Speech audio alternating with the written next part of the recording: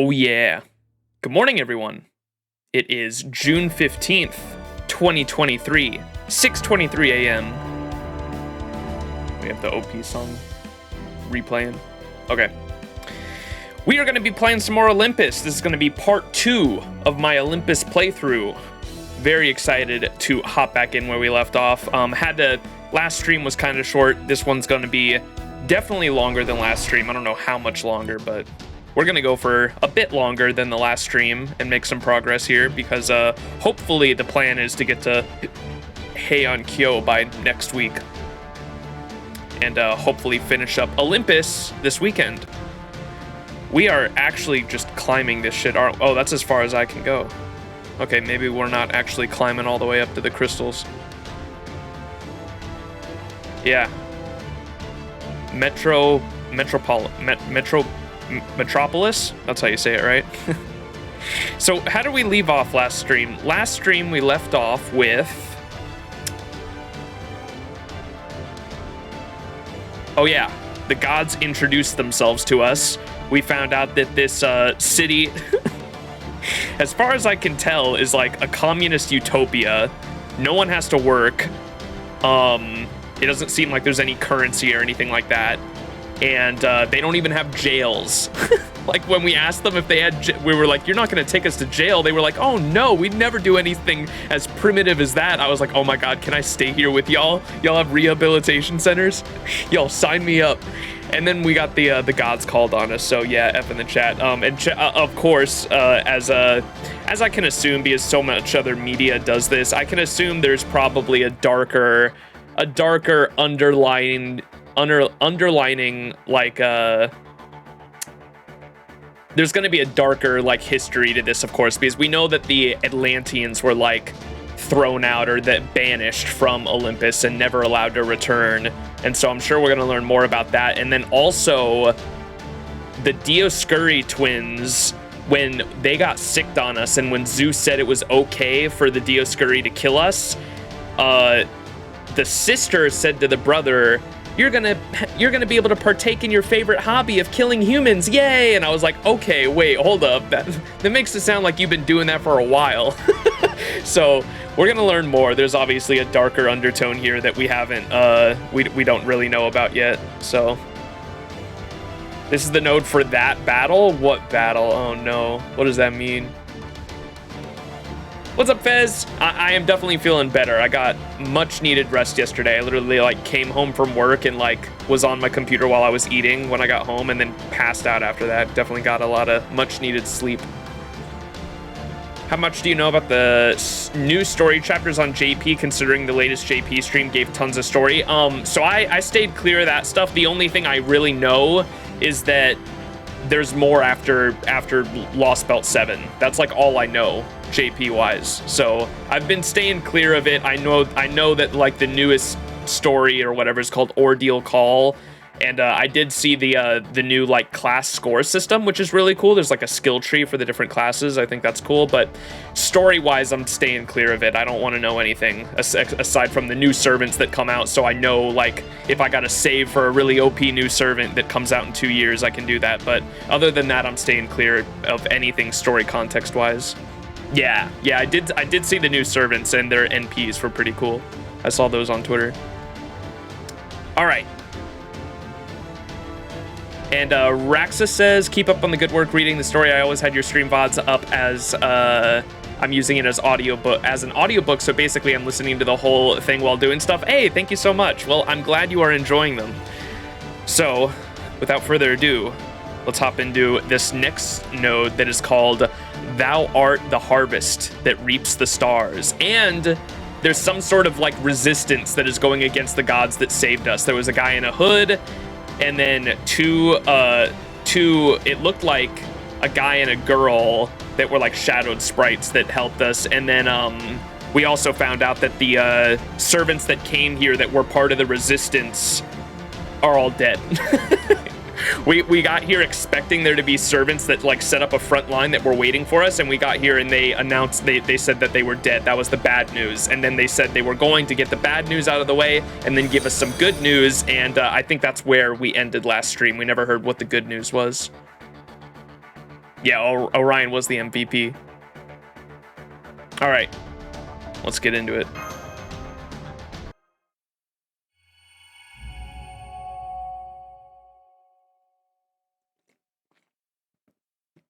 That fight is gonna be soon. Oh, what does that mean?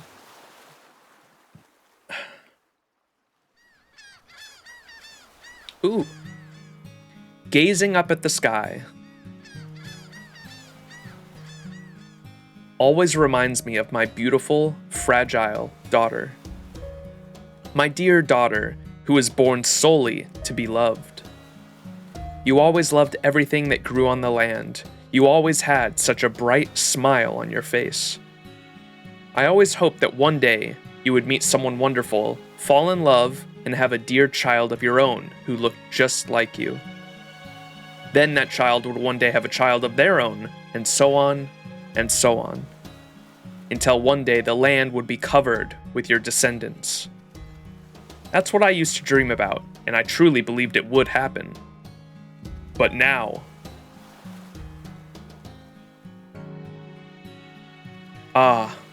why? Why? Why did you leave the land that day?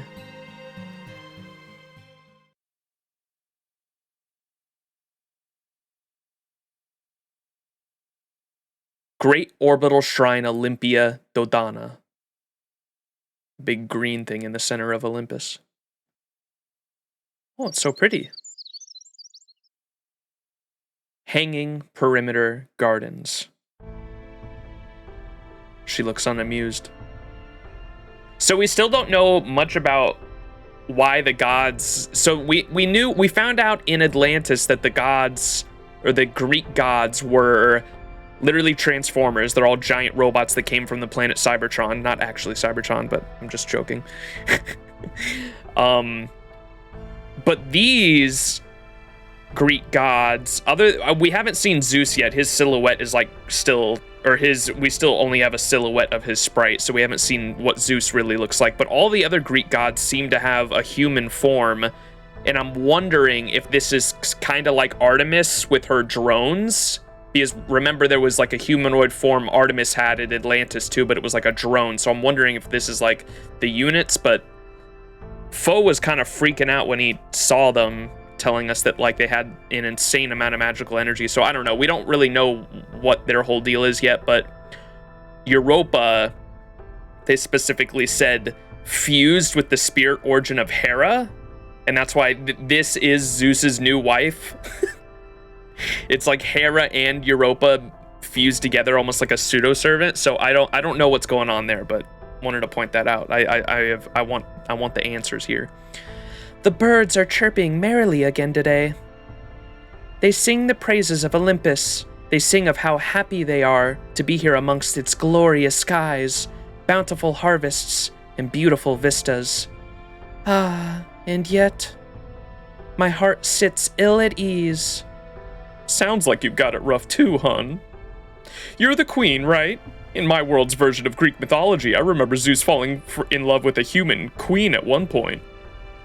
But they say you fused with Zeus's first wife, Hera? Doesn't that feel like sharing a body with your mother-in-law? How can you stand it?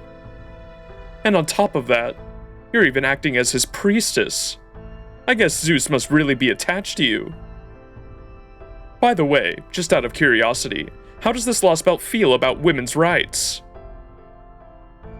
During the Olympia Machia, Lady Hera suffered a grave wound, and her original mechanical body was destroyed.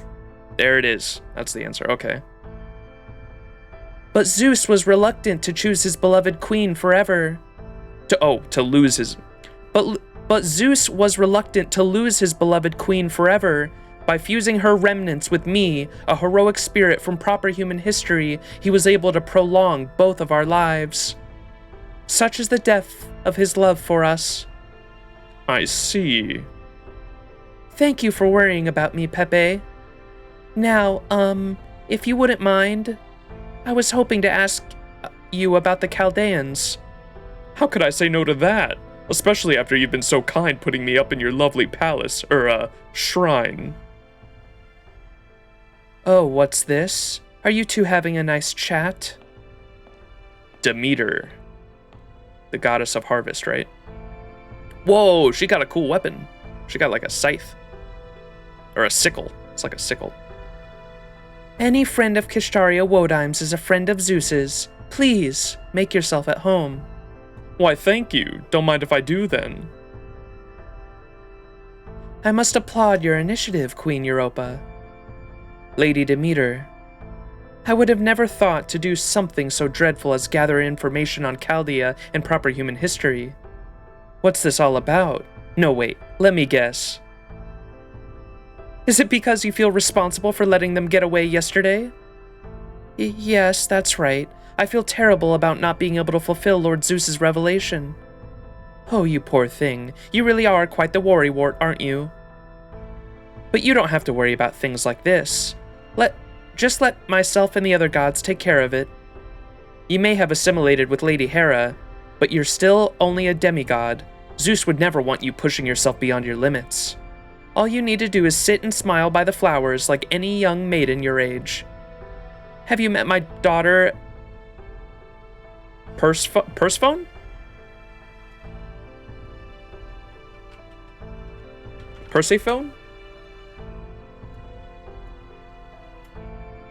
Whoops.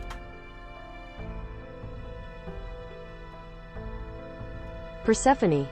Persephone. Oh, that... I was way off. Persephone. Mommy, PTSD, PTSD, PTSD. Okay, there are a lot of mixed signals in chat right now. What? Have you met my daughter Persephone yet? I would just love to see you two become friends.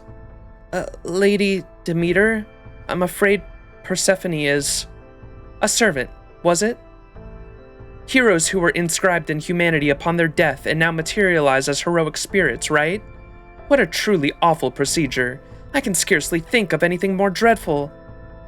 Everyone knows humans should only be born from their mothers. Say, I have a wonderful idea, Europa. You should think of me as your mother now. It's quite all right, Europa. There's no need to be polite. I'm the goddess of the land, and the land has always been mother to all things. I think Tiamat would like to object to that. Mother of the land, huh? That sounds like Gaia. In the Greek mythology I know, she was the mother of the earth, the gods, and everything else under the sun. She was also married to Uranus, the god of the heavens. First there was chaos, then Gaia, the land, came forth and gave birth to everything. The land has always been a mother, that's how it's supposed to be. And the sea was also a mother, or at least it was supposed to be. The sea? I didn't sense any sort of femininity from the late god of the sea in Atlantis. Maybe that refers to the Oceanus, the daughter of the sea? Oh, Pepe, human sage, that isn't what I mean. I suppose it may be difficult for you to understand, but all the same, I'm certain the sea was also once a mother.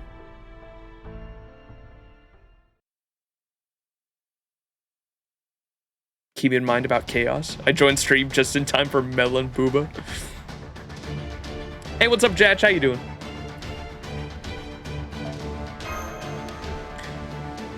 Chaos.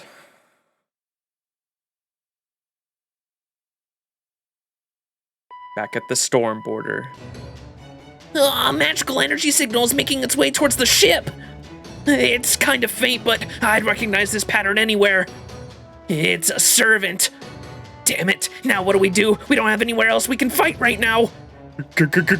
Calm down, Manuel. Have you tried more than... Why can he not... He's fucking like... What's the boar from Demon Slayer that can never get Tanjiro's name right? Fucking... He's like that. Calm down, Manuel. Have you tried a more thorough scan yet? It's Munair. What, now you can't even remember the food theme anymore? But anyway, good idea. I'll run a thorough scan right now. Easy there, guys. Just keep it together. I already scanned this servant myself, and there's nothing to worry about. Leonardo! Technical advisor, what are you thinking? You're supposed to be in recovery. Hey, what's the big idea? You know I prefer to be called Da Vinci. Anyway, don't worry about me. My recovery's still coming along just fine.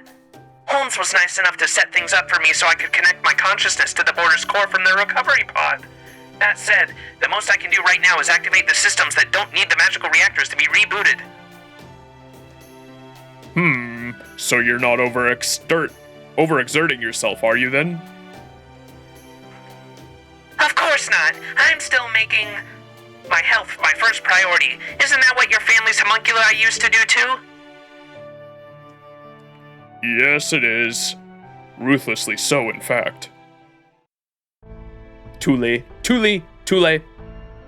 But never mind that now. What did the scan tell us?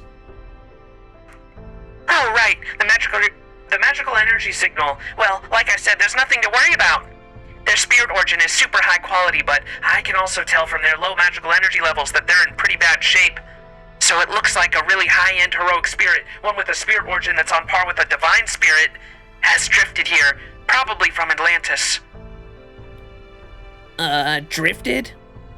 So, what? You're saying that they got sucked into the Great Pit's whirlpool?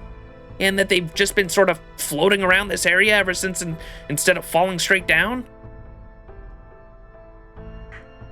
They've probably got some kind of passive ability that lets them move around like this, even when they're adrift. Then we need to make a calm, level-headed decision. So we have a powerful divine spirit level servant drifting about in a weakened state. From Atlantis. Aha! Now what is it? Oh, relax, old man. That was just our new message. Our new messaging sound. Looks like we've got a bunch of data from the Wandering Sea. Huh. The README's a video file. I'll put it up on the main monitor. Firstly, I want to congratulate all of you to making it to Olympus. Now that you have made it this far, I wish you success in cutting down the Tree of Emptiness. I have been going over all the data you sent me, and it has proven extremely useful. Thanks to what you learned by going up against the machine gods Artemis and Poseidon. We now know we can expect the other gods of Olympus to be similarly powerful mechanical beings with combat abilities beyond human ken. And above all, we have gained information from the ultimate weapon that Hephaestus designed and forged out of Achilles' divine construct armor, the long bow Orion used to shoot down Artemis. That piece of data turned out to be the final key. The final key? This is the key that will give you humans the means to bring down gods. The last hope we have of fighting back against these literal Deus Ex Machina. Oh, snap. See on my babe.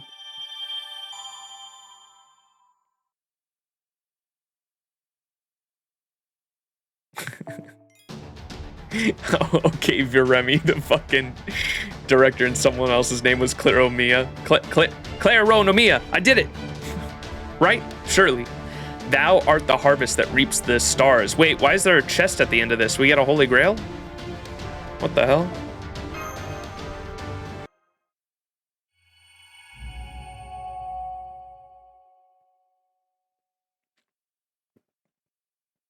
It's time.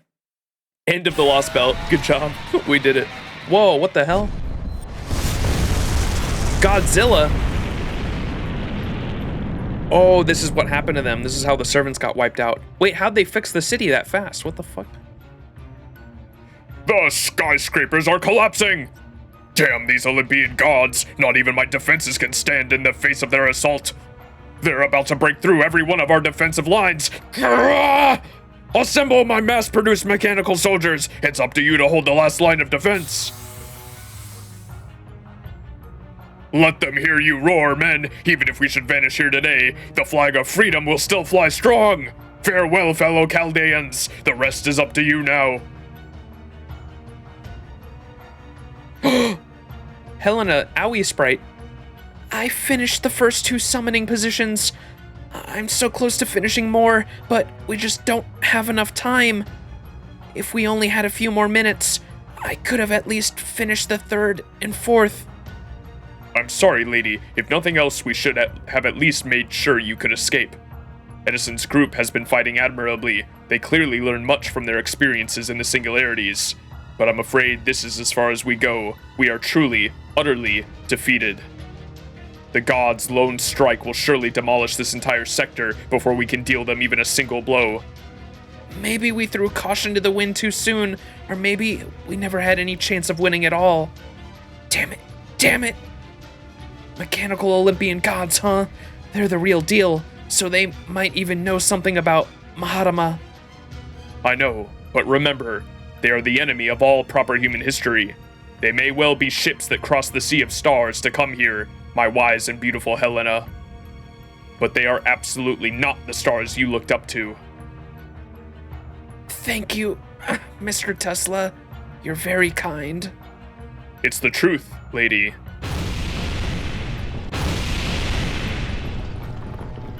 Hear me, gods! This world does not belong to you. You were consigned to the trash heap of proper human history long ago. You aren't protecting anything. You only suffocate humanity with your enduring tyranny. Humanity will never be your pets or plaything.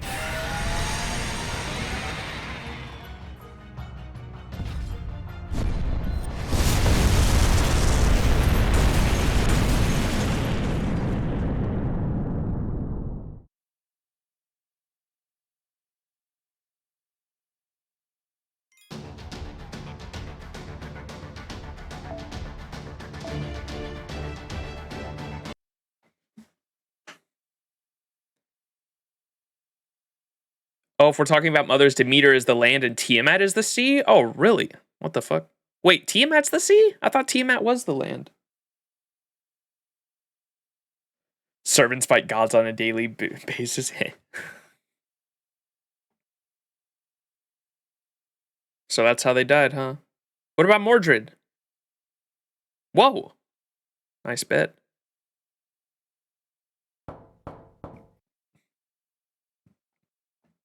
Is that you, Mash?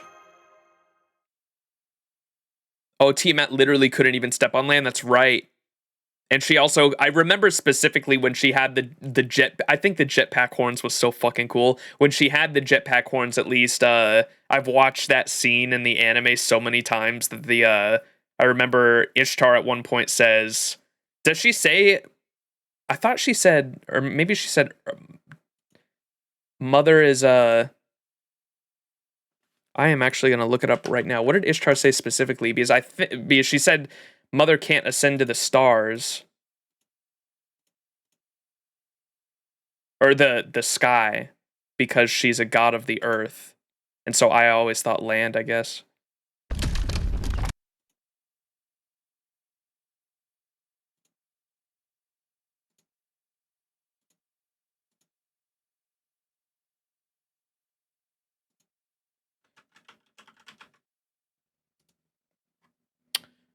Where is that episode?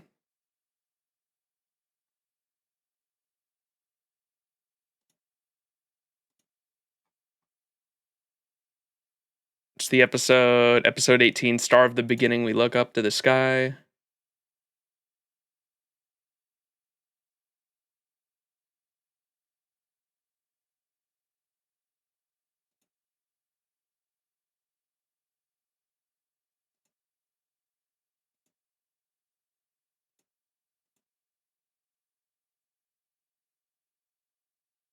Yeah, she says mother is a goddess of earth, but I mean, I guess that can mean the sea too. But that's why I think that line specifically is why I've always thought she was god of the land.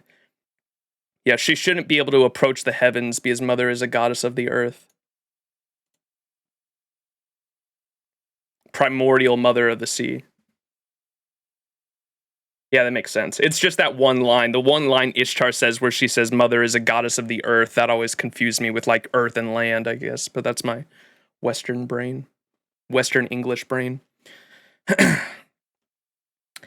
Good morning. Good, you're already up. I hope you don't mind if I come in. Good morning, Senpai. Foo! Did you sleep well last night? Are you okay, Senpai? You look pale. I feel like I just had a really bad dream. I just had an awful nightmare. Oh wait, we were dreaming that whole thing? I thought that was like on, because remember, we ended last stream with Edison, Helena, and Tesla doing like the Team Rocket sound, like the Team Rocket like catchphrase almost, but they were like, we're the anti-god team or some shit like that. And Mordred was with them too, Mordred and someone else. Oh, Kentucky. I was hoping to see Mordred again. I guess we did just see her recently in LB3 story-wise. MASH? Senpai. As a matter of fact, I had a bad dream myself. I think it's probably because we heard that all the heroic spirits that came to Olympus from Atlantis were wiped out. Ew, I had a hair in my mouth. The God Destroyer Alliance, yeah, it reminded me of the, because I've been watching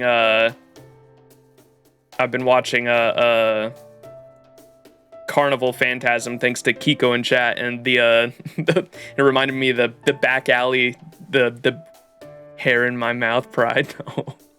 What's the, is it the Back Alley something Alliance, I thought? Oh, was it just Back Alley Alliance? Oh, okay, I thought there was something else in there. The Back Alley Alliance. Lore overall in Fate is just confusing, yeah. Isn't it sad, Sachin? All according to my calculations. Yeah. Oh my god, I love it. I think so too. So much for finding out about the other heroic spirits to join us. Still, they did leave this hidden base for us. It should be more than functional enough for our purposes. And Musashi is here to help too, so it hasn't been a complete loss. Now that we've settled in here, we should report back to Director Gordov. Honestly, chat, I'm gonna be honest, with Musashi, I feel like we can do anything. Just Musashi being here gives me hope.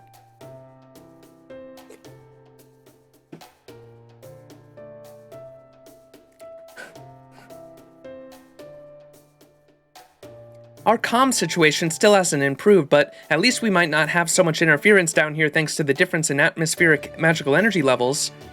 Fo! Thanks, Fo. Is he trying to cheer us up? Yeah, I'm sure he is. Come on, Senpai. Musashi and Holmes are waiting for you.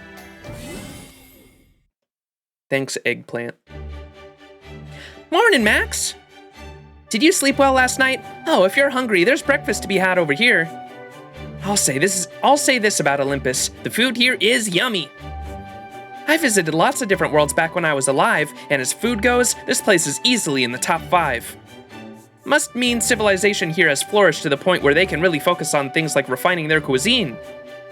It's just too bad they apparently never got around to inventing udon. You really do love udon, don't you, Musashi? So do I. Oh, a fellow udon lover, right? You just can't beat the texture. It's true. The way the noodles glide across your tongue while being delightfully chewy all at the same time always makes me end up eating more than I intended. Oh yeah, I know servants don't technically need to sleep or eat, but just because we can go without both doesn't mean we should, if you ask me. Getting a good rest helps you feel centered and focused, and a good meal just makes you straight up happy. I mean, since we materialize with emotions and all, it'd be a waste to neglect them. I'm glad to see you're in good spirits, Musashi. You bet I am. I'm still me no matter where I go or what I do. Sure, things might be kind of depressing lately, but in general, I like to smile my way through life. That's the kind of gal I was in life, and that's who I am today. Fo. Oh, morning to you too, Fo. So, now that we've had the chance to slow down and catch our breath, I think it's a good time to tell you what I've been up to since we last saw each other in Russia. Please do. First, just so we're on the same page, I was able to meet up with you guys in Russia because of my, unique constitution? Constitution? See, I was able to wander into neighboring worlds in life. I've always thought of it as Lady Canon's guidance, though recently I learned it's actually called drifting. So I think what happened was that I ended up drifting right before the world was wiped clean. When I drifted back a moment later, there was nothing left but bleached white ground everywhere I looked. At the time, I thought I had ended up in some blank slate parallel world somewhere. But after wandering around for a while, I drifted right into the snowy fields of the Russian Lostbelt. You with me so far? Yeah, that makes sense, well, except for one thing. I think so, but something doesn't quite add up. Right. Back at Chaldea, your drift was recorded as something similar in nature to a ray shift. So my understanding was that you could only drift to different time periods in parallel worlds. Yep. As a rule, my drifts always put me in different worlds, never in the same one I drifted from. Before, if I wanted to drift back to the same world as all of you guys, I'd basically have to keep drifting between different worlds and hope I'd eventually get lucky. But when I drifted out of Russia, I found myself face to face with the same bleached white earth of 2020. I tried a few more drifts after that, and they all turned out the same way. Because proper human history was eradicated. The fucking alien god isn't just trying to get rid of our one timeline. The alien god got rid of every timeline. Monka. I tried a few more drifts after that, and they all turned out the same way. While I didn't end up in the same location, I did always end up in the same world and time period. A bit surprising at first, but I realized I'd basically gained a superpower, the ability to teleport across long distances. Oh, maybe I was wrong. From there, I spent my days wandering around, fighting off weird creatures and testing how much I could control my new ability. Then, one day... Watch yourself, woman. Colliding with another teleporter is unheard of, even in the Magecraft world. I ran into this guy who was some kind of arrogant but basically alright. And we ended up traveling together for a while. He turned out to know a ton about all kinds of things, like he knew what kind of divine power my drift uses, and what happened to you guys after Russia, and I'm not sure there was anything he didn't know. Anyway, he pretty much caught me up on the whole situation. So I decided to sneak into the Atlantic Lostbelt ahead of you guys and wait for you. Oh, I even managed to drift into Olympus easy peasy. They never even knew I was here. Unfortunately, my drift only works on me, so I couldn't bring the robed guy or any other heroic spirits along. They're probably gonna need more help besides just me. Should we spend more time looking for other servants? No need. Circumstances being what they are, we can rest assured that the Grand Servant will appear in the Atlantic Lostbelt. That servant will be much more powerful of an ally than you could ever hope to be. That being said... Yeah? They will need you as well. If you want to come along, I can take you as far as the Atlantic Lostbelt, but no farther. The counterforce truly is nothing if not meticulous, meandering, and mean-spirited. And that was Orion, yeah, so we don't even have him no more. So basically, your self-warping powers really came through. Yep, I always used to think of it as tenacity as a... Whoops. Also, I went back and read the Gramps line when Gramps gave Tiamat the concept of death. He also says, or I think it was Merlin, it was either him or Merlin say in that scene that Gramps gives up his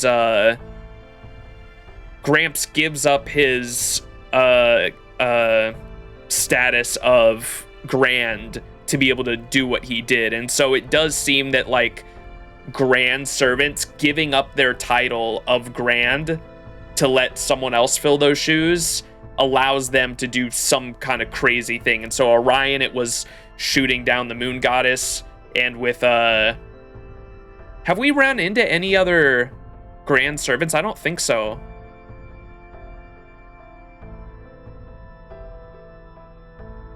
I'm trying to think in the story so far.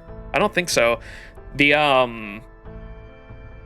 But Gramps, King Hassan, to be able to inscribe death into Tiamat, he had to give up his grand status as well. But the funny thing is, I know about with the no other assassin meets the qualifications to be grand servant. So I'm not sure if he's still grand servant, but it'd be funny if he gave up his title of grand servant and then just refilled those shoes again, because no other servant qualifies as grand servant. Oh, that's right. Yeah, okay, so Solomon as a caster, which was our boy, gave up his title of Grand Caster and completely removed himself from the Throne of Heroes as well to be able to defeat Gaetia. That's right. And then I believe the only reason we were really able to defeat Kiara and Kama as beasts was because they weren't fully manifested beasts, correct? I think. I'm kind of rough. I remember when we ran into Kiara and Kama as beasts, neither of them, I was kind of underwhelmed with them because I knew that like we were going against beasts, but it's just because they were like, they hadn't fully manifested yet, so we beat them in like a weaker state than, they weren't like fully matured beasts, so we beat them while they were still pretty weak. They were just beast fetuses, yeah. Gotcha. In theory, we could still beat them if they fully manifested. It's just fucking hard, yeah.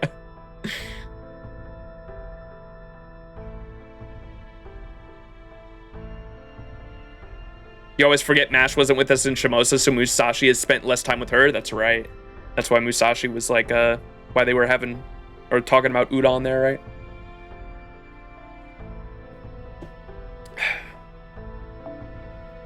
Yep, I always used to think of this tenacity to drift as a problem, so I'm glad it turned out to actually be useful for once. So in exchange for no longer being able to race shift to different time periods in parallel worlds, you're now essentially able to freely teleport, at least to a certain extent? It's very impressive that you've been able to make your way into Lostbelts without embarking on a zero sail. Yep, I'm not really sure how it works myself, but that sounds about right. So in summary, your drift ability involved jumping the rift between worlds, then emerging in another world. I think it's safe to assume that it still works that same way. Since that would explain how you were able to get past the Lostbelt storm walls. The idea is that you're jumping into a higher dimension, then falling back down into a lower one. The only difference is that before, you could fall down in a number of possible destinations, but now, you're only falling back down into this world, which is why you've always emerged somewhere here. Yeah, exactly. Guess I can't really call it drifting anymore then, can I? Fo.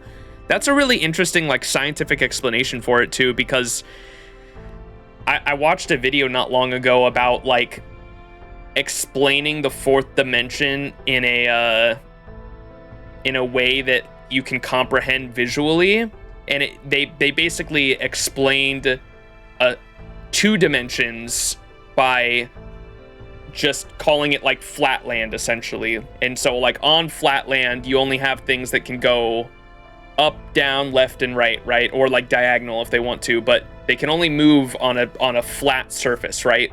And if you put a three-dimensional object in that flatland dimension where they can only see on this one plane, because they're two-dimensional, they can only move like that. They can only move on these two dimensions. If you put an object there, they could figure out what it was by like moving around it and touching the object. And like if you put a sphere there or a circle, they can move around it and then figure out by touching and feeling it, because they can only, when they look at it, all they see is a line, but they can move around it, feel it, and figure out, okay, this is a circle. But then if you were to move that object on the third dimension, which would be this way, right? The flatland would basically see it moving in and out of their reality itself, right? If you were to move this ball in and out. And so to us who are living in three-dimensional world, if you were to see something move in and out of a fourth dimension, just like the flatland, it would appear to be appearing, disappearing and reappearing instantaneously if it was moving between dimensions like that. And so I really like the explanation of like, first you explain what a two-dimensional being would see in a three-dimensional being, and then how we, a three-dimensional being, would see a fourth-dimensional being is really interesting, and that is basically what they just explained right there.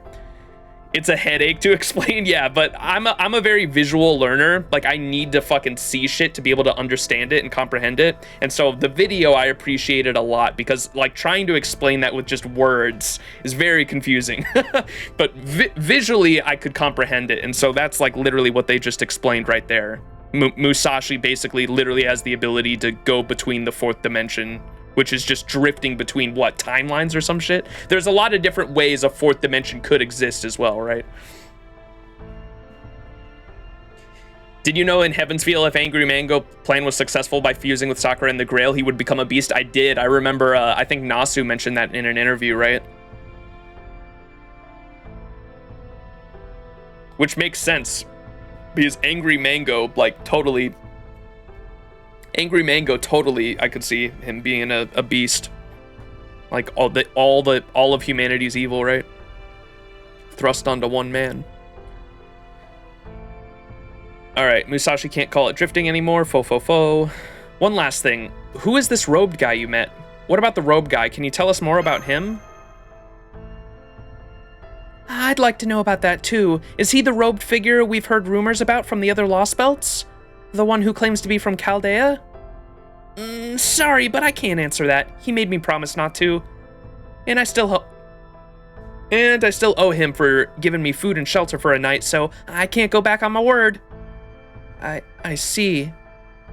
Well, I'm still glad to know he helped you. At least we know he helped you, Musashi. Right, he did, didn't he? We may not know who he is, but we do know that he sent you here to help us. And if it's thanks to him that it is thanks to him that we were reunited, then he's gotta be on Chaldea's side. Yeah, maybe? I mean, it'd be great if it turned out to be the case. Anyway, Max and Mash, there's something I want you to keep in mind. Yeah, the heroic spirits who came here from Atlantis may all be gone now, but you still got allies here willing to risk their lives for you. So while it might feel like you're fighting all on your own sometimes, you're not. You may not be able to see it, but your home world of proper human history is still here to back you up. Yeah, you're right. Yeah, there's always been someone around to help us. Hearing you say that is all the reassurance I need to know you'll be all right. Fo! Fo? I see you're raring to go too, Fo. That's the spirit. You're right. Motivation is the key to success, and we're gonna need all the motivation we can get to settle things once and for all. What does saying it out loud scare you? Don't worry, we can do this. You guys took out two of the gods already. But we only managed to do that because we had so many servants helping us. Not to mention that they all had enhanced spirit origins using the Olympian gods Theos Klerominia. On top of that, they had to risk everything they had, and even then, we were only able to eke out a victory.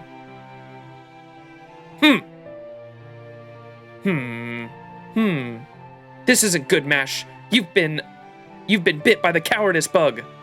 Fault? Cowardice bug? Bugs like that need to be shaken off as soon as possible. So on that note, go ahead and Ortnex up, Mash. Huh? Go on, no need to be modest. Huh? Musashi, is that really a good idea? You know we only just got up, right? Luckily, you can shake off that cowardice bug pretty easily just by getting some exercise, which means you're going to do this too, whether you like it or not. That goes for you too, Mr. Detective. Don't think I don't see you watching us over there. Good grief. It would seem the Eastern Samurai intuition, especially at that Sword Saint's level, is a frightening thing indeed. Holmes, should you be out and about yet? Oh yes, I'm quite alright, Miss Kirillite. In fact, I am even lighter on my feet now than I did before we left the border. As far as I can tell, I've recovered to the point that I may indeed engage in hand-to-hand combat once again. These medical nanomachines are truly marvelous things. The Theos Kleronomia. You found Demeter Kleronomia here too? Oh. And that's the stuff that lets him heal faster too. Oh. I think I just realized why everyone's crying about Demeter. Okay. Demeter claronomia is what lets them heal fast. Uh-oh. Correct. These theos claronomia, a collective mass of microscopic authority, are named after Demeter, one of the goddesses of Greek mythology. Demeter is the goddess of fertility and the deity who cultivates ambrosia, a food which grants immortality. According to the mythology of proper human history, she is best known for the tale of her beloved daughter's abduction. Persephone was abducted by Hades and made the queen of the underworld despite Demeter's desperate attempts to bring her back to Olympus. Demeter claronomia. I remember seeing it once back in Atlantis, but... True, but the claronomia that were being kept here are far more effective than the claronomia we saw in Atlantis. If we could bring some back with us to study later, I have no doubt we could... Okay, no more questions. It's time for morning training. Don't worry, Max. You can have breakfast as soon as it's over. Senpai? Looks like there's no getting out of it. Looks like you and I are going to do some morning training, Mash. Right, understood. This morning training seems like it will be very different from the simulator training I'm used to, but I'll do my best to adjust. Very well, Miss Miyamoto, if you insist. But be warned, Baritsu is a highly versatile martial art. If you think your katana alone will grant you an easy victory, I would advise you reconsider your tactics. Oh, I see somebody remembered to bring their trash talk. Okay, guys, come at me with whatever you like. My void sword is ready and waiting.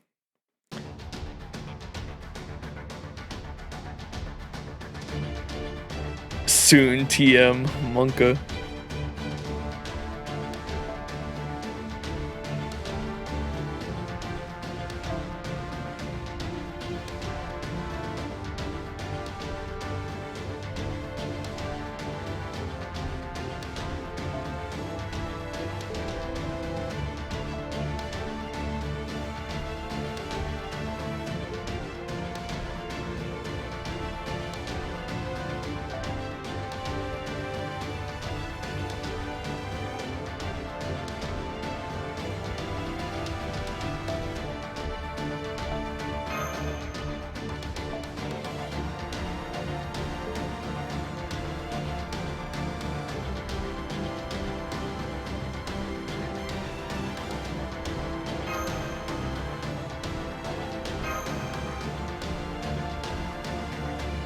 Nasu was cooking when he wrote Musashi. I love her so much. Ooga booga, red card, go burr, yeah. System. All check. 大丈夫ですから。マスター、バンカーボルト、リロード。夢のように Go, Mashu, go! はい、示弾。装填します。照準。捉えました。ブースト。バーニア。突撃します。確実に。なんの。おっと。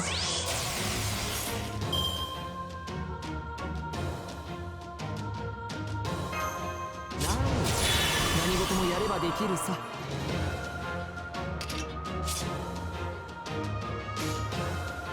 いいとも。いいよ。何？さあ、だとも。なんの。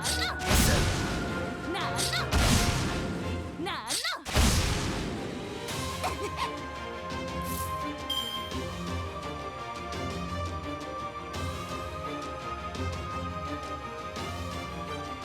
Da da da da da da da.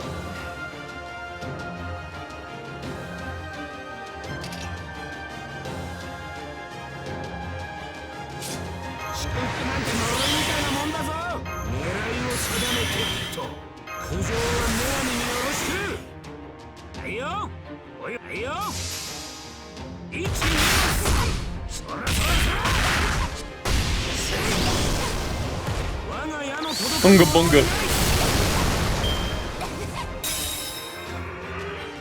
よーし、そこ狙う。当日に切られ。なんの。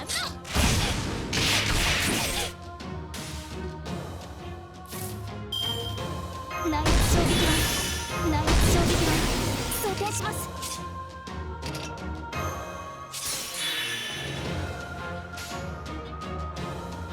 以前のようにはいきませんが、ほいほい。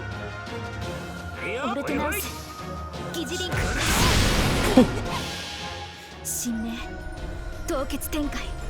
これは多くの What's up, Tamamamo? Tamamamo? Fox.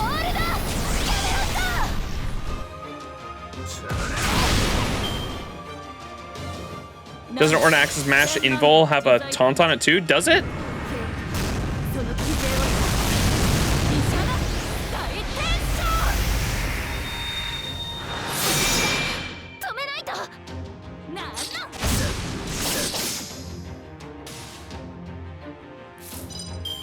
Whoops. Yeah, it does. Whoops.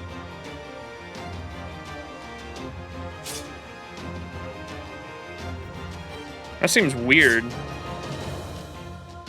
愛が示談お望みの装まま填します。アルテミス、その力を貸してくれ。お前と一緒なら負ける気がしない。アルテミス、カニス。そうです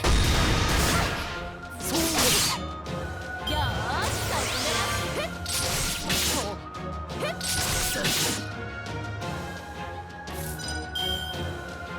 この辺りいじった方がいいんじゃないか。王の話をするとし、何？そこは壁もなく城もなく。 Hey, what's up, Burbo? How you doing? Knocks down door. Oh my god, like Big Bird. Are you Big Bird? Big Bird Burb? よっしゃ勝利。さあ、ヒロインに会いに行こうぜ。 You're the original bird, even before. So Big Bird's like a descendant of yours or some shit.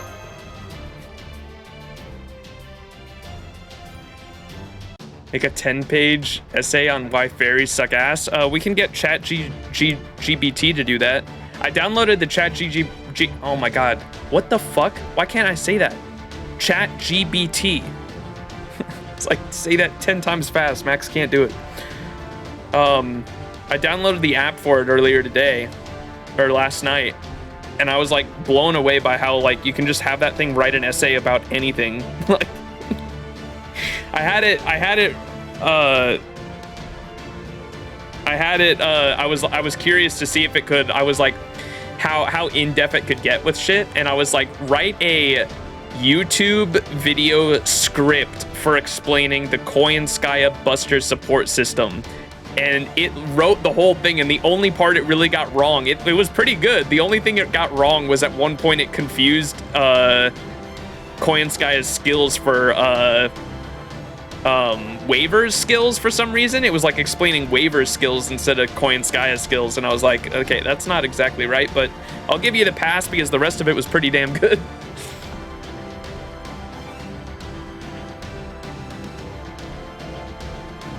I was there when it was written. Write a detailed bondage porn. Wavered Sky. Yeah, it's just Wavered Sky. It's alright, I guess.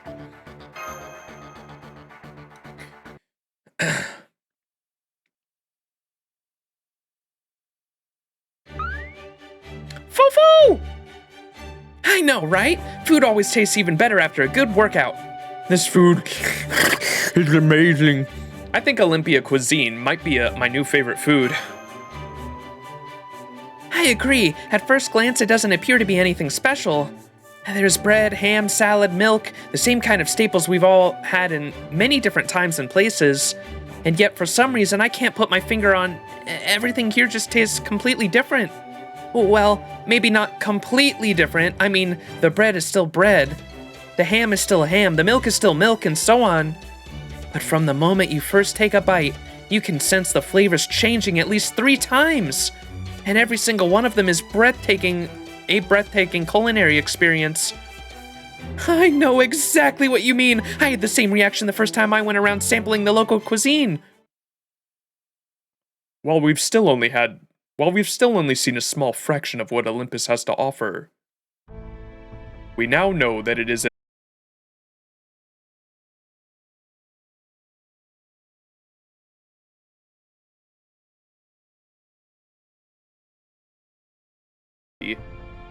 what?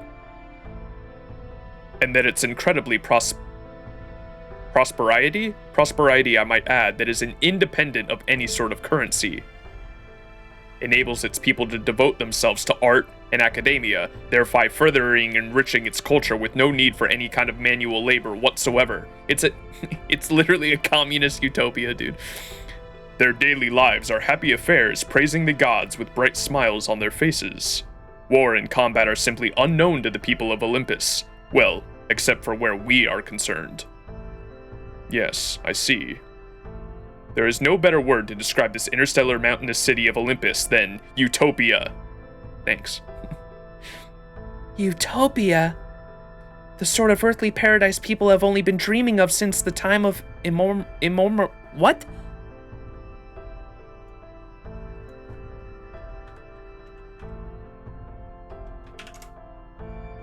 Immemorial. Immemorial. The originating in the distant past or very old. Okay. Immemorial. Our gods. Yeah, dude. Oh man. I'm breaking out the Pocky chat. Max can't read. This is nothing new, Kiko. You know this.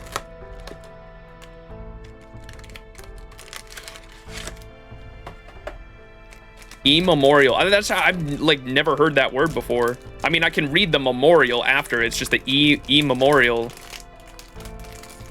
Just means originating in the distant past. I've never heard that before. Sexy Pocky stream, yes sir.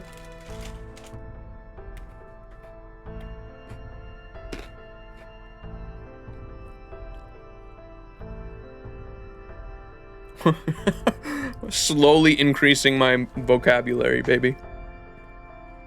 The thing is, I'll forget the word like literally tomorrow. Like claronomia. You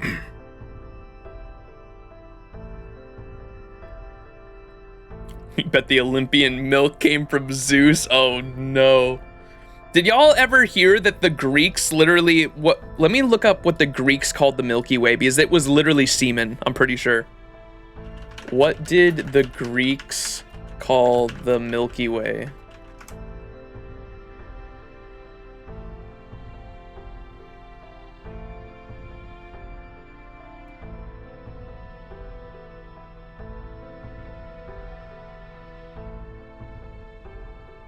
By Hera, who sprayed milk across the sky? Nah, dude. I know for a fact I read one Greek mythology story that it was like literally semen.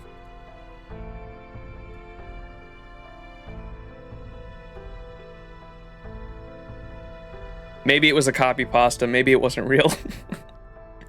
I could have swore there was one that was like, it was a dude fucking jizzing across the sky. I kid you not. It had to have been copy pasta. Maybe it wasn't real.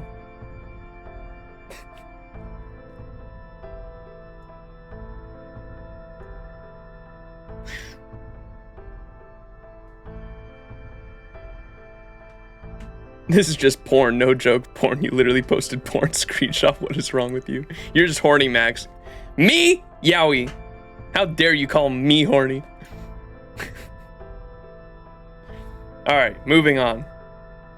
Even the food here is simply sublime. The Chinese Lostbelt's empire was arguably a type of utopia as well, but its ideals were only achieved by concentrating its culture on a single point.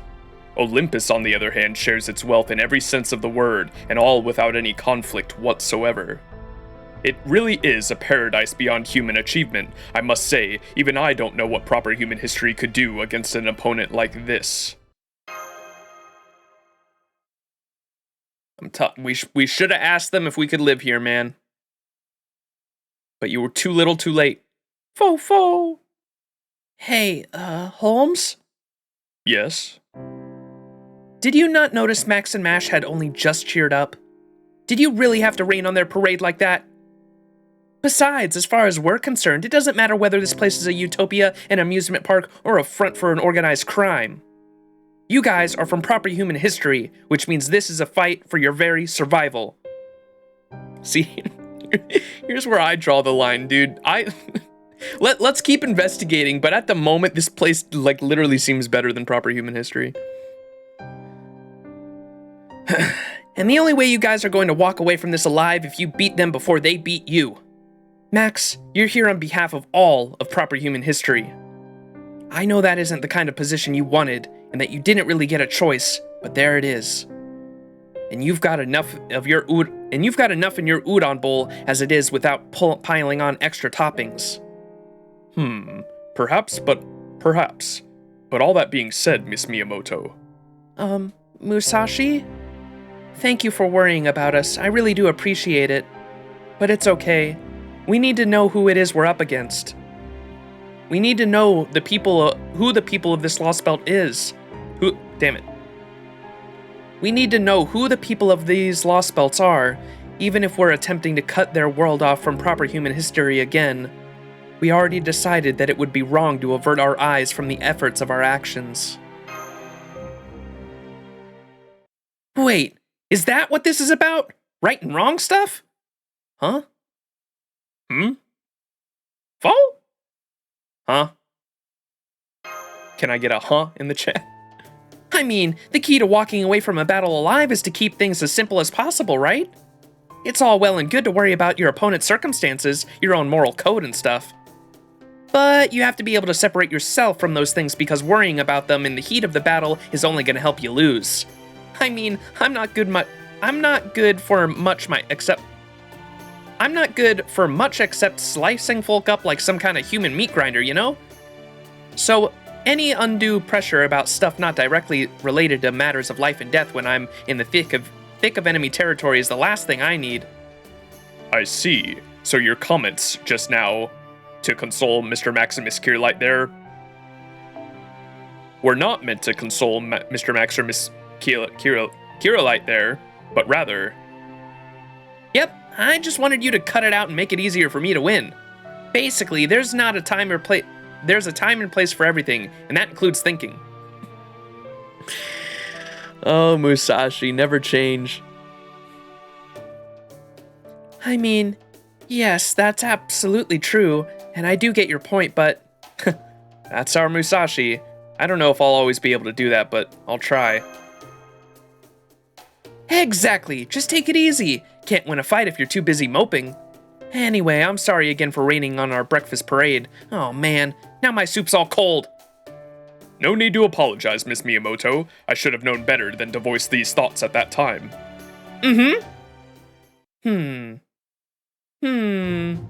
Hey, you! Were you the one who rained on this parade in the first... You were the one who rained on this parade in the first place, not me. Now that you mention it, I suppose I wasn't I? I do beg your pardon. Is that all you've got to say for yourself? Fofo! Please go easy on him, Musashi. What in the world are you all doing at this hour? Oh, I'm sorry. We didn't mean to disturb you. Oh, and thank you for your breakfast. It was absolutely scrumptious. Breakfast? Ah, I see. That wasn't me. The twins made it for you. Twins? Are those the people we saw yesterday? You mean the two people who rescued us yesterday?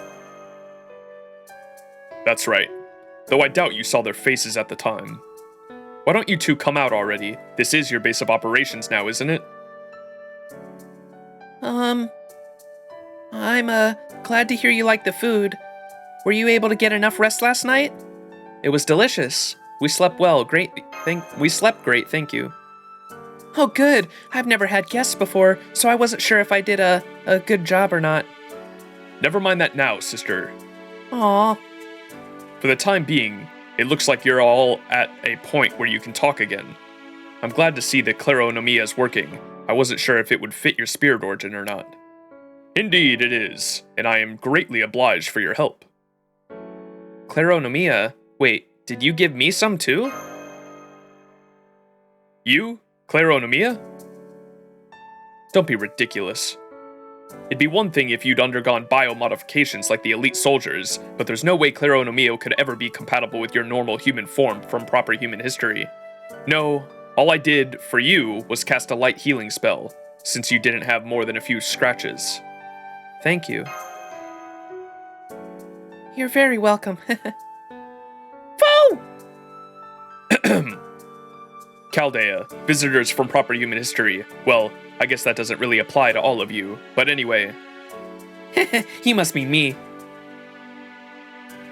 I'm Makarios, and this is my older sister, Adele. Hello from the other side!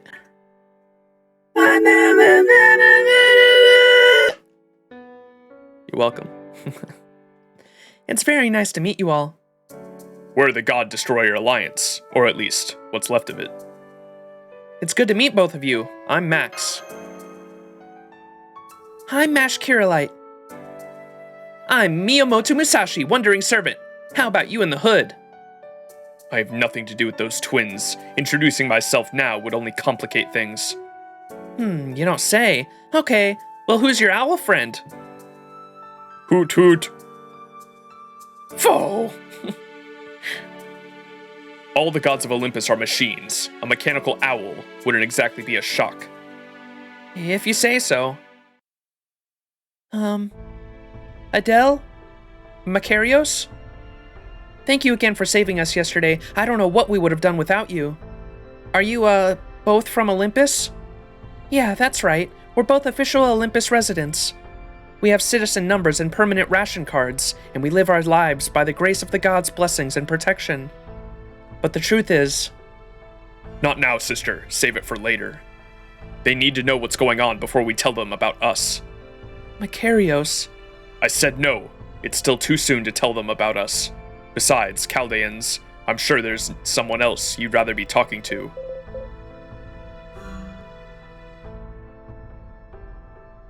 Foe!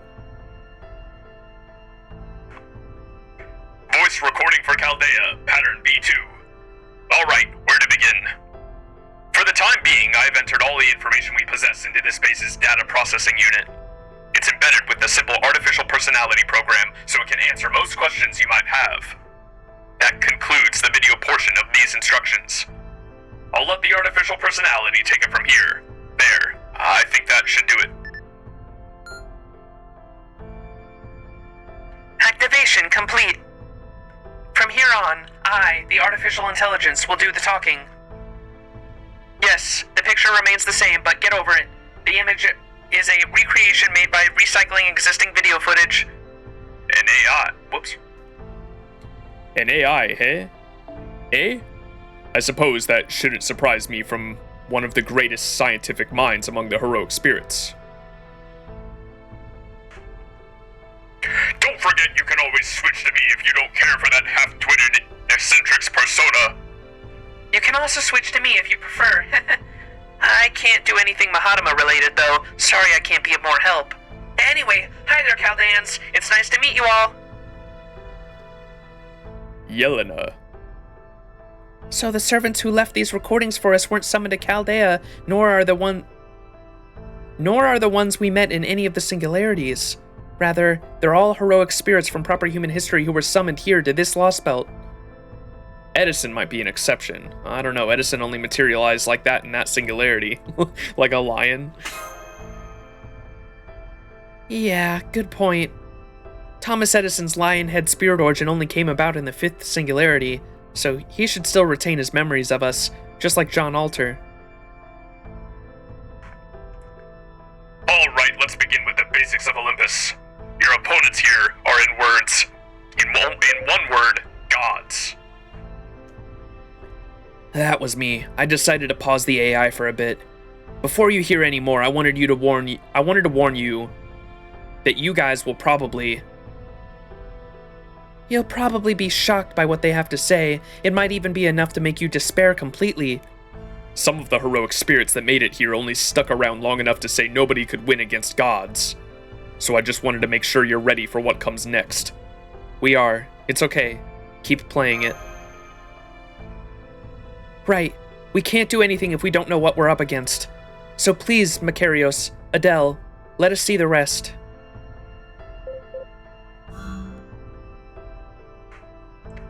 First, let's begin with the gods.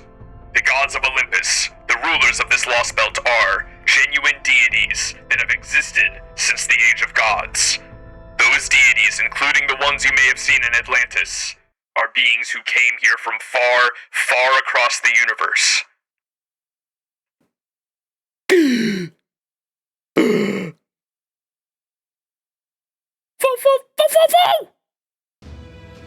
See, the way that the pacing is so weird, because I thought we like kind of established this in Atlantis, but I guess not. Or maybe chat filled me in like earlier than they should have on accident. I kind of put that together in Atlantis, that they are like literally Transformers. They are, yeah, they're literally aliens. They're fucking almost the same backstory as Transformers. Good morning, Jay.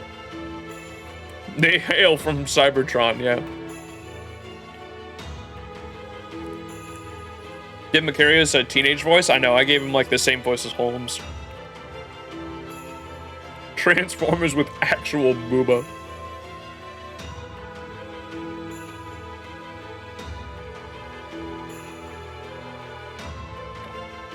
FGO tends to chew it up and make sure everyone gets it.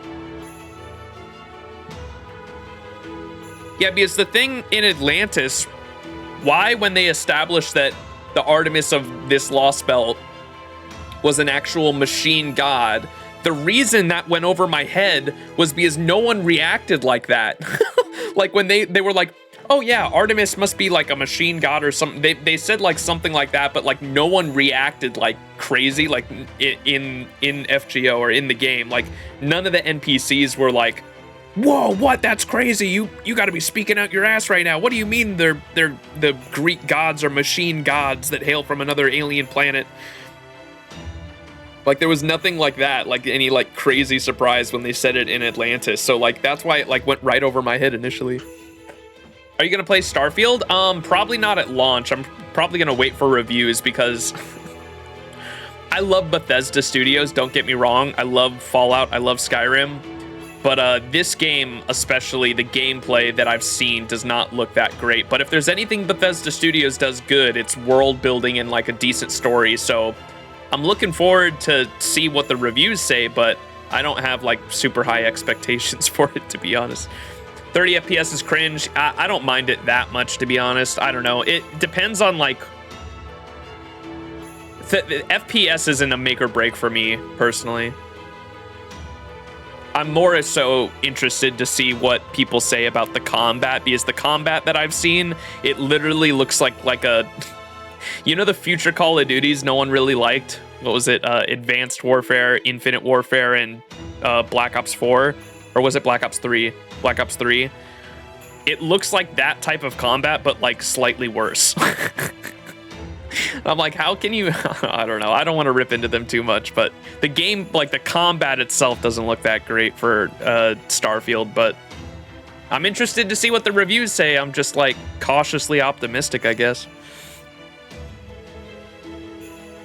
Human intelligence has sped up to the rate to integrate with computers, AI, and robotics into their Greek culture.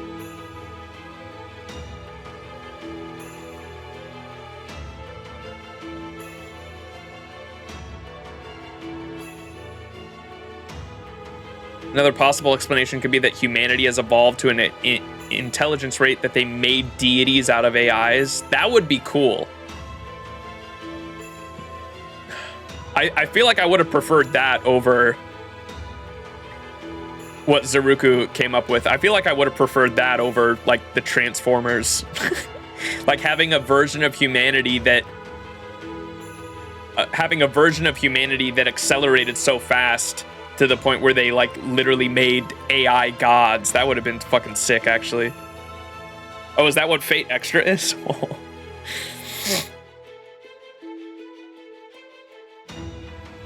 Something like that in Extra, huh?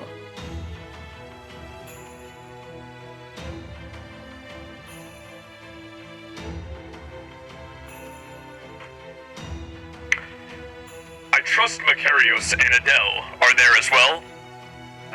like all residents of Olympus, refer to the gods as thus. Deities who came here across the sea of stars, the Great Ones. What did they call the... What are the outer gods in Bloodborne called? Aren't they called the Great Ones? Bloodborne, the Great... Yeah, they are called the Great Ones. That's funny. They're the outer gods in Bloodborne are called the Great Ones. Deities who came here across the sea of stars, the Great Ones. The descendants of primordial chaos, the great systems of prosperity who bear the Kronos crown. And of course, the 12 Olympian machine gods. The Sea of Stars? We knew that these machine gods were interstellar weapons, but this is way bigger than I was expecting. I mean, huh? So, hang on, let me make sure I got this straight. You said these are super ancient gods who came here across a sea of stars, right? So then, that would make them space aliens, right? Not quite. It would not be entirely accurate to refer to them merely as intelligent life forms from another planet. Based on everything we know, it seems they are akin to the machines from an extremely advanced civilization. One that may reside outside our galaxy, or at the far ends of our universe, or in an entirely different universe altogether. Yes, that's more or less correct. Huh, I'm surprised. I thought you guys would be a lot more taken aback. Why aren't you? I am, believe me. Well, after Atlantis, I had a feeling they'd be something like that. Okay, well, at least our character gets it. The outer god is different from a foreign god. Yeah, which is confusing because the foreigner class is all connected to outer gods, right? I'm assuming that's just that's probably just a problem with mistranslation over Japanese to English, right?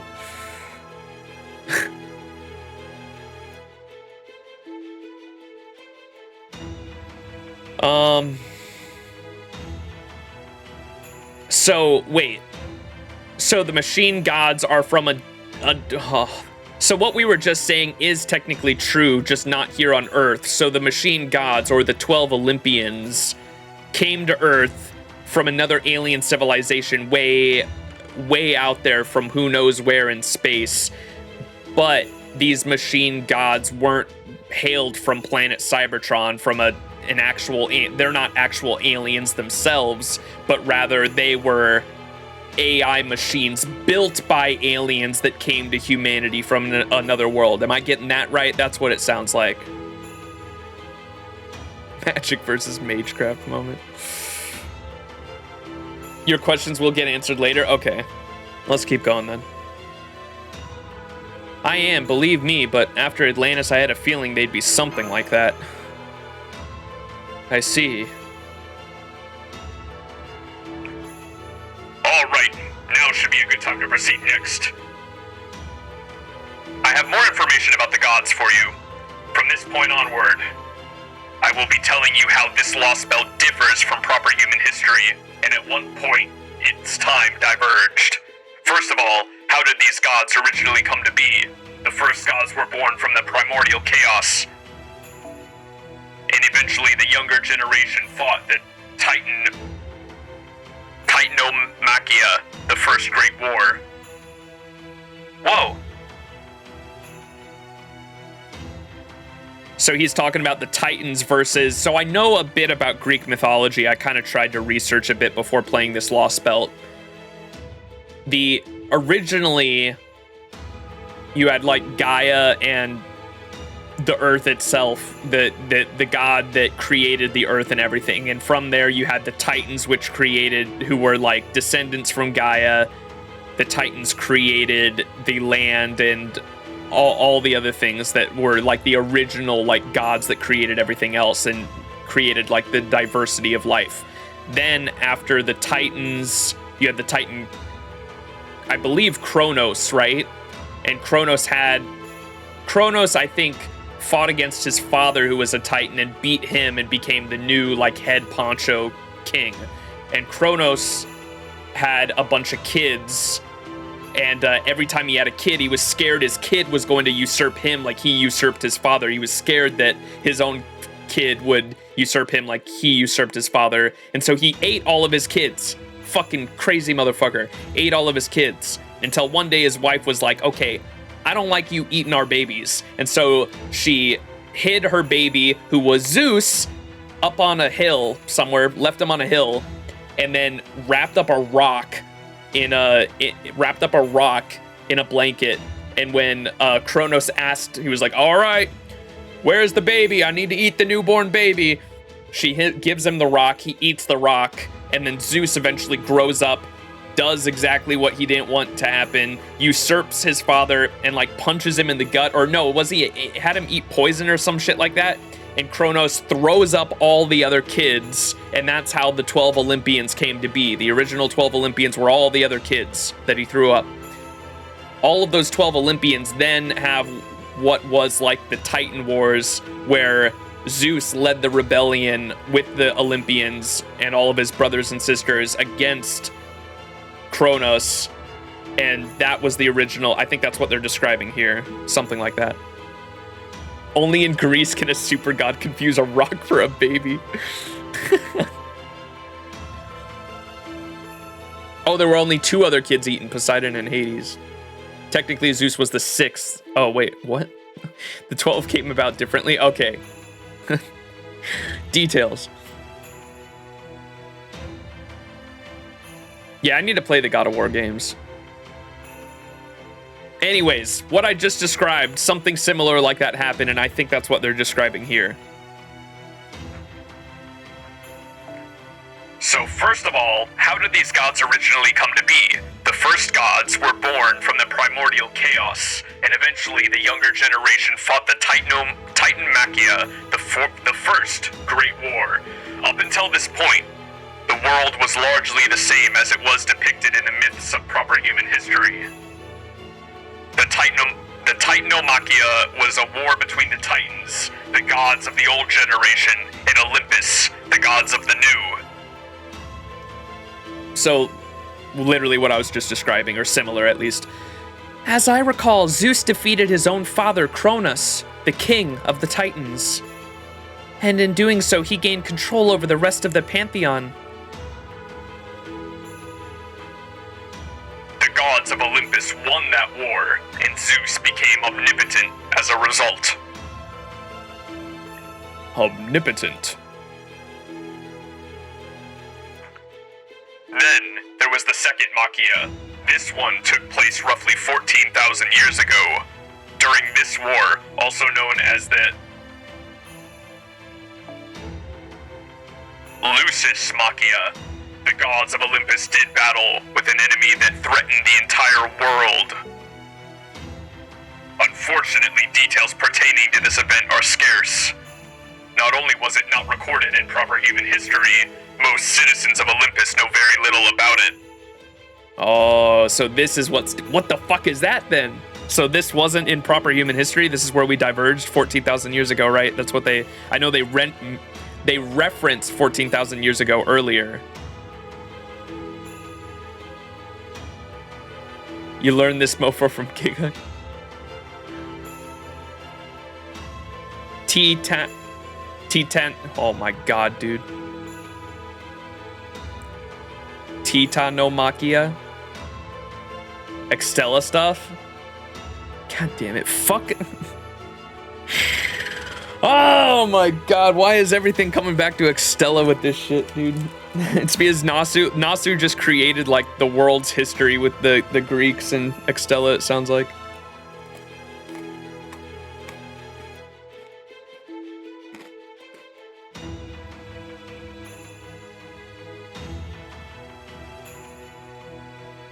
The moon.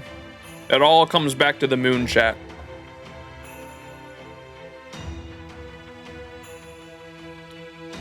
Sion lore. The moon is not that complicated. I don't know. When you talk about a moon, when you say the moon is actually a computer and all of humanity's consciousness is transported into it, No, dude. What? My brain. That's all I needed to know to be like, okay, this is too much for me, dude. My brain can't comprehend this shit.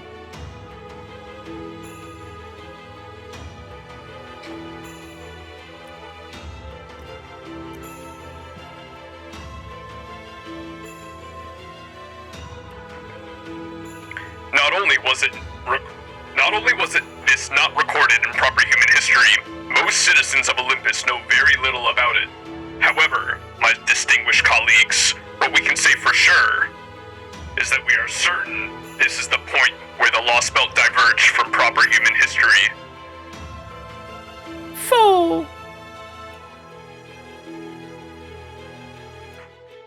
The Third Great War.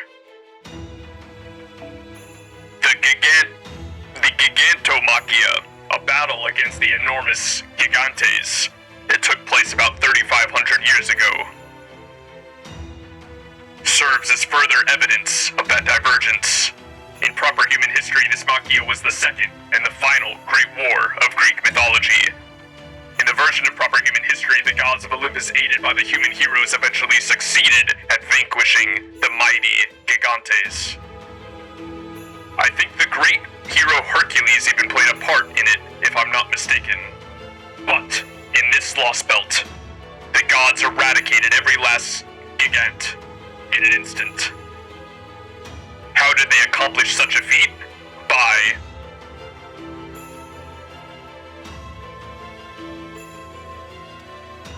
By preserving their machine god bodies, which in proper human history had long since faded away, I presume. Exactly. The Olympian gods used their original machine god bodies to obliterate the Gigantes all at once. At least, that is our working theory. In proper human history, the gods' machine bodies were lost long ago. But here in this Lostbelt, the gods were somehow able to retain them. The result is this very Atlantic Lostbelt in which we now find ourselves in, a world ruled by machine gods who still possess their once lost mechanical bodies. So then, in proper human history, the gods of Olympus were meant to lose their machine bodies between 14,000 and 3,500 years ago? So it would seem, but here, the gods remained alive and well. And as long as these mechanical gods from beyond our universe have their original bodies, they are not even affected by the deterioration of the age of gods that was meant to occur. That brings us to our fourth and final Machia. As with the second, this one also has no equivalent in proper human history. It is peculiar in this Lostbelt. A few thousand years ago, the gods of Olympus split into two factions. Their conflict revolved around what to do with the humans, whether to rule over them or to coexist alongside them. This schism led to a fierce disagreement between the gods. Zeus, Demeter, Aphrodite, Hera, and Artemis wanted to rule, while Athena, Hades, Poseidon, Apollo, Hestia, Ares, and Hephaestus wanted to coexist. We believe Poseidon initially sided with the rulers, but that he eventually ended up defecting to the other faction. Gods on each side enlisted loyal lesser gods as their disagreement devolved into full-blown war. This battle went on to be called the Olympia Machia, the Great War of Olympus, as it's known in Atlantis. Both sides fought fiercely.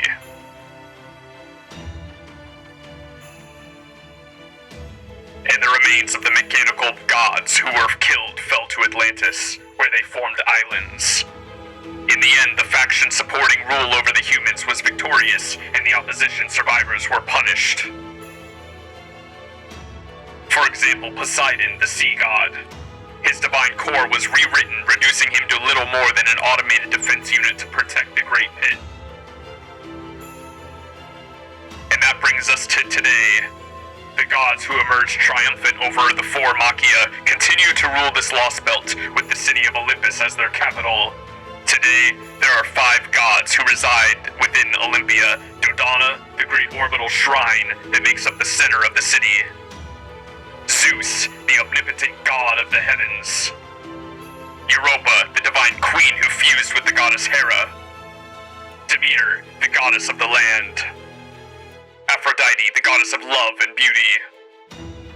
And finally, the Dioscuri, the ancient twin gods.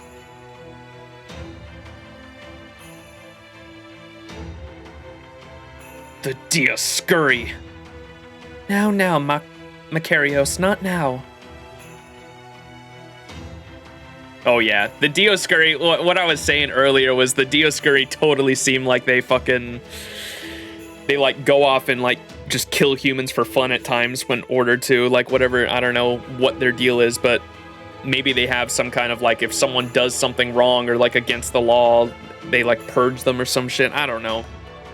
They made it sound like there were no jails and there was no executions, they said earlier though. Was here. What did Tip say? Okay, a really short recap. Aliens show up millions of years ago, turn the moon into a computer to record everything on Earth because they are data hoarders, I guess. At some point, the aliens decide that this takes too fucking long and invented a way to collect all the data about the planet by violently murdering literally everyone on the planet. This thing is a murder machine that does that. It's also Altera. That's why Altera is like so big on like civilization, right?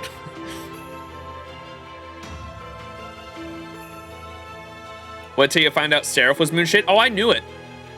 A lot of people actually, my VODs on Seraph got like a decent amount of dislikes because people were like mad I didn't want to comprehend the moon shit. Like, I like, at one point I was like critiquing the story and people were like trying to explain like all of Extella to me and I was like, why do I need to know all this shit just to play the fucking event?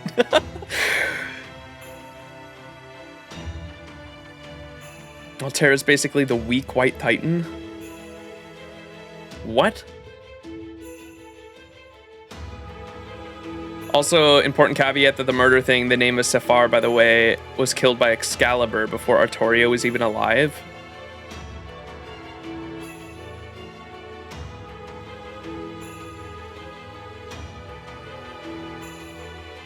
Oh yeah, it did just show a bunch of silhouettes, huh? That's funny.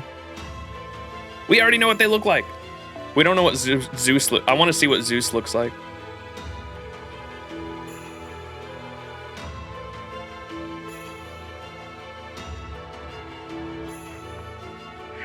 Technically, the twin gods of Dioscuri are a divine spirit, which makes them neither living gods nor mechanical ones. They died once and were transformed into a divine spirit. Who killed them, you ask? I wish I could say it was the God Destroyer Alliance, but it wasn't. No, their killer was the cryptor Kishtaria Wodime. Kishtaria, a mage, a human mage, killed a god? That's probably what he did to get Zeus to bow down to him, because he said at one point, or Zeus said that, or was it Wodime? One of them said that Wodime was able to see Zeus in a state of weakness, and that was probably what happened. I bet Kishtaria showed up and literally made Zeus kneel by like killing his fucking kids. That's crazy.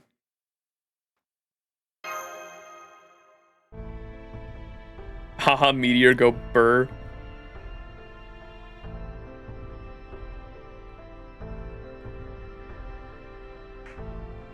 After that, Kishtaria formed a contract with the Dioscuri, making them his servant.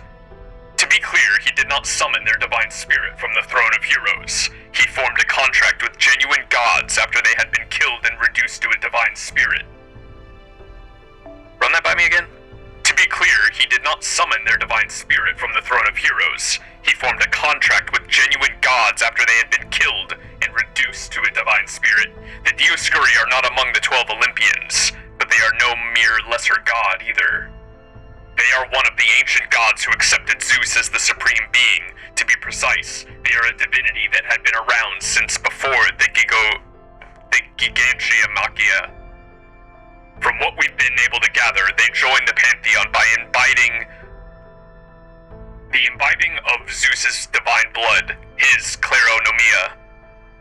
They are now considered children of Zeus, with standing equal to Apollo in his glory days, and Kishtaria Wodime managed to kill both of them. Hard to believe, isn't it? Ha ha ha!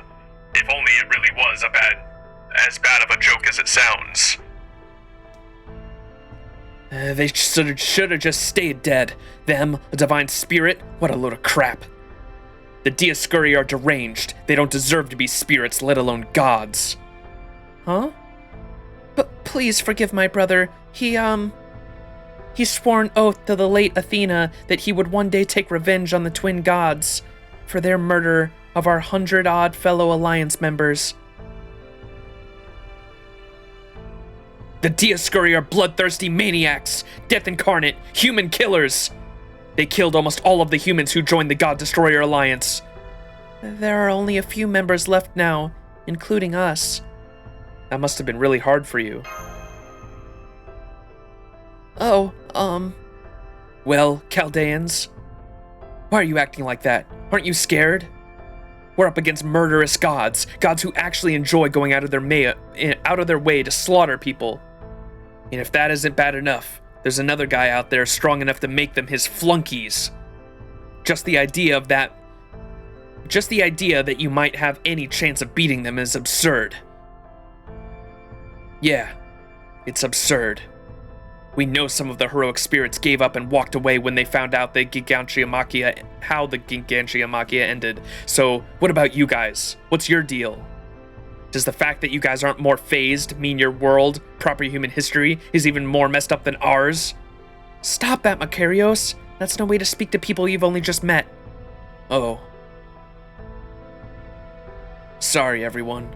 I got a little out of hand there. Please, it's fine. Really, I don't blame you for being taken back. We've encountered so many different threats by now that I suppose our reactions must seem strange. Gods from another universe, mechanical gods with frightening powers, twin gods who enjoy taking lives, Kishtaria who's strong enough to make those gods his servants. Every last one of them is a tremendous threat, threats that we may very well not be able to deal with. And these revelations are shocking for us.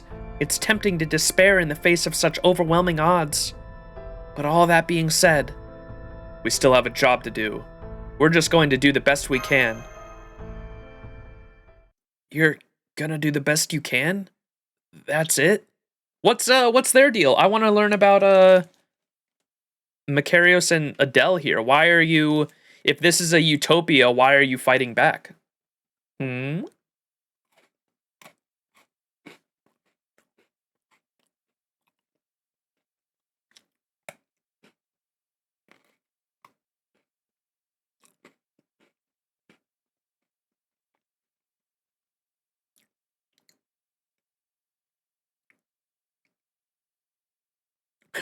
Yeah, dude. I mean, after coming out of LB4, dude, I'd be pretty prepared to take on some gods too. Jesus. LB4 was actually fucking like Monk of Christ.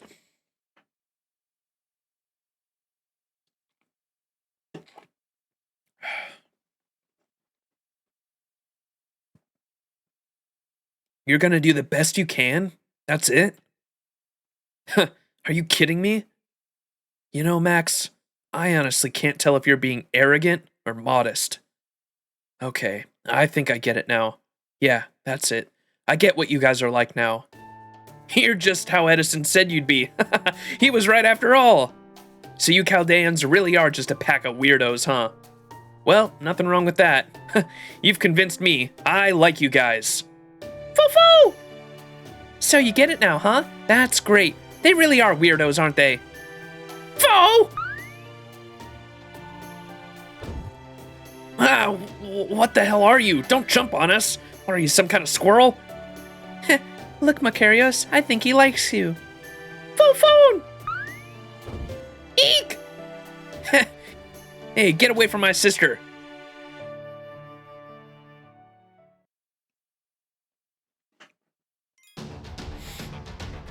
Yeah, that took a 180, right?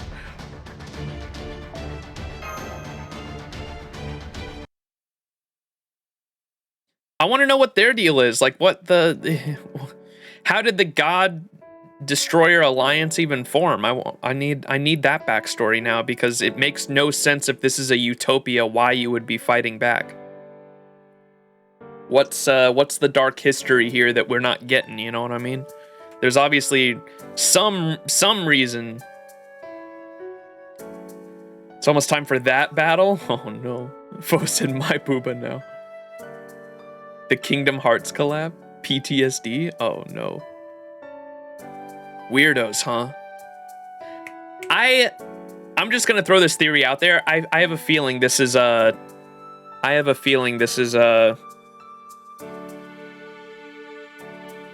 don't tell me, chat. Don't tell me. But I have a feeling this is oh my god, why am I spacing on his fucking name? Who was the cryptor from Lostbelt 1? Kadok. I just fucking I have a feeling this is Kadok. Just because of the way he's acting and how he said if I revealed myself now, it would only create complications. And we had that scene earlier with Kadok saying that he was going to figure out whatever Kishtari was planning no matter what, and he was going to have to create a diversion to be able to do that. So I was like, I think this is Kadok, to be honest. Because he said he had to create a diversion to be able to figure out what Kishtari was planning. Weirdos, huh? Yeah, that's the right way to think about them, Makarios. They're all hopeless weirdos, and the way he's talking about us now, and he just said a second ago that he couldn't reveal who he was, or it would only complicate things. That's been the case in every other Lost Belt so far too, though that's not to say that they'll be able to accomplish the same thing here. What are you talking about? You're only here because of the collaborator sent you, right? So where do we get off? Where do you get off acting like you know so much about Chaldea? Collaborator? That's what we call the person who's been kindly aiding our God Destroyer alliance.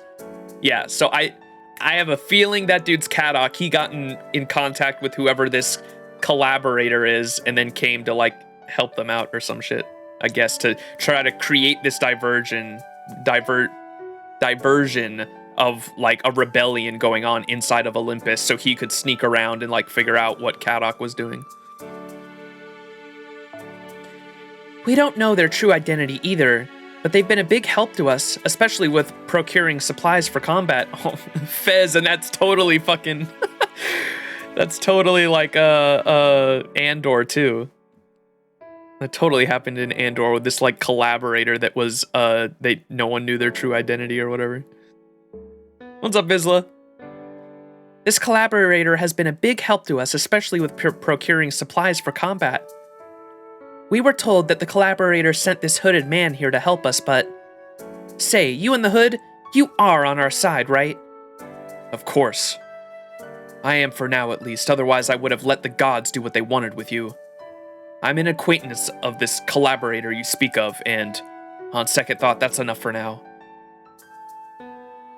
Excuse me, I apologize if I'm way off the mark with this, but are you? Oh! Holmes knew.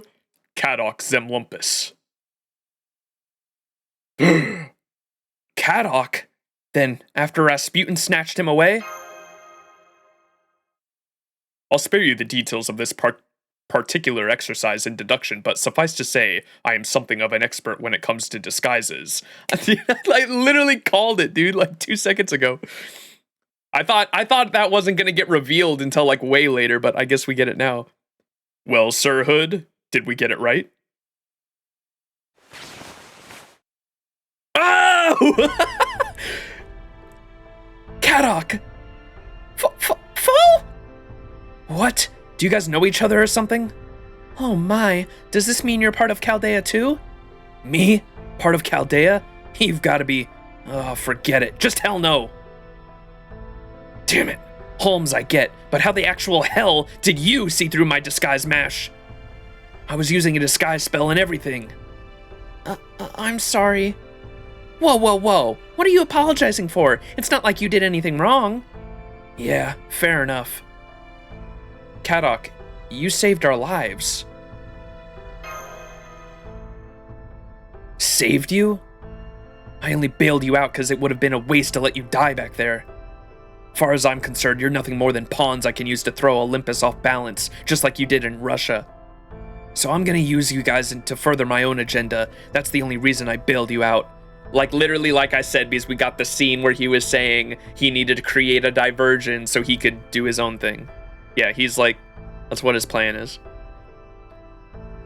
It's not like you even have a snowball's chance in hell of winning here anyway. Between Zeus, Wodeim, the foreign gods' alter egos, you guys are hilariously outclassed. That's why I don't have to bother trying to kill you myself. Fool. Kadok, as a former member of Team A myself, I'm not part of Team A anymore. I'm a cryptor now. Hell, maybe I'm not even that anymore. Does this mean you are not acting with or on behalf of the cryptors here, Zadok Zemlumpus? Hell no. I don't have the slightest idea what Wodeim's thinking. He went out of his way to have Rasputin get me, but he never told me why. He never told me why. You may have lost your Russian Lostbelt, but that doesn't mean you need to enter another cryptor's service. You can keep your serious light, too. You're a free man, Kadok. All I want you to do in this Atlantic Lostbelt is whatever you see fit. Is that your idea of a joke? 'Cause if not, it doesn't make any sense. Aren't you the one who sent Rasputin off to get me at the Shadow Border? That was entirely the priest's decision. I have no right to give the foreign god's disciples orders. As for why he saved you, your guess is as good as mine. Perhaps he only wished to prevent you from leaking information. Yeah, well, there's not much I could have told them besides which cryptor was where. None of us have any idea what the trees of emptiness are actually made of or who the foreign god really is, after all. Of course not. The foreign god couldn't care less about any of you, after all. The foreign god isn't going to tell you anything, nor do they expect anything from you. They couldn't care less if you lived or died. Whereas the same cannot be said for me, as my every action carries the weight of the grandest expectations. Is that so? Well, excuse the hell out of me for being a third-rate Excuse the hell out of me for being a third-rate mage.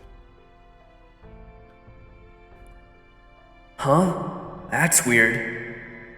What was that long silence all about? It's fine, Kadok. Just get some rest for now. We won't have to worry about Chaldea for the time being. Canis has told me they've made their way to Scandinavia, but there's nothing we can do about them from here. So my only orders for you are to go about and see Olympus for yourself. And you actually think I can live up to your expectations, even after the total mess of things I made in Russia? I'm not the one who can decide whether or not you'll do that, Kadok. You are.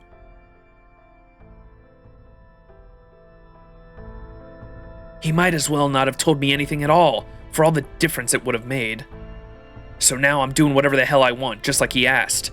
That's the part of why I'm here. I'm going to uncover the truth behind Zeus and what Wodeim's really thinking. Oh? And what do you mean by that last part? I don't really care what's going on in that head of his, but it's not like I've got anything else to do. So I'm going to show that stuck-up aristocrat that things aren't always going to go his way. Unlikely ally? ? Oh, what's this now? Goodness, it's been so long since I've seen your face in person. I think the last time must have been back then, when you tore those poor Dioscuri twins apart. Kishtaria Wodeim. Good day, Lady Demeter, goddess of the land. Indeed, it has been a long time, hasn't it? It seems your memory partition is functioning properly, at least in regards to me. Oh my, how terrifying. That sounds as though you could destroy our true Alethi... Whoa, what is that word?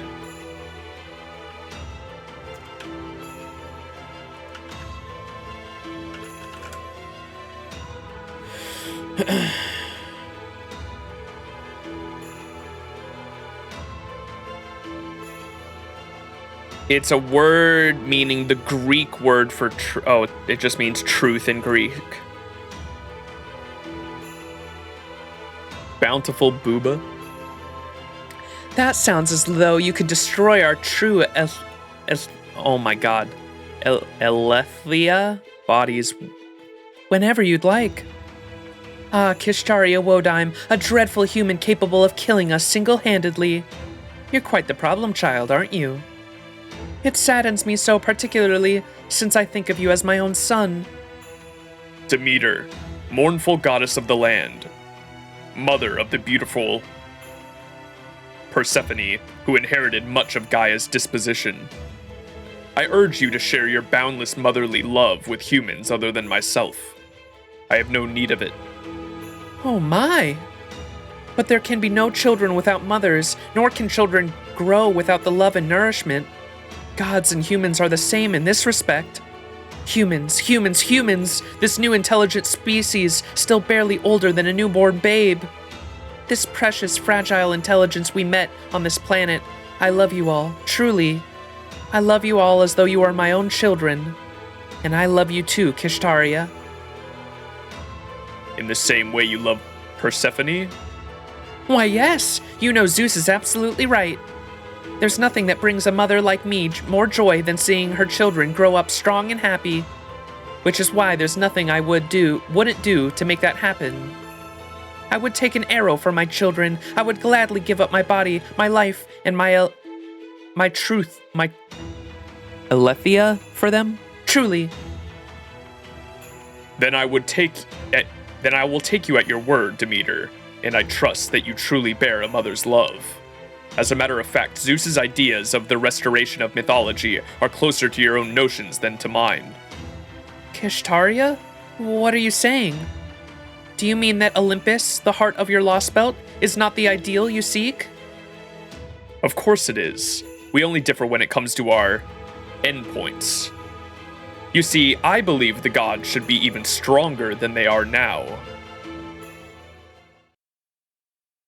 Monka Christ. Now, let me tell you one more thing. This is the single most important piece of information about the gods of Olympus I have to share. The king of this Lostbelt is Zeus, an all-powerful god who naturally still possesses his original mechanical body. He has existed ever since the Age of Gods, just like Skahak Skadi from the Scandinavian Lostbelt. It looks like this is information we already knew. Zeus, an omnipotent god who has continued to exist for millennia. If we are to take this omnipotent nature at face value, then we would seem to be well and truly outmatched. And yet, Mr. AI, I cannot imagine that the electricity expert whose visage you now borrow would waste his time challenging an opponent whom he truly has no hope of defeating. Ha ha ha! You cut right to the heart of things, don't you? Still, I can hardly blame you for interrupting, Mr. Holmes. You have every right to be concerned. And you're correct. Your hope of defeating Zeus is small, perhaps even infinitesimal, but it does exist. Zeus is indeed almighty, but he is not truly omnipotent. Foe? Almighty but not omnipotent? So he can do all sorts of things, but he can't do everything? So, if I understand you correctly, then, while he does rule over many things, he doesn't technically rule over absolutely everything? You catch on quickly. Yes, that's exactly right. As king of the gods, Zeus possesses authority over infinite things, but conceptually, he does not possess infinite authority. We believe that Zeus turned into a nigh-omnipotent god by synchronizing all of the Titans' authority with his own, followed by the many lesser gods' authority, and ultimately, even his fellow 12 Olympians' authority. That much, at least, would seem to be the matter of little doubt. But conceptually, he is not truly omnipotent, and so he does not control all things, or all beings in this world. At least, that's our working theory. I see. Do you happen to have anything to support that theory? Well, of course. The very alliance base you're standing in right now. The underground infrastructure. Precisely. A very omnipotent being would have known about villains like us lurking underground the instant we set foot in here. And yet, he has no awareness of this underground infrastructure. This was the domain of Hades, his fellow god, and he doesn't even bother looking at it. From this, we can surmise that the gods of Olympus are conceptual deities like those from the other mythologies, and simultaneously, that they depend on Kleronomia, their authority-like functionality from the enormous mechanical bodies they used as ships to cross the Sea of Stars. Whoa. They depend on Kleronomia, their authority-like functionality from the enormous mechanical bodies they used as ships to cross the Sea of Stars. That is where our chance of defeating Zeus lies. For if we are up against a nigh omnipotent king of gods with authority over infinite things, rather than a truly omnipotent god, then you should have a chance, however minuscule, of defeating him. Thank you, Mr. AI. This has been both informative and hope-inspiring. Fo. Alright, let's get back to business. Though that said, the only business that remains is the information we have pertaining to Zeus, the omnipotent king of gods, head of the 12 Olympians, and victor of all 4 Machia, has formed a contract with Kishtaria as his equal. Well, bet you had no idea about that, did you?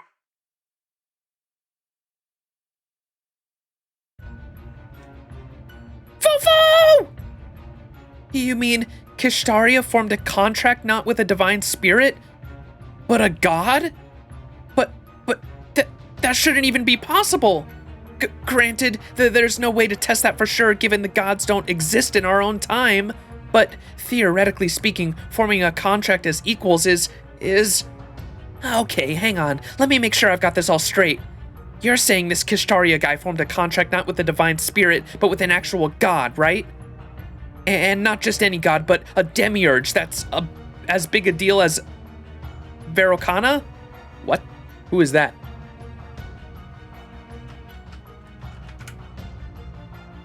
Verokana...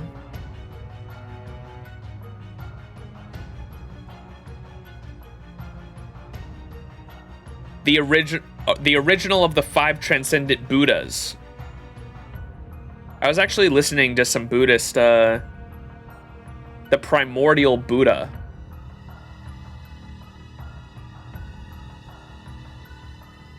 Buddhism's really interesting because they believe in reincarnation and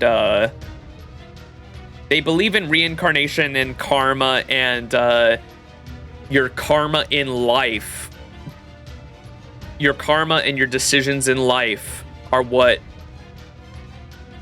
turn you into whatever your next body and your next life. And so they believe in the cycle of reincarnation, and when you die you become something else, and whatever you become is based on your karma and your previous life. But the Buddha was if I'm not mistaken, people can, so I'm going based off of what I was listening to. The Buddha, so take it with a grain of salt, the Buddha, to my understanding, was a human being who was able to learn. The Buddha was a being that was able to learn that to go beyond. Sheesh, 52 months. Thank you so much, Chris. How you doing?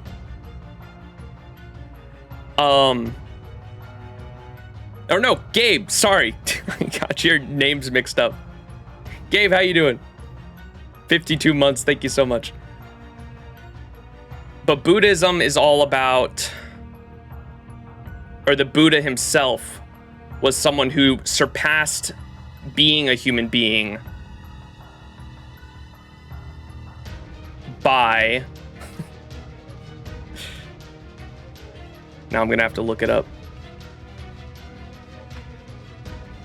Literally, like, devolving themselves of all human want in general. And they were able to fully awaken and surpass being a human and surpass the cycle of reincarnation to go beyond the cycle of life and death, if I'm not mistaken.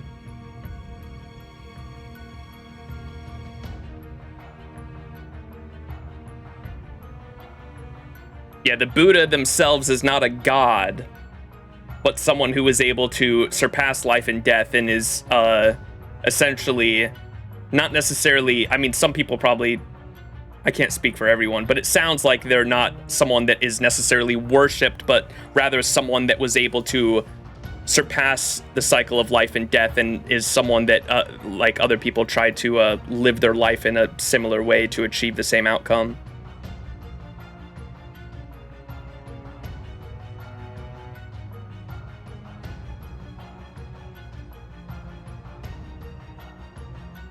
So is this person Musashi's talking about then the... Wait.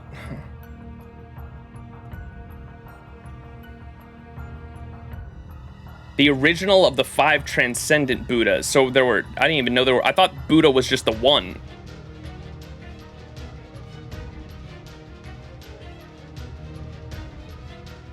First of all, how do you pronounce this?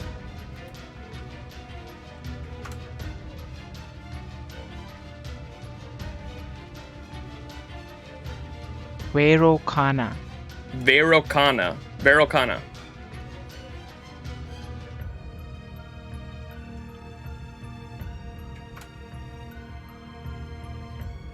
Vairocana.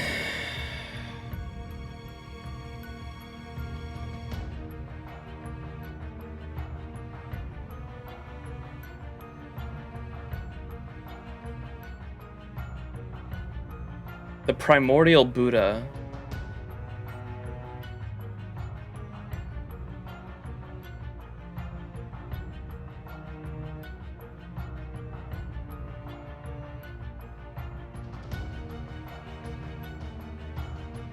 I'm so confused. I can't get a solid answer. Was this a person, or is this like the teachings of the original Buddha? 5 original.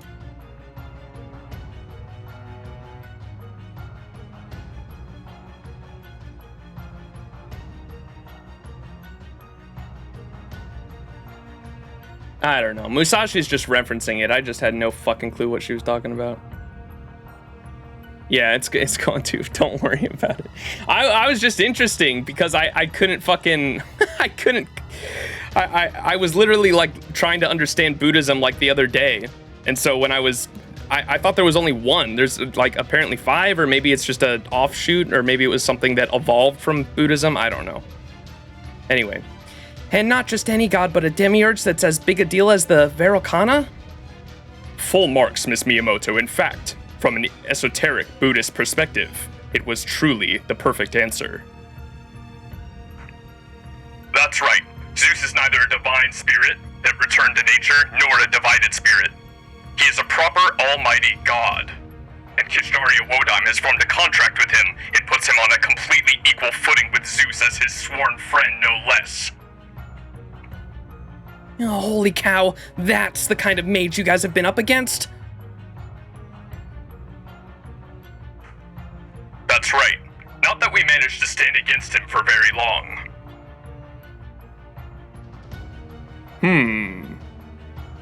Wodime's been clear about his goal from the beginning.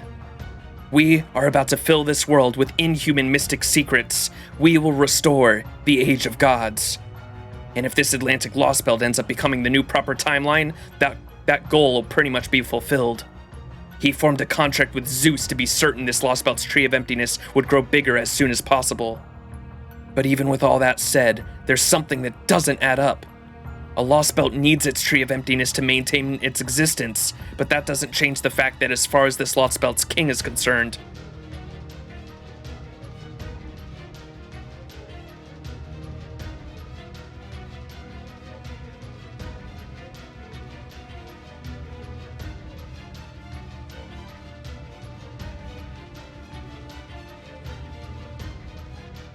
that Tree of Emptiness is something strange and entirely foreign.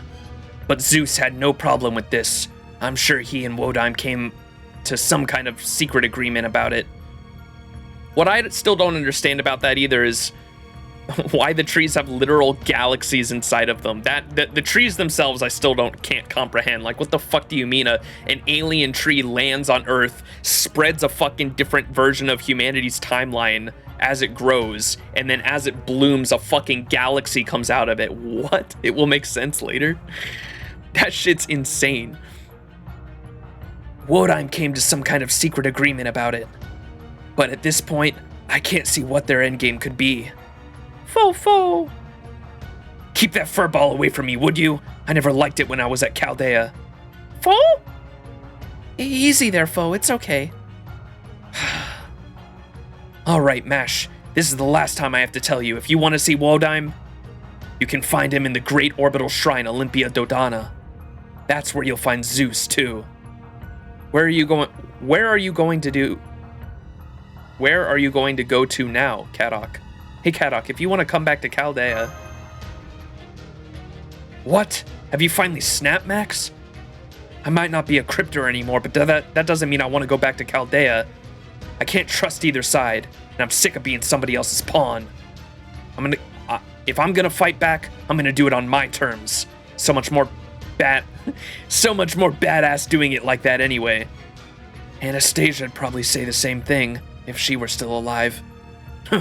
All right, that's it for me. I'm getting out of here. I've said everything I wanted, and I've gotten everything I needed from being the collaborator's lackey. I doubt we'll see each other again. That'll really depend on you guys. Kadok. See you around, Mash. Just make sure you don't stick with the losing team there for too long. You felt for yourself how strong those gods were, right? Well, Zeus and Wodaim are even stronger. If I were you, Chaldeans, I'd take a good long think about how you want to spend the rest of your lives. If you do survive long enough, make sure you go see Wodaim.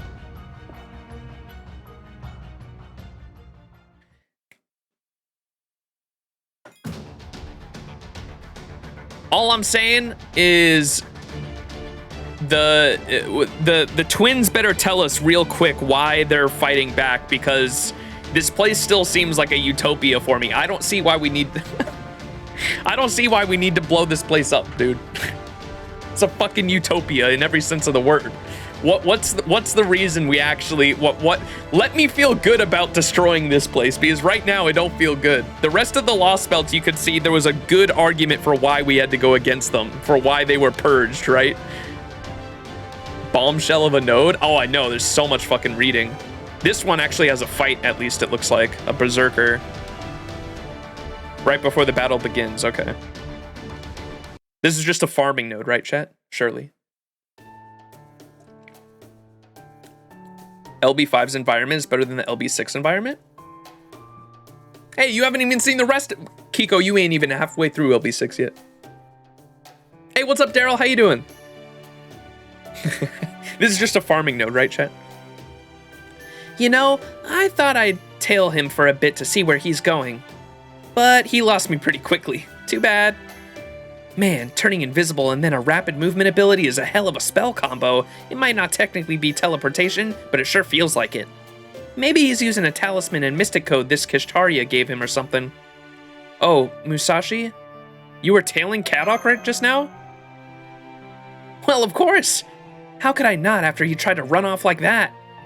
Incidentally, I attempted to tail him as well, with equal dismal results. I suppose we should have known he would make it that easy on us. He wouldn't make it that easy on us. And wait.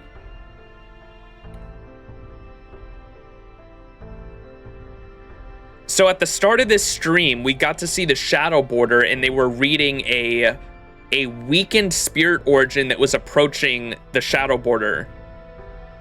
At first, I thought that was Musashi or Holmes that they were reading, and we were just making our way back to the Shadow Border, but that obviously wasn't the case. I wonder if it was Canis, because the last time we saw Canis, she was really fucking beat up and thrown into the ocean, and then I believe it faded off and we heard a command spell go off, and I think the command spell was Wodaim teleporting her back up to Olympus. But she was really beat up from us beating her up. And then the Dioscuri threw her into the ocean, and then we heard a command spell, and that was it. That's how that ended in Atlantis. It was a canon event. That being said, I believe the information Kadok and Olympus shared with us is trustworthy enough to use in determining our next course of action. After all, he would have little reason to lie to us except for personal revenge. Well, while he certainly has cause to desire vengeance on us, taking into account his manner of speech, facial expressions, tone of voice, and what he told us. Oh, we get it.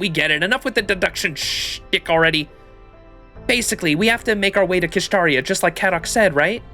And eventually, you guys have to cut down this tree of emptiness these insanely powerful super beings are defending.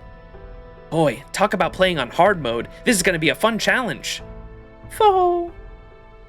Since this collaborator person's good enough to support this underground society here, I figured it'd make our lives a lot easier if I could make contact with them. But it looks like that's not happening anytime soon. So, what's our next step? Great Orbital Shrine Olympia Dodana. If that enormous floating building is acting as the gods and Kishtaria's base of operations, then our next step should be figuring out how to get there. We could try to get the Shadow Borders through a series of zero sails, but even if Zeus's Thunderbolt somehow missed us while we were preparing, it wouldn't take long for the other gods and soldiers to overwhelm us with sheer force of numbers.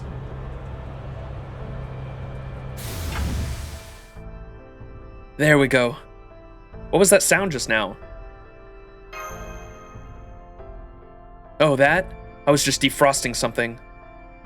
You just say defrost? Like frozen food or something? Yeah, I did. Max, we'd like to officially ask you to join the God Destroyer Alliance. We want you to come fight with us. You want to go to the Great Orbital Shrine, right? And you need to cut down that Tree of Emptiness Magellan that's even farther up past it, right? Then we should be able to help you with both goals. We have ways of traveling through airspace here. Furthermore, the Great Orbital Shrine is the god's throne. It's forbidden for humans to set foot in there. They won't let you in without a fight, but then you're going to have to fight the gods anyway. That's true, which is why I can hope I can count on your help. I'd love for you two to fight with us. We will. Magellan, another galaxy name, though I had suspected as much. We'd be honored to help you. Oh, I just had a thought. Why don't we take the occasion to celebrate? Oh, by celebration do you mean yummy food?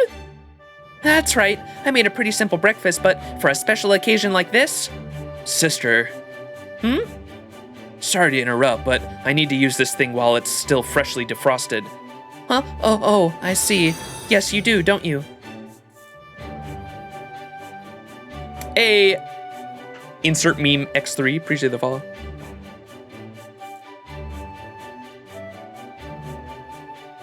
Snap, God Destroyer Alliance Snap. Yes, this is a Carnival Phantasm reference. So, no yummy food just yet? Huh, bummer. Oh yeah, the thing you defrosted. What was it you were defrosting anyways? It's something you might have seen before. Here it comes. The floor just opened up and something huge is coming out from underneath it. Oh-ho. Huh?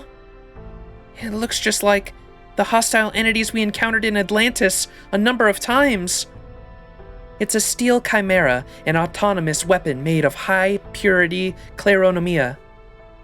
It's used to serve the gods, but after Edison and Tesla made a number of adjustments to it, and Miss Helena, casting a spell to tame it, it now listens to us. It does a very good job, too.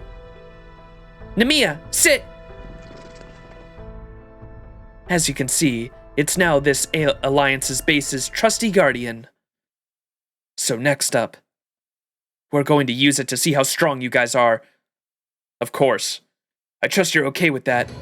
Yep, I figured something like this was coming. Oh, no you don't. Where do you think that big talk... Where'd all that big talk from earlier go? Surely you're not about to say your Buritsu is no match for a little demonic beast, are you? Of course it is. I said Buritsu was a highly versatile martial art, and I stand by that, but that doesn't mean using it to fight a creature like this isn't quite simply a pain in the posterior. Haha, you two really do get along, huh? Anyway, we can back you up with artillery mystic codes, but we don't know that much when it comes to sword fighting. It's true, so we're hoping we could count on the behalf of you to handle the melee combat if you don't mind. Hey, you'll be fine, right, Mash? I mean, you've got that giant shield and everything. Me? Sorry, Mash. Looks like it's emergency transformation time. You heard him, Mash. Battle positions. Right, Master. Just, give me a few minutes, please, if you wouldn't mind.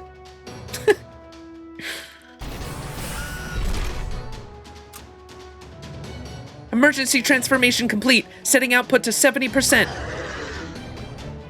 Preparing to intercept combat training target. VR Mashu. The random strength tests.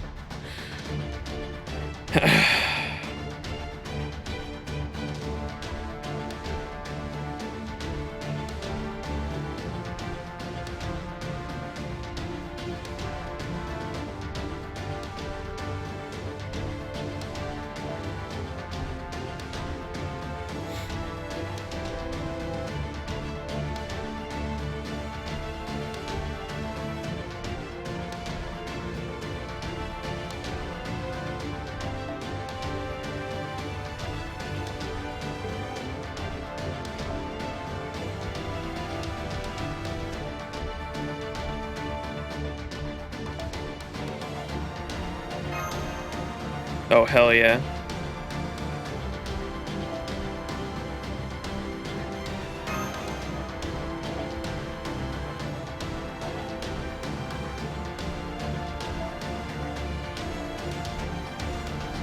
I saw this this how to use Morgan before Koi and Skya video on YouTube this morning, and I want to try it out.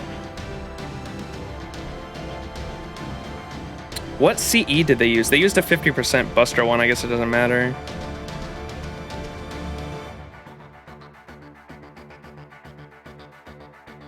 Oh, you know what? It was that sewing one. Where's the sewing one?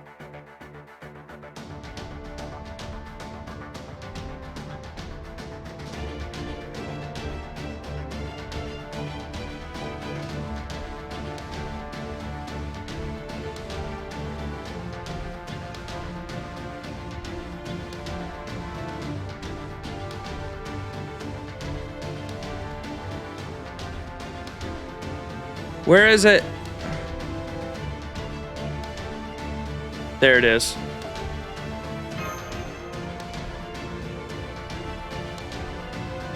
Yeah, that's the one.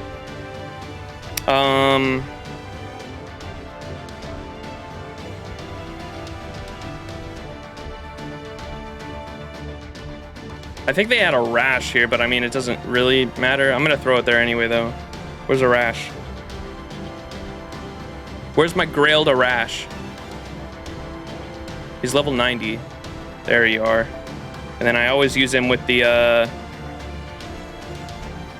Kiara CE, this one. And then you want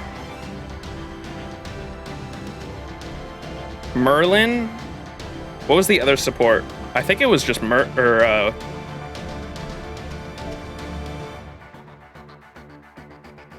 not Merlin. You, Waver. And then Merlin here.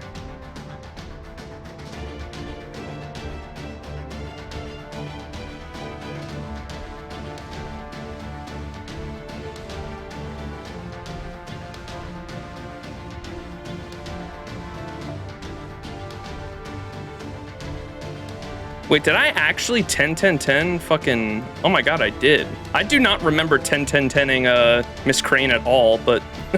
Oh wait, that's the support, that's why. Okay, I'm dumb. I thought that was my Miss Crane. I was like, I know for a fact my Miss Crane ain't 10-10-10.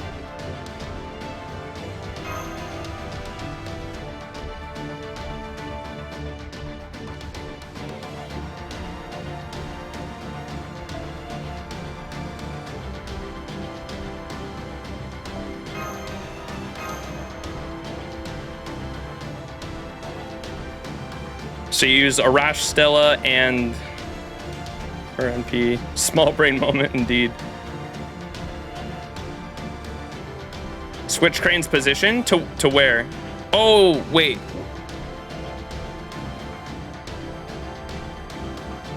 Crane only removes herself, though, but it's... Wait. How does Crane's NP work again with switching positions? Make Crane first.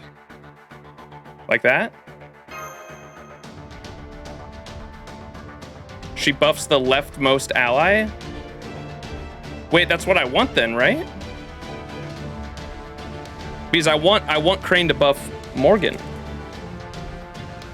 Read my previous message. Crane will mainly buff whoever's the line leader. Oh, the leftmost.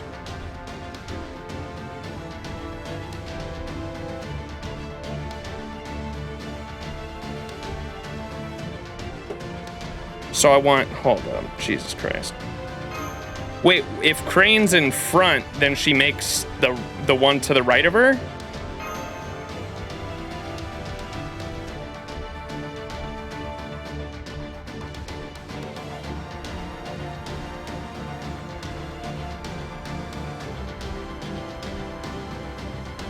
So if she's in front,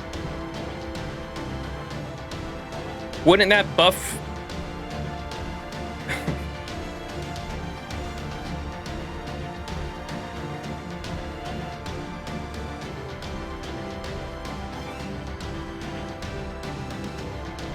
Okay.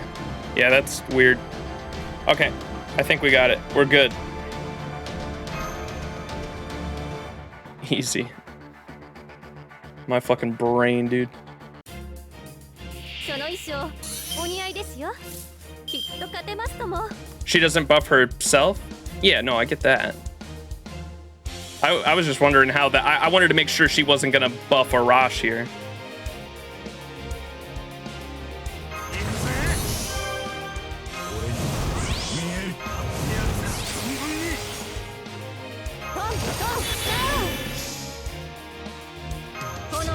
Whoops. I did that on accident.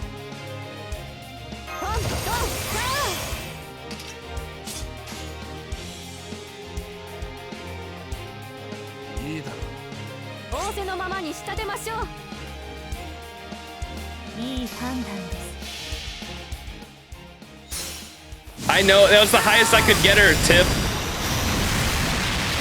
I'm so low on caster, or not caster, berserker gold gems.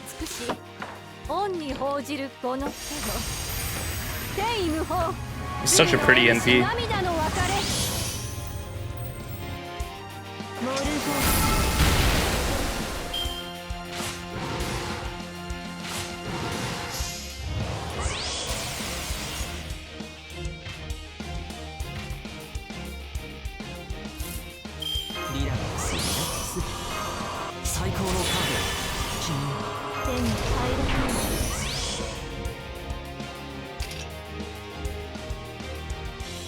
Alright, I'm just gonna use all these skills.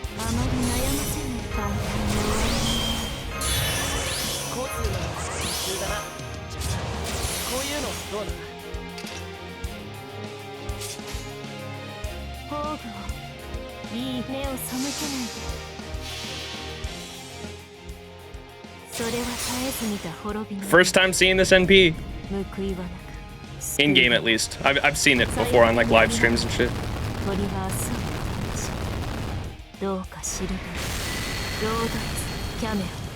So pretty.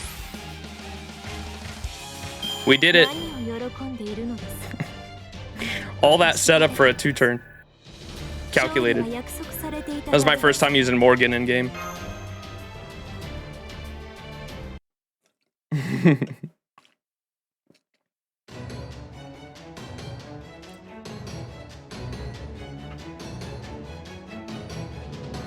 That's enough. Okay, Nemiya, you can rest now.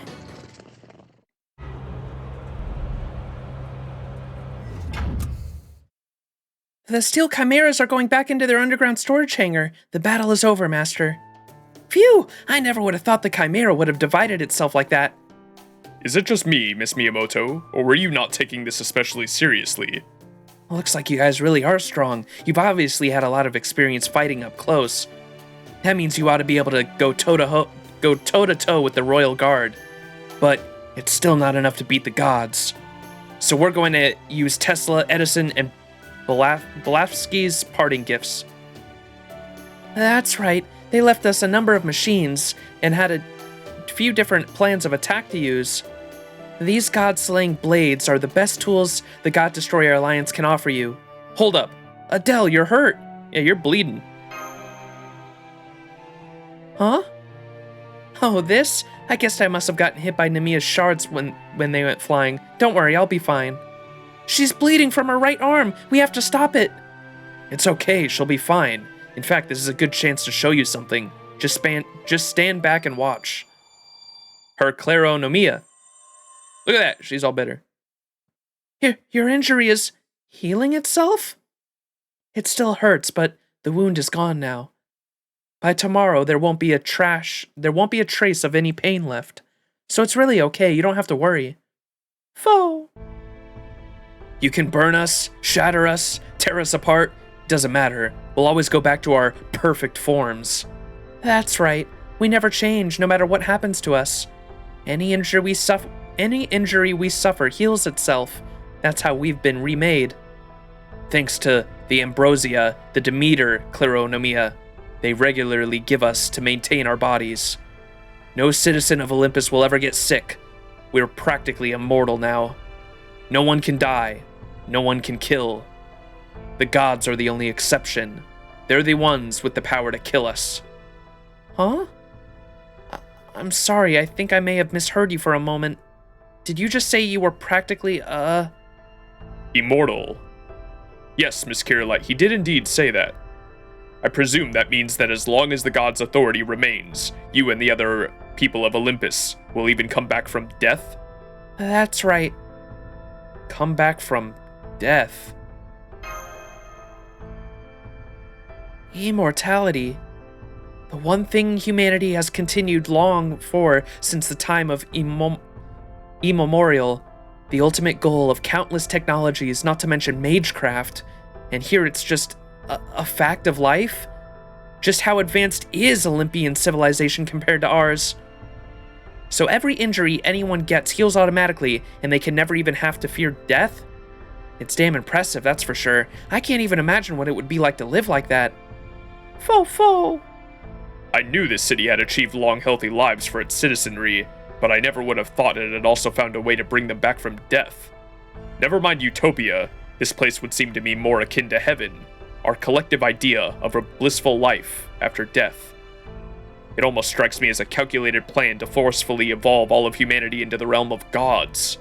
Good gracious, I can only imagine the look on Qin Wang's face if they were to hear about this. Yeah. Let's get Qin Wang up in this shit. So, if Olympians can even come back from death, does that mean that soldier we fought is still alive? The one Musashi decapitated? Right, now that you mention it. That reserve soldier we first fought after the alarm was sounded was... He was dead. I killed him myself. But now that you mention it, there was something strange about it. Even after I dealt the killing blow, I didn't feel as if I'd really won. I guess him not actually dying would explain it. He didn't die. None of us can be killed here. Inflicting death is a power only the gods have. By this point, that soldier will have come back to life and started thinking up ways to get his revenge. While we're on the subject, I might as well tell you this too. Even if we stop talking ambrosia, like me and even if we stop taking ambrosia, like me and sister have, the Claronomia inside our bodies will continue to function. So we'll always be like this, forever.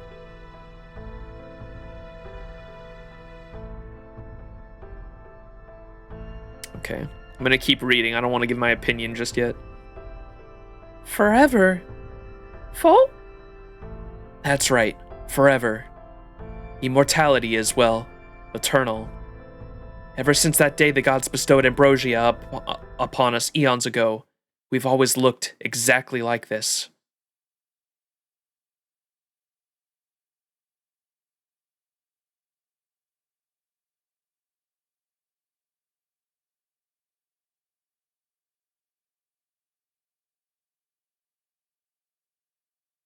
You mean You don't age either, so you don't just have eternal life, you have eternal youth too.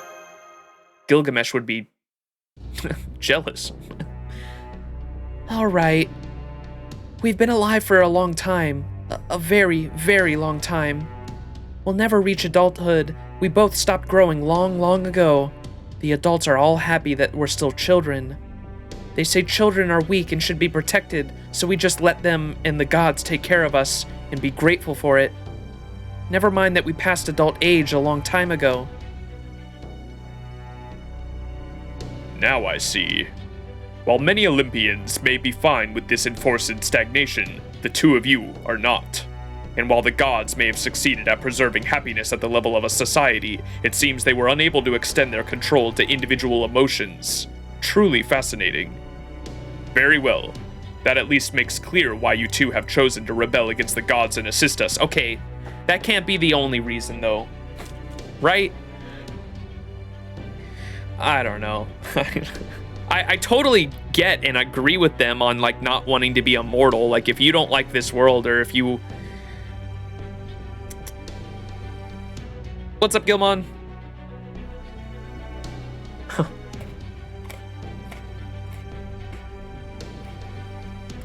Imagine being permanently a hunchback man as an elderly man.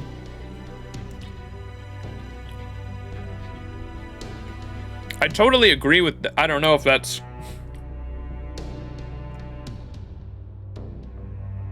You'd think in a truly utopian society, if someone wanted to, like we even have this today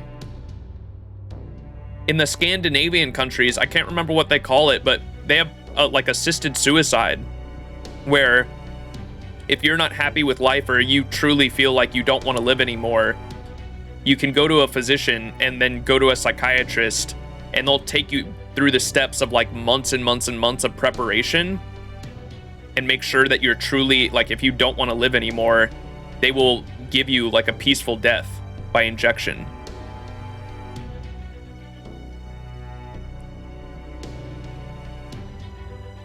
I think permanently being treated like a kid would suck. Yeah, no, for sure. I'm just saying that I agree with them not wanting to be like this, but I feel like in a truly like utopian society, they would have like assisted suicides. Olympus doesn't have that to our knowledge. Yeah.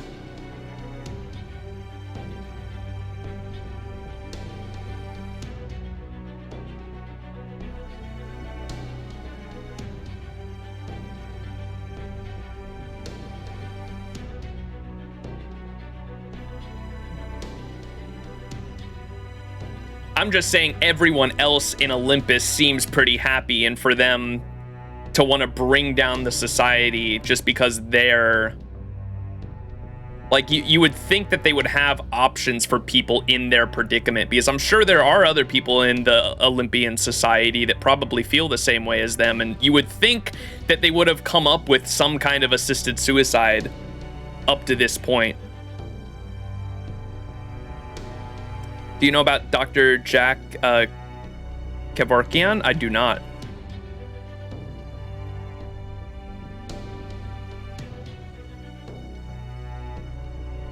Each of the Lost Belts is like a different perspective of like what it could have been life. Yeah.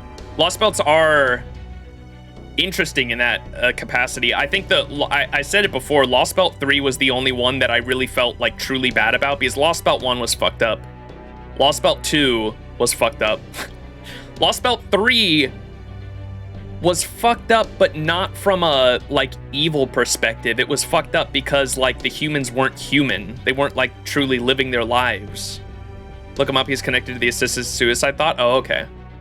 Because I know in the actual Scandinavian countries, as in like it's an actual law. Like they have it in, like, there are some developed nations that like actually have assisted suicide.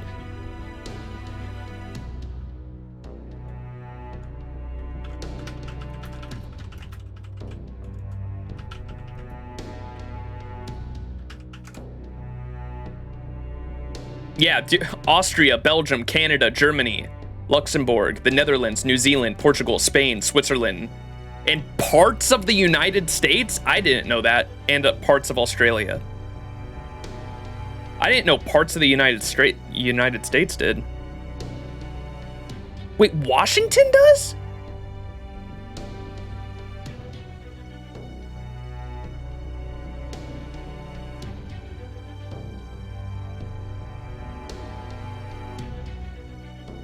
Oh, okay. I guess it's just... Never mind. The ones in the US are like... The ones in the US are ones that were like... That they like literally had a terminal disease and were put down with a lethal injection. They weren't like depression based.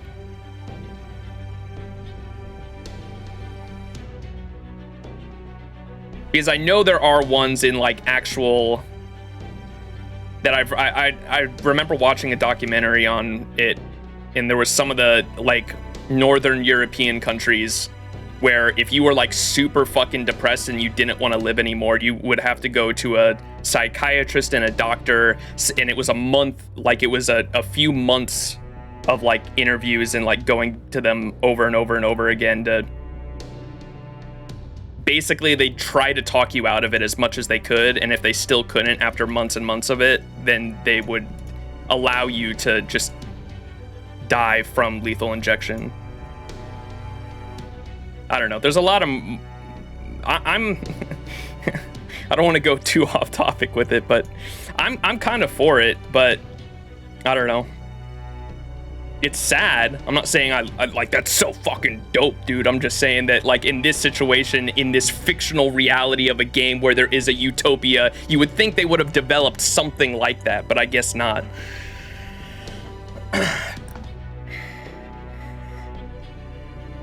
In the end, it all boils down to the twins want to change things, and now that will never happen. Yeah, I don't know. It's... Oh, I gotta go fucking... I guess we're just gonna storm up there and yell at Zeus and say, this is all because you didn't fucking... You idiot! With the ways things are, they will forever stay teenagers and they don't want to. Yeah, I get that. Sidetrack for real. Ask about the French-assisted suicide. Oh, no. Waifu game makes gamer rant about philosophy and the meaning of life. Yeah, I mean, that's a huge reason why I love Fate. I was just talking about this, or I tweeted about it the other day, about how the conversation between Amadeus Mozart and MASH in like the second singularity was like so, that one, and then the one between MASH and Drake was also really good. Those two speeches about like what it means to be human from Mozart and Drake and the singularities were fucking goated. They live in my head rent free. You love philosophy? Yeah, there's tons of philosophy in like Nasu and like Fate's overall writing about like what it means to be human, and I love that shit.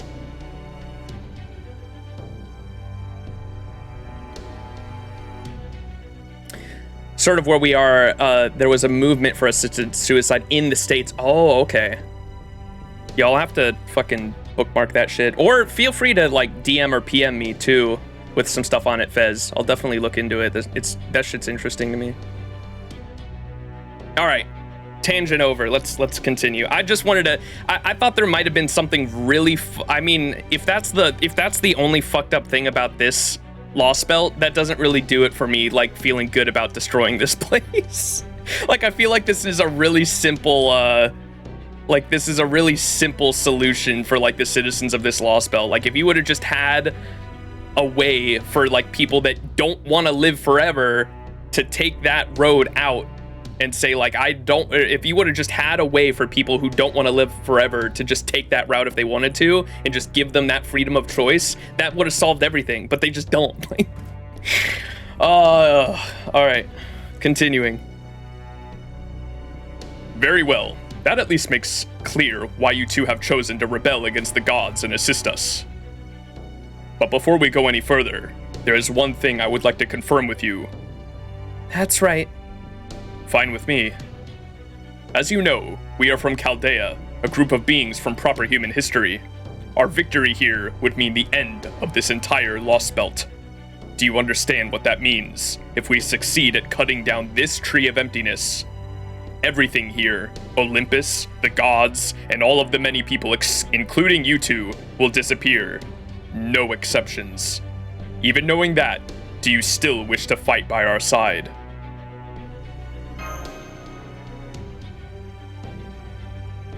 Foe. Yeah, we do. We don't need to keep living the same day over and over forever. We want to see a new tomorrow, even if it means we end up dying for it.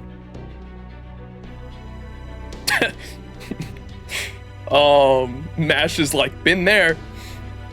Oh no. Please don't be sad, Mash. We've spent an entire century thinking this through from every possible angle, and this is what we decided. We want to see tomorrow, a real tomorrow. Yeah, I gotta keep saying it, dude. Oh my god, I'm gonna be harping on this whole Lostbelt, I already know. I don't disagree with what they're saying. Let me be clear on that. I just am so frustrated on like how, I guess it's just the gods, like we can just be mad at the gods, I guess, but I feel like this is just such a simple fucking solution. Like, why didn't this utopian society just have an assisted suicide option? Like, that's all it needed. We want to see a tomorrow, a real tomorrow. A day that's different from the one that came before, something more than just another day. We've already lived more than enough for countless lifetimes. Do you have any idea how old I am? Well, I remember everyone in Atlantis had a lifespan of at least a few hundred years. So I would guess maybe twice that? Or several times? Heh, a few hundred years, huh? The gods' protection must have worn pretty thin for them. I'm jealous. Back during the Fourth Machia, we were actually supposed to go to Atlantis ourselves, along with all the other people who supported the faction that wanted to coexist between the gods and humans. But what happened was... We missed the last boat, and we'll never have another chance, since the gods don't allow any of us to leave the city. Whoa, hold up. The Fourth Machia was the war between the gods. Didn't that happen something like several thousand years ago? So, you guys are saying you're a few thousand years old? No, we're not. I'd say we've been alive for about 10,000 years. Huh? That's right. 10,000 years plus a few centuries. 10,000?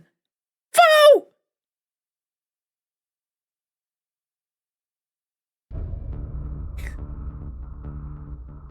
This is part of the canon event, because gods are gods. Gods are self-entitled pricks who don't believe their own opinions can be wrong. Gods are pussies when it comes to deaths. Like, on the fundamental level, they don't think being wrong is possible. Yeah, because they're literally AIs, right? They're robots. Beep boop bop. 10,000 years and still no GTA 6. I don't know.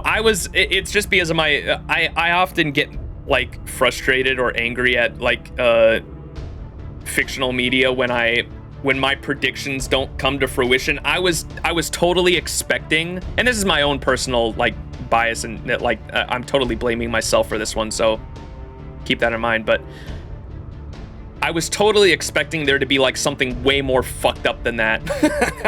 Like, that's why I'm frustrated, because it's like, I don't know.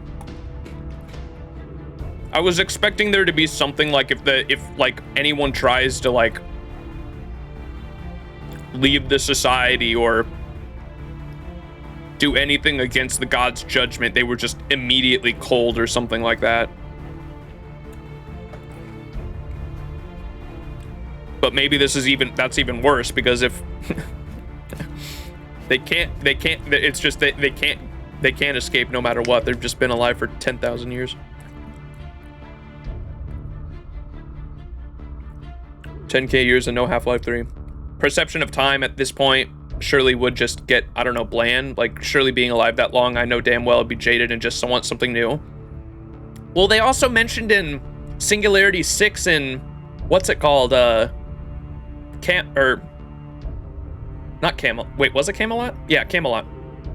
Singularity 6, they were like absolutely mind-boggled by the fact that Bedivere had been alive for 1,500 years, because they were like, even after a few hundred years, like, your mind would just go fucking berserk. Like, you mentally would not be able to like survive past a few hundred years. And here these kids are like been alive for 10,000.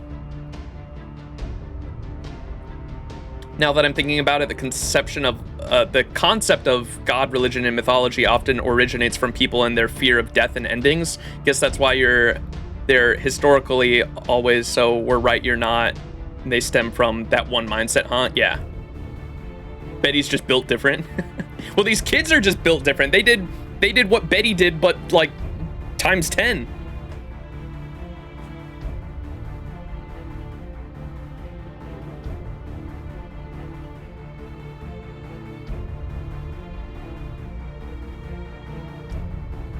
Yeah, mythology, God, religion, stuff like that is all super. I mean, that's all stuff that I've only like recently dove into just after getting older to a certain point and trying to experience more of the world, and different cultures are so interesting. Like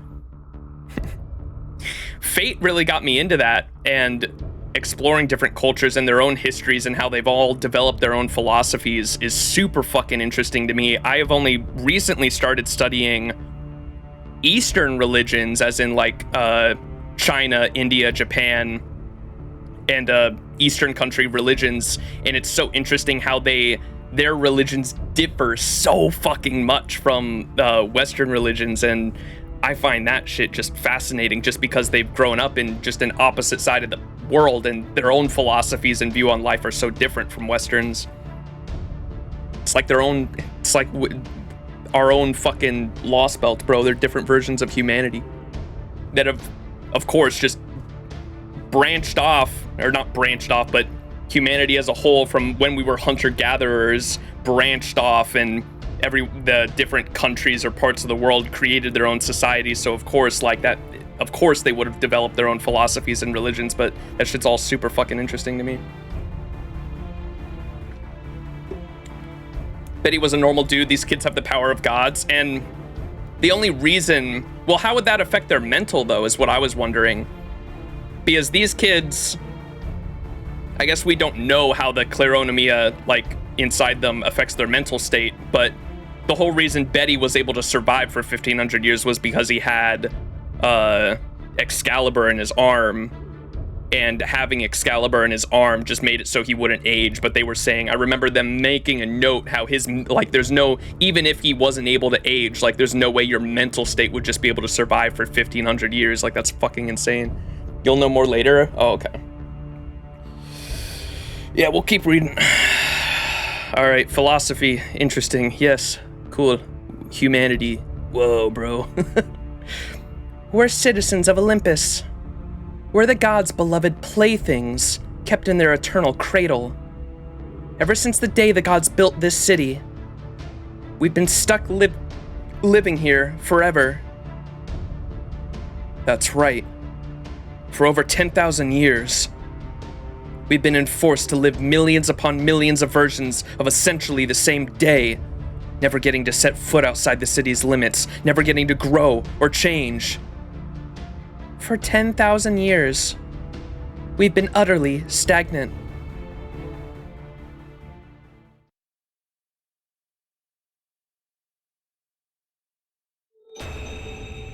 Wardrobe? What? Okay.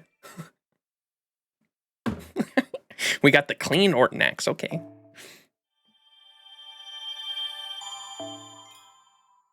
Nice. Thou art the harvest that reaps the stars.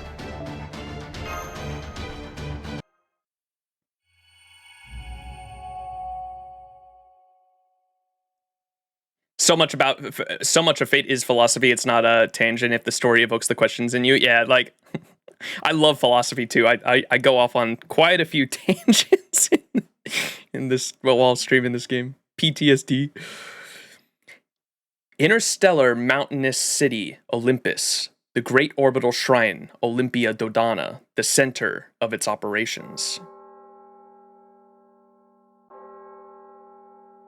The bell tolls 12.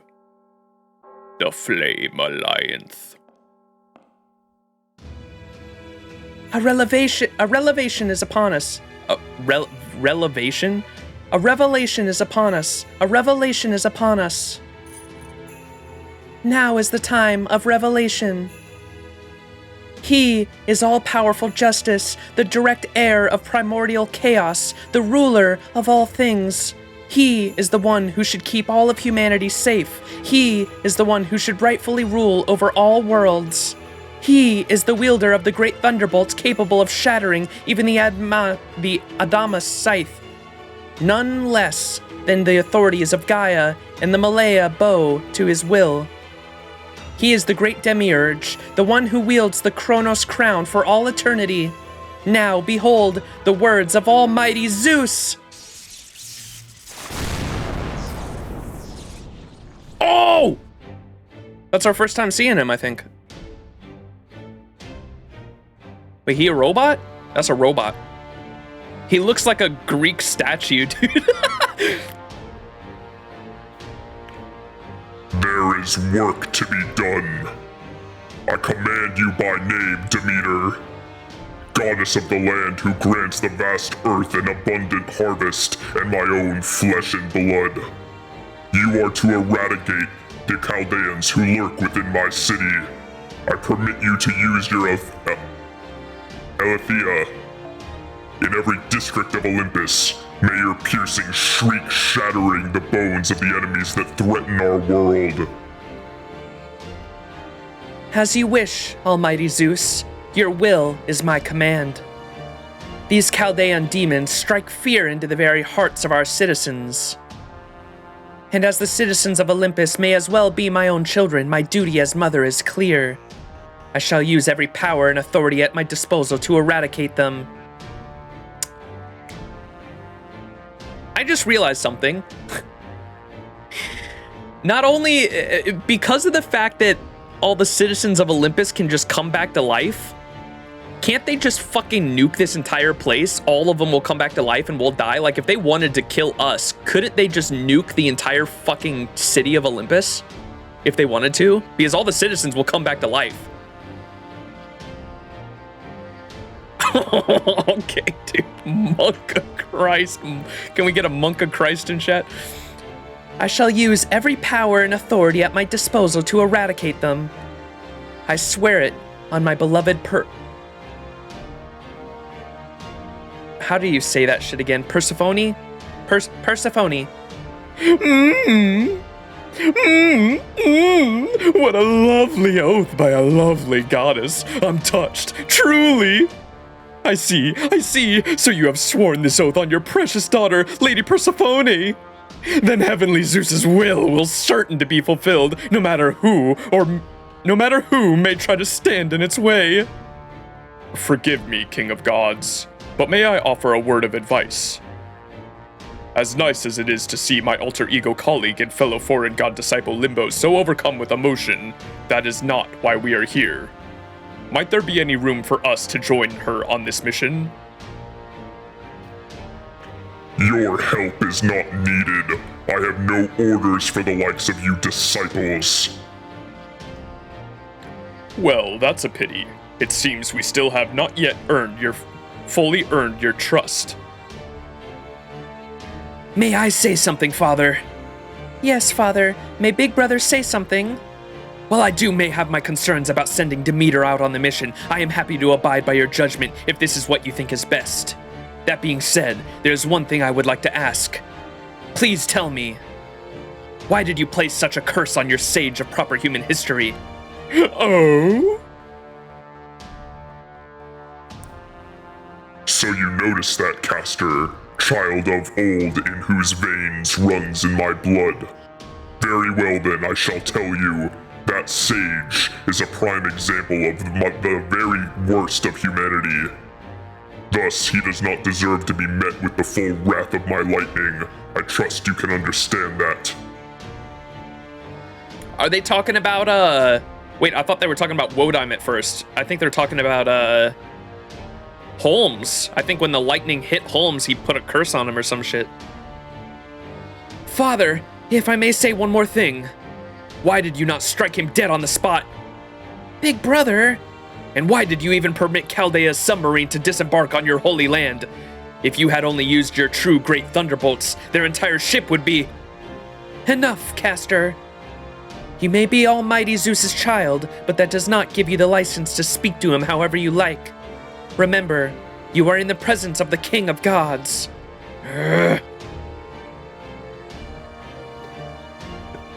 It's all right. I forgive your transgression, Caster, and I admit your words possess an element of truth.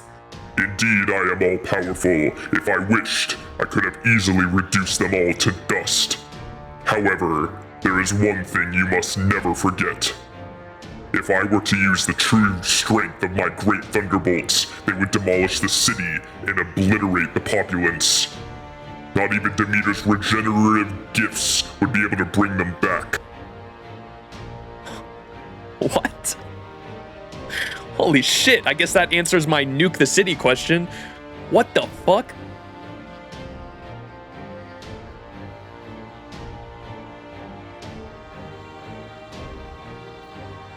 We must protect the city. We must protect the populace.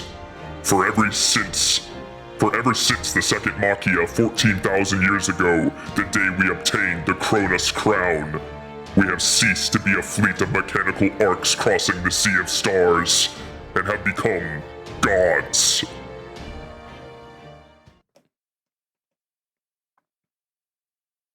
Whoa. This must be the top of it.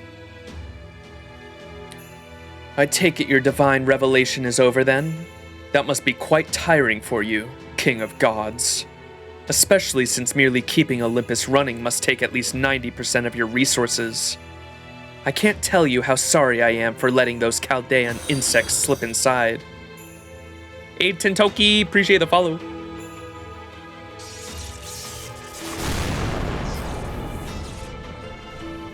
I could say the same to you, Wodyme. You have nothing to apologize for.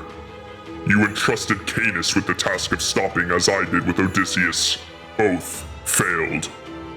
Indeed, Chaldea surpassed both our expectations. Revising our estimation of them is more than sufficient. I see. I don't know what to say. Hearing you say that to me, a mere human, makes me feel I have even less of a leg to stand on. I may seem cool and collected, but I was actually steeling myself to face some kind of penalty. You are my friend, I know, so don't you want to admonish me at least a little? Heh, I could never let the other ships, gods, hear you tease me like that. But as it is just the two of us here, I cannot help but be more lenient with my judgments. Be at ease, young mage. There is no one else here for whom you need to perform. That goes for the foreign god too, of course. Even as we speak, I am using all my authority to keep this conversation private. Whatever we do or say here remains strictly between us. That said, even I cannot hide us from the priestess's prying eyes, loath though I am to admit. That's because she is the observer. In a sense, she's even more trouble than a foreign god, who still lacks a body altogether. But simply knowing that she will not hear what we have to say is more than enough, since that will give us the opportunity to verify our endgame goals with one another. As you have surmised, Zeus, the foreign god is indeed keeping a close eye on me. The alter egos may be supervising the other cryptors, but only I have a direct link to the foreign god. If I were to act in any way counter to the foreign god's interests, I would immediately be cut off from further aid. Which is why I had no choice but to say, grow the Tree of Emptiness. When it is done, the reconstruction of myth will take place. Yes, I remember that. You also said that this planet's surface activity would be restored to the Age of Gods, and that the gods would soon after resume their reign. I agreed with your conclusion, but insisted we face one another in combat. I said that if you truly believed in the ideals of which you spoke, you should demonstrate that you wield the necessary strength to bring them about. Of course, I lost that fight. I never thought I would learn firsthand how debilitating complacency could be. That was only because I planned ahead.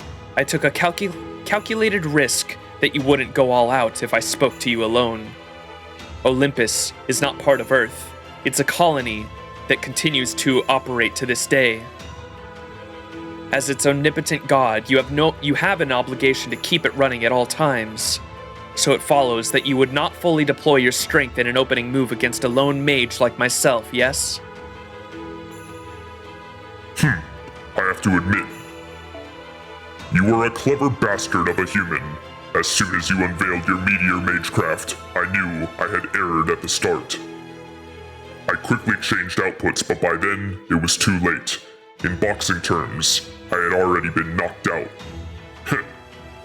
What I wouldn't give to show Hades the signals Demeter and Aphrodite were emitting as they watched. I doubt there are any stories of those two staring slack-jawed and shocked in any myths from proper human history. I could say much of the same as your reaction as well. You looked more like a kindly old man than a cold-blooded all-powerful god. Have the other gods of this Lostbelt ever even seen the other possibilities you harbor? As if I would ever let them see such a thing.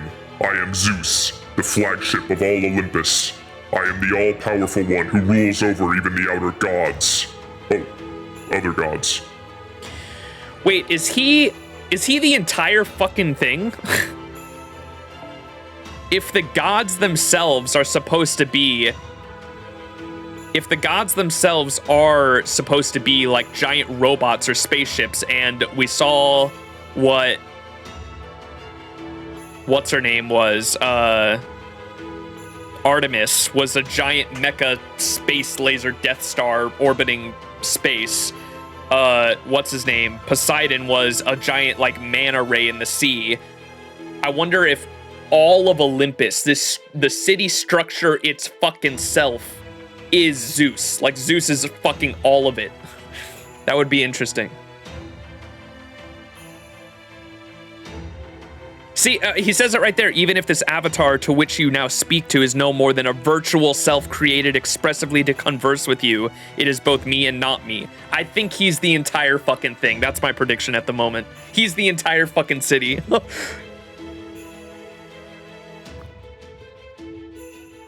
As if I would ever let them see such a thing. I am Zeus, the flagship of all Olympus. I am the all-powerful one who rules over even the other gods. Even this avatar to which you now speak is no more than a virtual self, created expressively to converse with you. It is both me and not me. Yes, good point. I may be hiding something, but being a ship, you are largely unable to do so. He's the fucking city, dude. He's everything. Either that, or he's just the little, like, green thing in the middle, but I think he's fucking everything.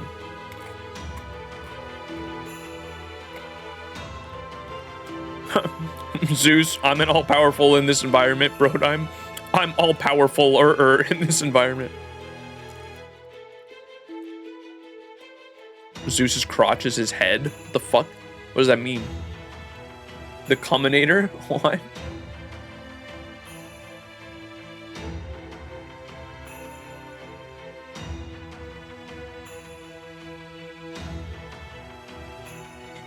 When you do something not expected of you, you create a new function and have it act in your stead. I'm sorry, I didn't mean to put you out. Let's return to the subject at hand. You recognized the foreign god's existence and accepted the Tree of Emptiness into your world. After all, you need the Tree of Emptiness in order to preserve this Lostbelt, but at the same time... As long as the Tree of Emptiness is here, the foreign god will one day descend upon our world. And we Olympian gods cannot coexist with the foreign god. All we gods need is the Tree of Emptiness. The foreign god and alter egos are our enemies, nothing more. Thus, the instant the Tree of Emptiness has fully blossomed, we will revolt against them. I will claim the Tree of Emptiness for myself and destroy the foreign god's point of arrival. From there, I will purge this world of the last traces of insolent proper human history and establish our world of Olympus in its place. I remember you approached me with a contract back when that first occurred to me. Your exact words were, "There is no need for you to explain your decision with words." King of Gods, I implore you to form a contract with me, for our ultimate objectives are the same. That was your way of suggesting that we protect this Lostbelt from the foreign god, wasn't it? I wouldn't be so bold as to say protect, as you and I both seek the same outcome. I only wanted your help so that our goal would be realized even if one of us were to fall. I trust your feelings on that have not changed. Of course not. I may oppose proper human history, but I do not oppose humanity. I promise you that in the event of your death, I will carry on protecting humanity in your stead. Even if it should come to light that you have been deceiving us and acting on proper human history's behalf. As long as you are not openly to blame for your actions, I will accept you, warts and all. I hear you loud and clear, Zeus. It seems our plan remains unchanged. There are only a few days left until the Tree of Emptiness reaches a critical point.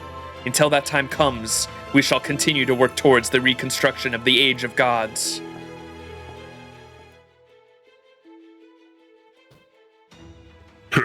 You continue to walk a tightrope with the foreign god, Olympus and Chaldea, all aiming to knock you off. And you do so with aplomb. Wait, Wodime, there is one thing I would like to verify as well. Yes?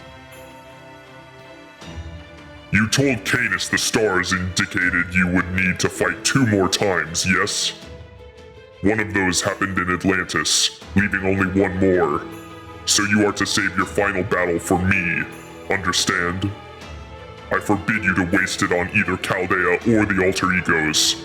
I want to fight you once again, and I want to stake the future of this world of gods upon our battle. Of course. I kind of assumed it was for Zeus too, remember? But I mean, they kind of seem closer than I thought they were. Interesting. I don't know what the fuck that means. I predicted back in Atlantis when he said he was only going to fight 2 more times, one was for us, and I assumed the other one was going to be for Zeus. Of course. When that time comes, I will gladly face you with all my strength, so that I may live up to your expectations.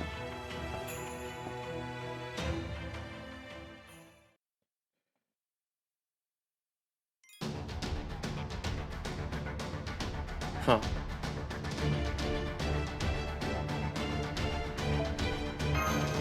Cum cubes.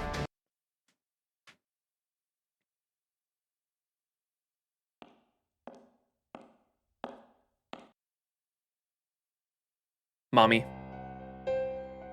What an unpleasant surprise.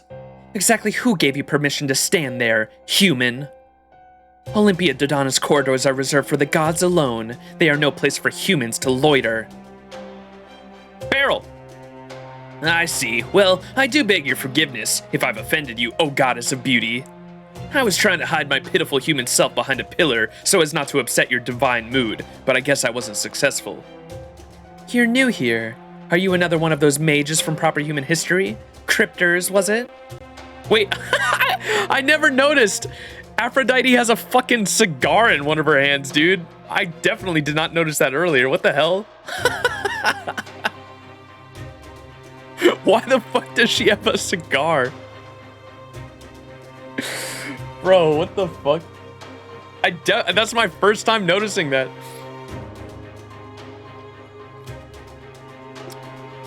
Tummy.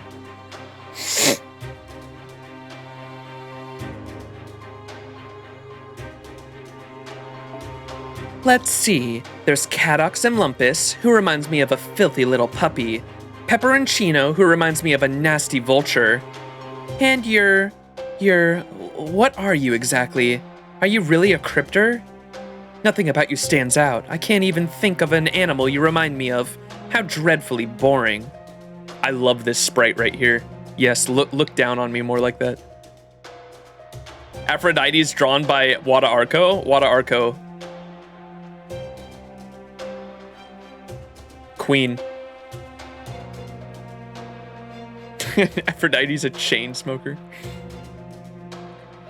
Nothing about you stands out. I can't even think of an animal you remind me of. How dreadfully boring. Ouch! You cut me quick, goddess. But yeah, you're exactly right. As you can see, I am but a humble, harmless human.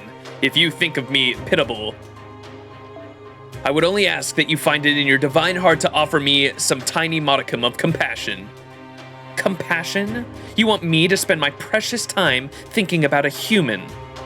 Humans are weak and deserving of our protection. I'm even willing to lend them a hand when they need help.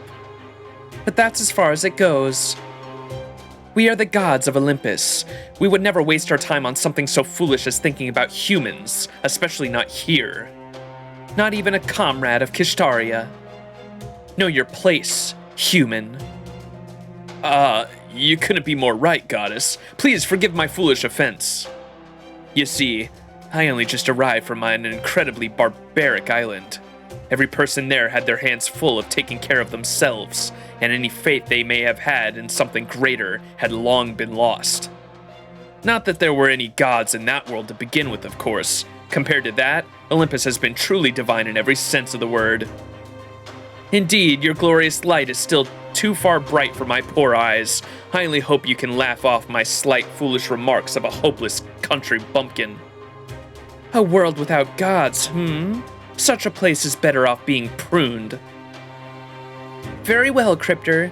He may not be worthy of my consideration, but I can spare you a bit of my pity.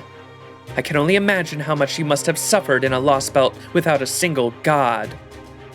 So I will overlook your transgressions here in light of your wise decision to abandon that foolish Lostbelt. Foreshadowing to LB6, Monka. Now then, what is your name? Your mercy and kindness move me to my core, goddess. I have no words to express but my gratitude and respect. My name is Beryl Gut. If I have proved worthy of you remembering me, even only for a fleeting moment, I will know joy beyond measure. Beryl, what a strange ring your name has. It almost sounds like blood splattering against the wall. Very well, Beryl. Come to my shrine. You're going to tell me, and only me, about this Lostbelt, this land of fairies at the ends of the world you abandoned.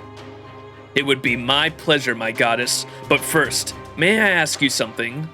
I can't seem to find a close friend of mine here no matter where I look. It's Kadok, the one you said reminds you of a puppy. Would you happen to know where I might find him? Of course not. I couldn't possibly care less about such a hapless creature. He's probably out somewhere enjoying one of the city's automated brothels.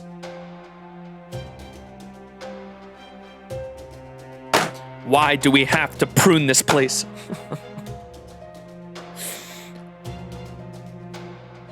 Is that so? Well, that works out nicely. I see. Well, yeah, that sounds like something Kadok would do. But in that case, Lady Aphrodite, if Kadok is out in the city now, I mean, according to the revelation from the King of Gods. Oh, that? Yes. If he's out in the city now, he'll probably end up dead, caught up in the eradication of Chaldea. As a pathetic member of proper human history, rather than one of our citizens of Olympus, I doubt there will be so much of a trace of him left.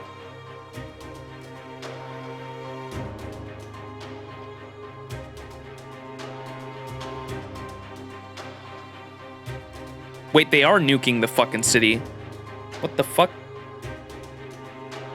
Indeed. This may sound heartless for me, but if that's his fate, so be it. After all, you are the goddess of love, and love can at sometimes be cruel. You were never one to come to the aid of mortals, even in proper human history. For my part, I can only hope to pray that Kadok is still somewhere in this shrine. What about the other 12 Olympians? Say, for example, the goddess of the land and harvest, who has long protected nature, animals, and humans alike. Oh yes, Demeter? Good question. I'm not really sure. Huh? There would be no problem if she would remain steely, cold-blooded There would be no problem if she could remain the steely, cold-blooded goddess she should be. But Demeter... she's always been much too kind for a mechanical god.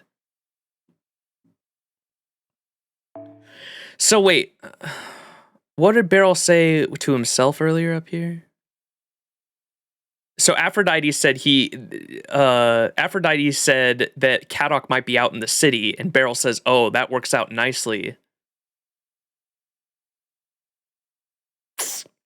Man, it's so I love how this is written because it seems like all the fucking cryptors now, like, they all got plans of their own. Kadok is doing his own thing. Beryl now seems like he's doing his own thing. I don't know what Pepe's doing. Pepe's just being based as per usual. And obviously we still don't know what's his name's true plans. Krishtaria Wodime's true plans. And then David's just doing whatever with his fucking grand servant, dude. David is an enigma. Yep. Yeah. Pepe being Pepe. Automated brothels make everything worth it. That's what I'm saying. What the fuck?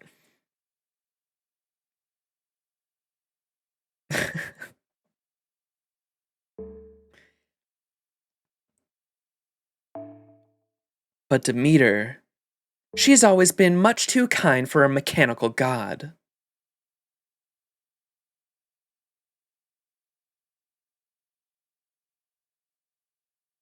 Interstellar mountainous city Olympus, South District. Caw!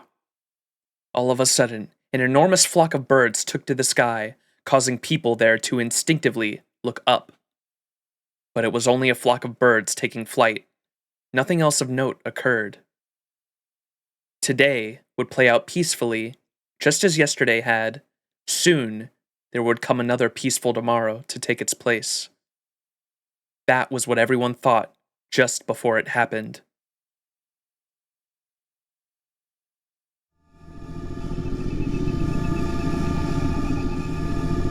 Is that a holy grail?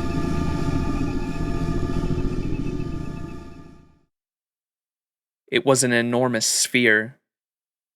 A massive steel object as tall as most of the nearby skyscrapers. This was the true form of a god. This was one of the gods that reigned supreme over Olympus, one of the arcs that had crossed the sea of stars long ago. This was the Aletheia. Okay, how do you say that word? So the meaning of it is the Greek word for truth, and the pronunciation. pronouncenames.com. Thank you.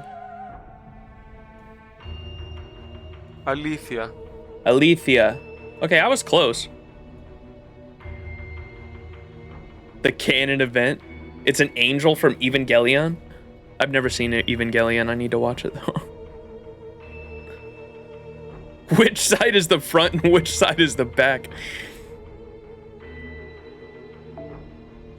This was the form of a true god. This was one of the gods that reigned supreme over Olympus, one of the arcs that had crossed the sea of stars long ago. This was the Aletheia that presided over the land. This was Demeter, the mechanical goddess of the land and harvest. So that's her true mechanical form. As the mother goddess who inherited much from Gaia, her name means Mother Earth.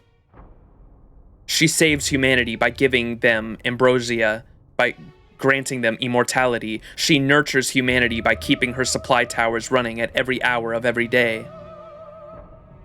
Her love for humans is genuine, but... Ah, how sad, how tragic. Death is so sorrowful. Endings are such misery. Is she gonna fucking nuke the place like I was just saying? And they were saying that I thought they were gonna do it, and then I thought they weren't gonna do it because Zeus said that if he thunderbolted the city, or if he thunderbolted us, it would have caused so much fucking damage that people wouldn't be able to revive from it. I was like, holy shit, but I guess that's just Zeus on another level.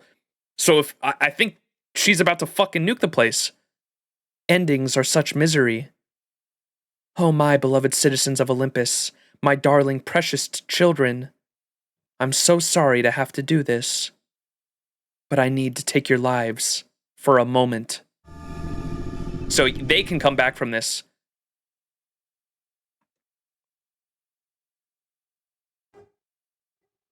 Commence demolition.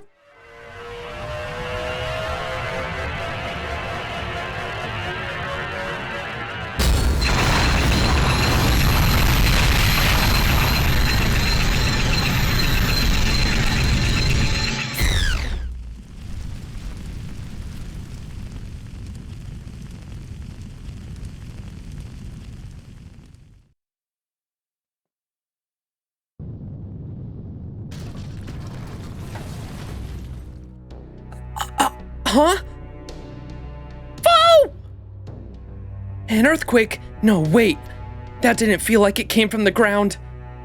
This is Demeter's power. Believe me, I'd know these massive vibrations anywhere.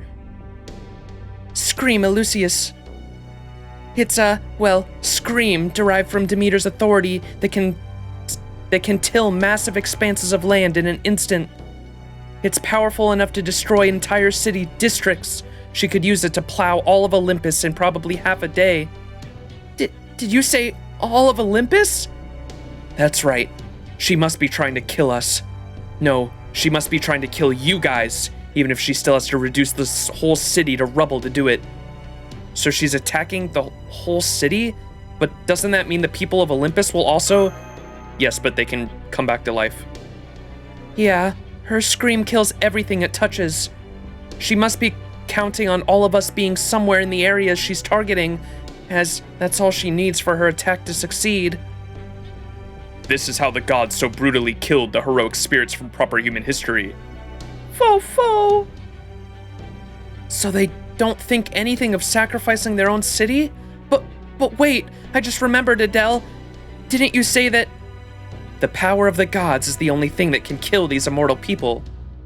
But while they're practically immortal, they're not truly immortal. That's what you said, right? Hey, Sovereign, thank you so much for the raid. How you doing? Welcome, everyone. You opened the stream and this is what you came into. This is the Lostbelt you want to live in? I mean, they can come back to life, right? Yes?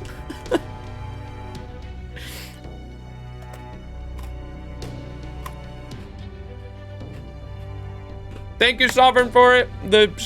For the raid. I hope your stream was well.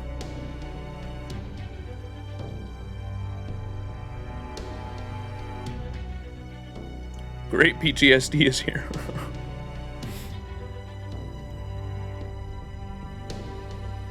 But while they're practically immortal, they're not truly immortal. That's what you said, right?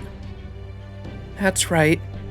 So then, does that mean that at this very moment, Demeter is massacring hundreds or thousands of people? Yeah, but nobody's gonna care. Not when they know she'll just regenerate everything she kills or destroys later. That's what I'm saying.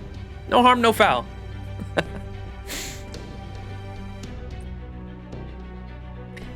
It's what she did back during the Third Machia, and it's what she did when she killed Nikola Tesla's group too. With Demeter's authority, she could easily massacre every Olympian who swears allegiance to her, and bring everything back the way it was in just a few days. Our glorious gods, eh? So, even death can be cured in this world, but you also said you still felt pain, right, Adele? Even if they know they'll be brought back to life, being crushed to death inside a building must be a terrifying experience. Maybe it only sounds weird to me because I'm not immortal myself. Assuming that the goddess of the land's authority truly is capable of completely restoring a person's physical body, the notion that the experience of dying would somehow not affect the victim psychologically is... I must admit, while this is unexplored territory, the prospect seems extremely unlikely at best. I see you care about the same things they did. I see you care about the same things they did. Some said it didn't matter what the people of this Lost Belt went through, since they were all going to disappear when proper human history was restored anyway. But that didn't prevent the heroic spirits of our alliance from trying to save them from the gods' devastating attack. What's more...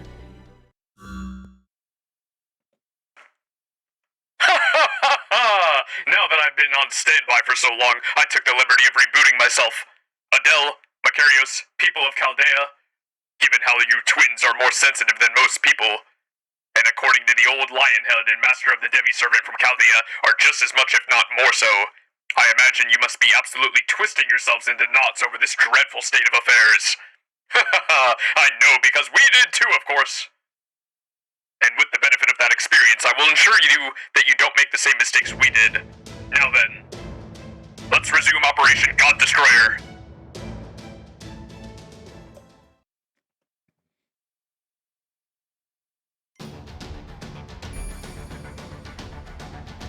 So rather than it just being Zeus who can genuinely kill people, all of them genuinely kill, but only Demeter can undo the death because she's the god of earth and life and regeneration, because she was the god of harvest, right? And her Theos Kleronomia can literally regenerate people. So if we kill, does that mean if we kill the Demeter here, the people won't come back? We'll literally be severing their immortality?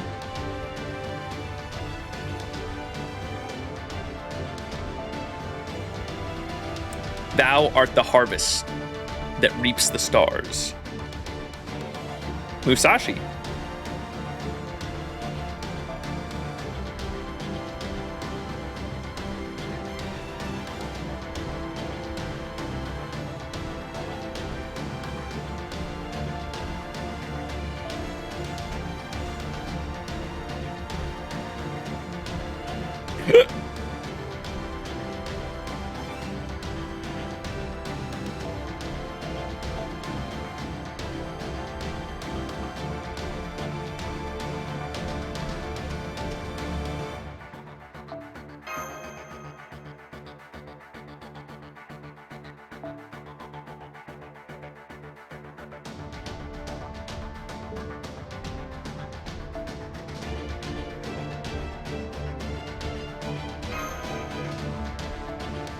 Oops.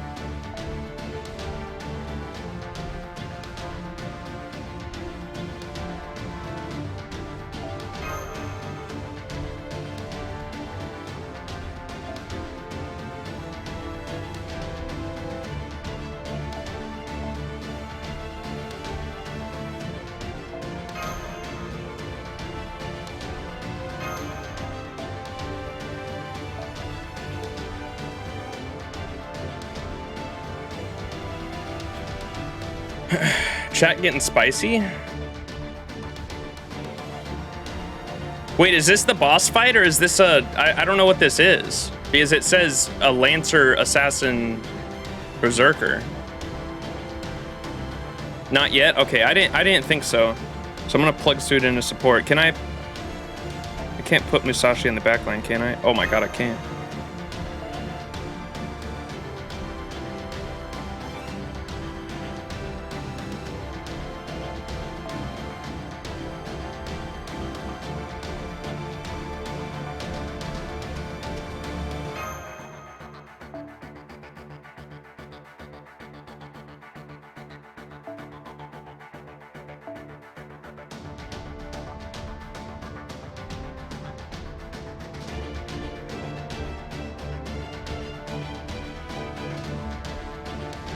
Wait, I think I have two of the... Wait.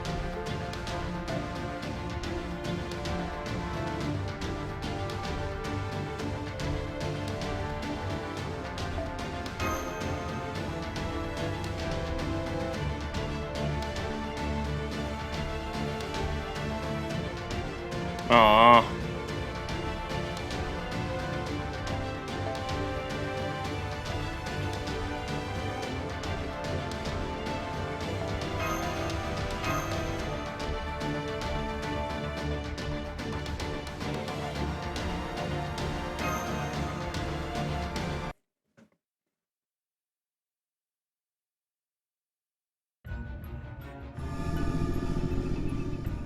You gonna watch this insane shit again? Yeah, holy shit, this was crazy. Ah, how sad, how tragic. Death is so sorrowful. Endings are such misery. However, As long as I have my authority, death will be but a memory, and no life on Olympus will ever truly end. And yet, I still can't help but feel this is terribly sad.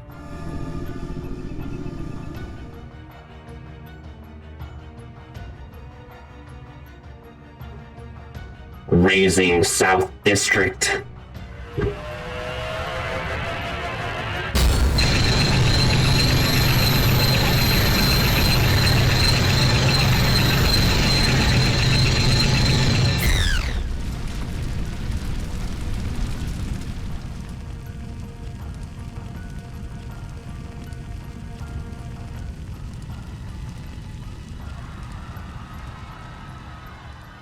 Even as they run about in confusion and distress, the people of the city continue to pray.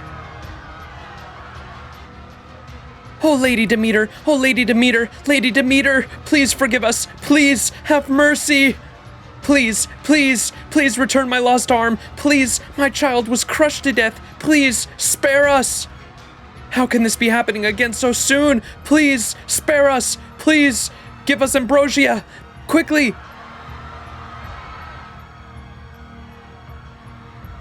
This is equivalent to the Death Star blowing things up. I don't know, but they come back to life though. They still feel the pain and everything. I don't know. I can't help but feel like this place is just governed so fucking terribly. I feel like you could have gotten better results in just a different way of doing things, dude. Like, I don't know. Fuck it, revolution. Let's go. Bring down the gods.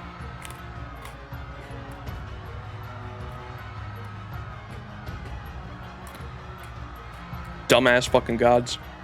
Authoritarianism moment. You had a utopia! What are you doing? You idiots!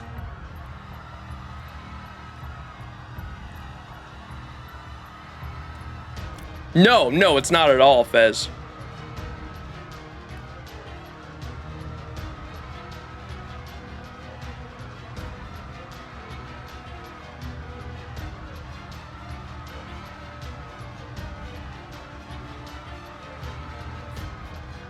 There's some, especially with that when we came into here, like they got all, like, not all of them because some of them ran inside, but they got like a majority of the citizens were like willing to even hunt us down. I feel like there were so many other ways they could have got us than just fucking leveling cities.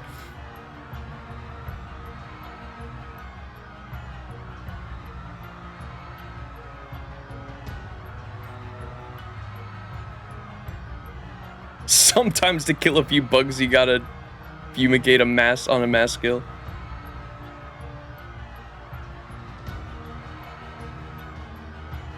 Greek god moment, absolutely fucking morons.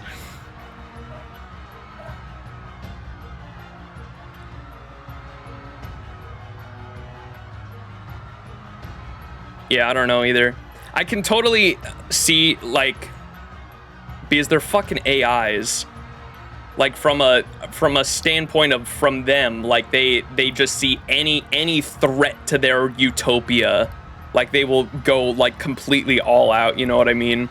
And that's why Zeus was even saying himself, like, I can't use my true thunderbolts, or like our citizens like literally won't come back from it.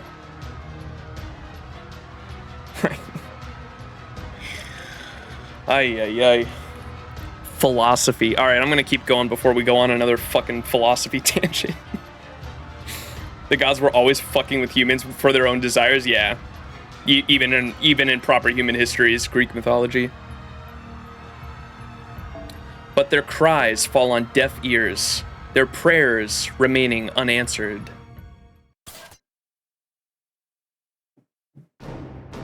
The situation above ground is sheer chaos. None of the people in town are even looking our way.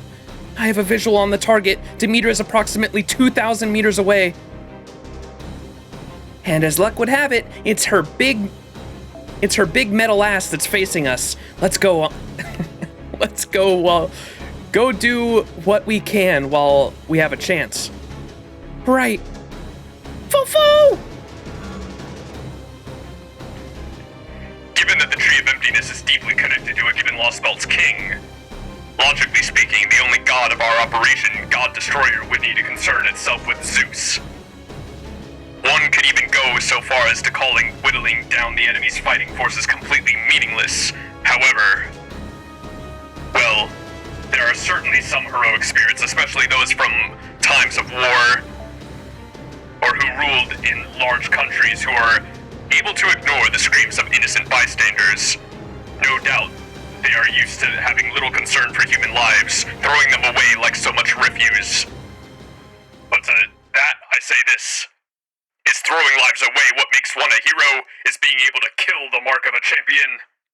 Yes, I suppose heroes may need to be callous at times, but it's not callousness that makes them heroes in my book. If just killing and never doing any good was all it took to be a hero, then there would be no distinction between heroes and killers whatsoever.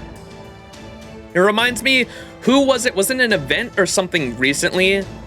Or was it at sometime in Atlantis when they were talking about what heroes from proper human history were? There was someone that mentioned that or maybe it was Orion and Artemis talking. I can't remember when they mentioned it, but they said that, or no, that's what it was. It was Achilles. It was Achilles talking to Chiron. I loved his definition of what makes proper human history, and it was humans instinctively fear death. We are intelligent creatures that know all life ends eventually, and that scares us. But there are some people throughout history, whether they do it for good or bad, that will stand up in the face of death, and despite knowing they will die, they will still press on to reach a certain goal. We call these heroes, or sometimes even villains. But the fact that a human can stand up to the face of death and still press on, knowing they will die to reach a goal, that is what makes humans humans. And I was like, oh, that's such a good fucking line. I love that shit. I love Achilles is I think that was Achilles talking to Chiron when he said that shit. That line went so hard. If just killing and never doing any good was all it took to be a hero, then there would be no distinction between heroes and killers whatsoever. No, it is overcoming adversity, breaking through the dark of night, and saving, not taking lives. That makes one a hero. We need Emiya here. If a true hero is forced to take one life, it is only in order to save another, even if that other is their own. So, my fellow compatriots, if you, like us, are enraged by the destruction you see before you, then rest assured, there is a way to defeat the one causing it, while we may have left for battle ourselves before it was complete. The collaborator has since completed our secret weapon, one which gives us more than even odds of victory. Thank you for sharing your opinion. However, it did strike me as a tad long-winded for an impassioned mid-mission speech. Oh? Wouldn't you say that's the pot calling the kettle black? I can't say I expected this AI to come up with a timer function. The reason I went through the trouble of making that speech, good Chaldeans, was to verify your feelings on the subject. What happens next is up to you. So, Max, what will you do? I'm gonna go stop that god. Why does that sound like such a toddler thing to say? I'm gonna go stop that thing. I want to reduce their fighting forces as much as I can. There you go. Right. Foe! You got out again, foe. Please get back in the storage space. Where does Mash put the storage, dude? What is it? She just has like a pouch in her shield or some shit. I'm gonna go beat that god with my wrench. I'm gonna go save the automated brothels. No one can stop Kudo. For the brothels! Status report.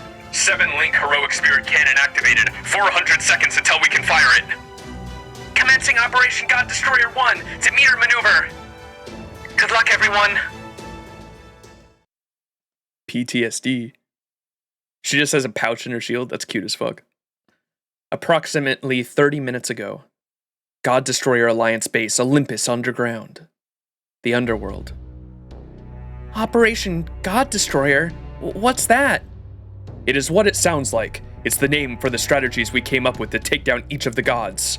They've been the God Destroyer Alliance's goal for a long time. Hell, they're the whole reason our alliance exists. And luckily, Tesla's group made a ton of headway on them.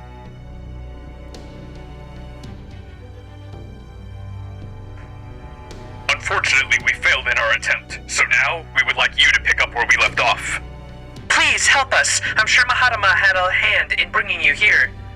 These spirit origins of ours may not know you, but you have fought alongside other versions of us before, right? I remember you. We met back in America. We fought both against and alongside each other. I'm sure you will all fight the very best of your abilities, but knowing you, I can promise you this, it still won't be easy. Which is why we have this.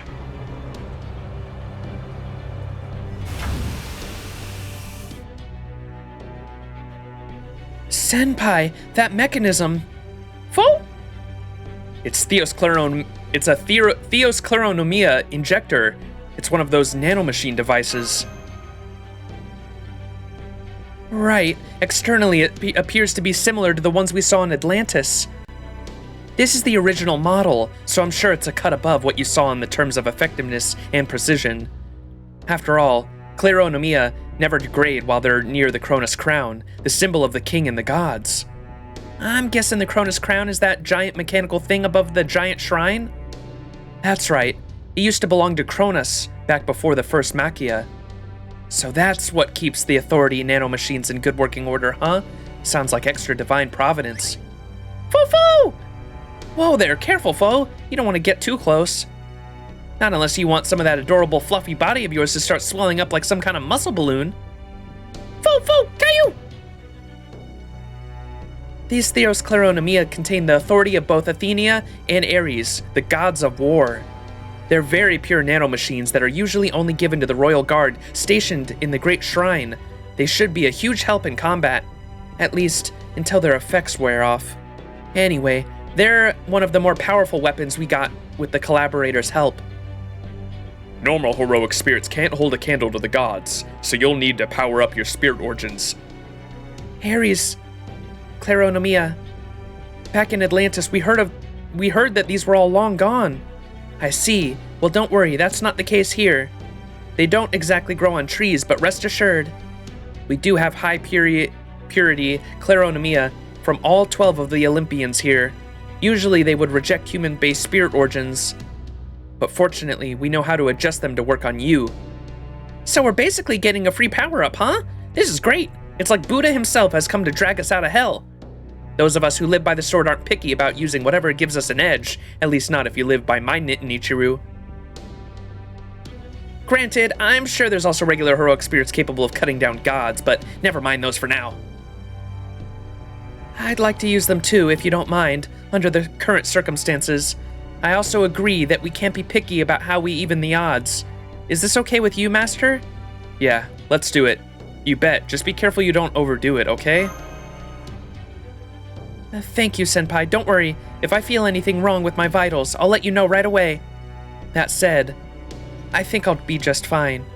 I saw what it was like for everyone else to fight with Cleronomia back in Atlantis. Now, it's my turn.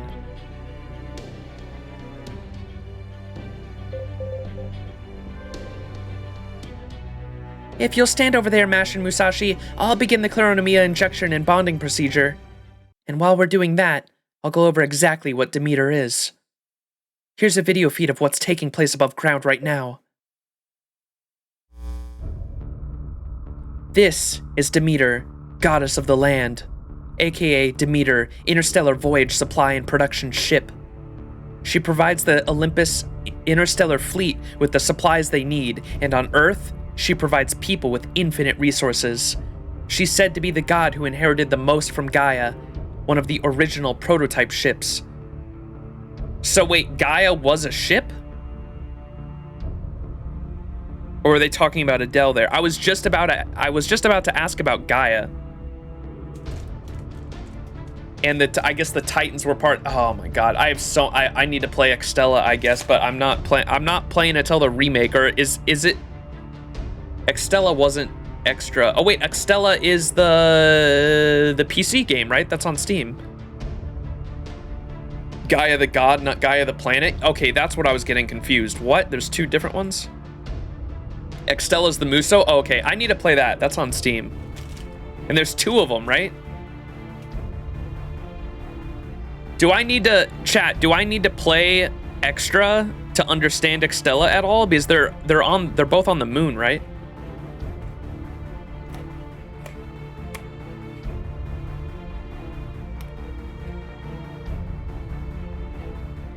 Yes, you do. God damn it. Okay, we'll probably wait for the extra remake and then play Extella whenever the remake comes out. Hopefully sometime soon. It was announced like 2 years ago. They kind of explained stuff, but okay. I'll probably wait for the remake anyway because it's what? When are we getting the remake, chat? Hopefully we get some news sometime this summer.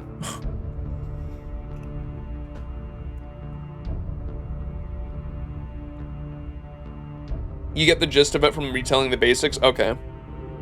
Well, depending on when the remake for Extra comes out. Soon, TM. I love how the Musashi game, what is that one called? Samurai Remnant, right? That's probably gonna come out before the Extra remake, which is nuts, dude. Considering how long Tsukihime remake took to release even in part for a fucking while. It's not directly connected in any way. I think I never played Extra, so I'm fine. We get the remake anywhere between the Silk Song and Half-Life 3. Oh, man. She's said to be the god who inherited the most from Gaia, one of the original prototype ships. She possesses authority over the harvest, in other words, production and regeneration. While her power does consume a fair amount of magical energy, she rarely has to worry about running out, thanks to the connection she, along with the other gods, have to the god-made ley line in Olympus's Crystal Mountain range. Theoretically, she can regenerate from any amount of damage, making it impossible to completely destroy her. And if that wasn't bad enough, she also possesses Scream Elysius, a destructive authority that breaks down old and dead organic matter into reusable resources. Between infinite regeneration, defense, and massively destructive attacks, she's a very powerful opponent. There's no way you can hope to defeat her in a normal battle. I see. Yes, that's certainly about what I would expect when going up against one of the 12 Olympians. What about that auroral dissonance you two used yesterday? It appeared to do a good job at cutting the gods off from their magical energy resources. Oh yeah, was that the owl? I think that was the owl. That is one of the Alliance's trump cards, but it's not one we can use freely. Plus, it takes a while to charge with magical energy, so it's still out of commission right now. Not to mention that the real thing is somewhere else right now. Sorry. I suppose I should have expected it wouldn't be that easy. However, we've been developing a secret weapon on the sly, the 7-link heroic spirit cannon. With it, we have a non-zero chance of actually slaying the gods. The 7-link heroic spirit cannon? That's a very impressive name, but what exactly is it? Unfortunately, it wasn't ready when Tesla's group was still here, but it's ready now.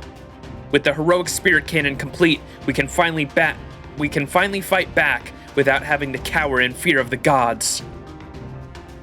The 7-link heroic spirit cannon. I'm not typically one to get excited about weaponry, but there is something about that name that gets my heart dancing. The 7-link heroic spirit cannon, 7 as in like the 7 7 original heroic spirit classes? Yes, the gods may have defeated us, but our loss was not in vain. Our path to victory was viable, we simply weren't able to make it. But now, our corpses have paved the way, and the path forward is clear. So go on and be victorious! Okay, thanks guys. Now let me take it from here, or we'll be here all day. Alright, so the 7-link heroic spirit cannon is basically a giant super Mahatma cannon. It's a type of mystic code that allows 7 of us heroic spirits pooled our magical energy into making. You could even call it magecraft weapon of sorts. It uses Claronomia from the Olympian gods, who were in the coexistence faction and were defeated during the last Machia. Hades, god of the underworld, Apollo, god of the sun, Ares, god of war, Hephaestus, god of the forge. All seven of us, along with the collaborator, designed it to fire a pretty powerful projectile. It should be able to expose a mechanical god's divine core with a direct hit, which will open it up to a further attack. This can work, I'm sure of it. Now, let's get down to exactly how we're going to pull this off. Our target is Demeter, the mechanical god destroying Olympus's south district, advancing as we speak. It looks like she's digging deep down into the ground too, which means it's only a matter of time until she also destroys this base. So we've got to fire the heroic spirit cannon before she can get the chance. According to our calculations, these are the 4 optimal positions at which the cannon can inflict the most damage. Alpha, Beta, Gamma, and Delta. Our job is to lure Demeter to one of these positions and score a direct hit on her with the heroic spirit cannon, after which we just wail on her. This is our surest path to victory right now, but be careful, the heroic spirit cannon may technically be complete now. But it also still can only be fired once. If it misses, you're in big trouble. I gotta say, dude, yeah, this, if they wanted to do like a... How many episodes do you all think, chat, it would take for to animate all of... Do you think they could do it in 2 cores to animate all of Lostbelt 5? If they did an anime adaptation for Atlantis and Olympus, could they do it in 24 episodes, you think? Or like 25, 26? Dude, like a 2-core anime adaptation for all of Lostbelt 5? You know how insane the fucking... No, you don't think so? They could. 52 episodes? 4 cores? Really? What the fuck? They somehow made UBW into a single movie, so who knows? The question is how good it would be, yeah. Because I feel like there's a lot, at least in Atlantis, there was a lot of wiggle room for like shit that they probably, because you know Fate Go has a lot of like bullshit like nodes that like don't actually need to happen. They just have the nodes there to have like some like, here's our reason to fight, like every time you meet a servant you have to fucking fight. Like they could probably cut a lot of that shit out. You want it, yeah, I was gonna say 2 cores for sure. You could see it needing like 35 episodes.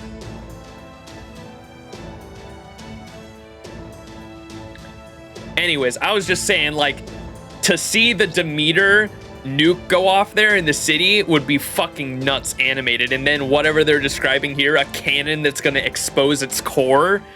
Oh my god, that would be insane animated. Not to mention all of Atlantis, too. I mean, Atlantis was a fucking emotional roller coaster.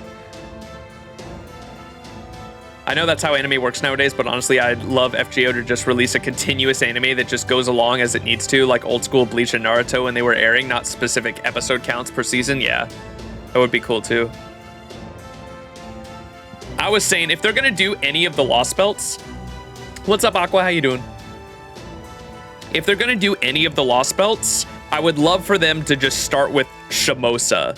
Because Shimosa was technically, like, I feel like Shimosa could be the story that starts off, like, before the Lost Belt, like, actual anime adaptation. Because Shimosa, not only do I really want it animated because it was just such a fucking awesome action story, but they could start off with Shimosa, which has Limbo at the end of it. Like, introduce, like, Musashi and Limbo and all that, and then go into the Lost Belt arcs if they wanted to. I feel like that'd be a really good, transition anyway. Yeah, Shimosa's, that's what I was saying. Yeah, like it sort of leads into like the Lost Belts anyway.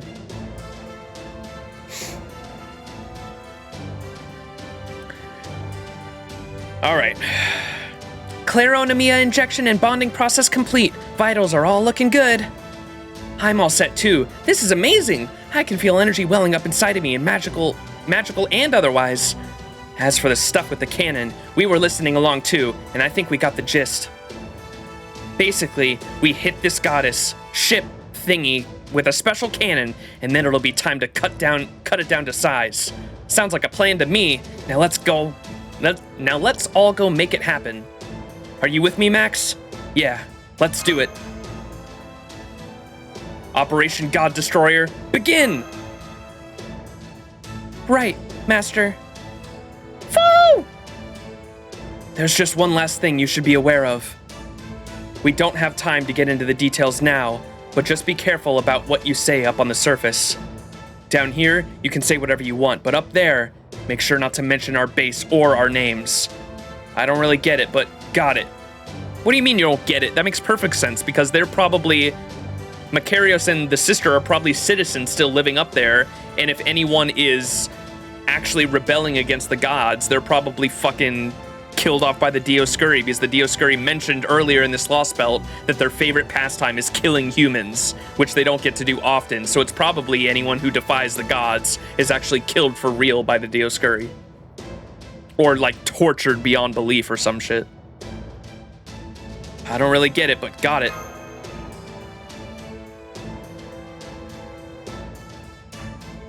All set? Great.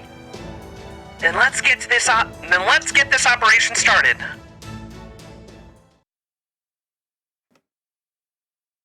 All right, here we are.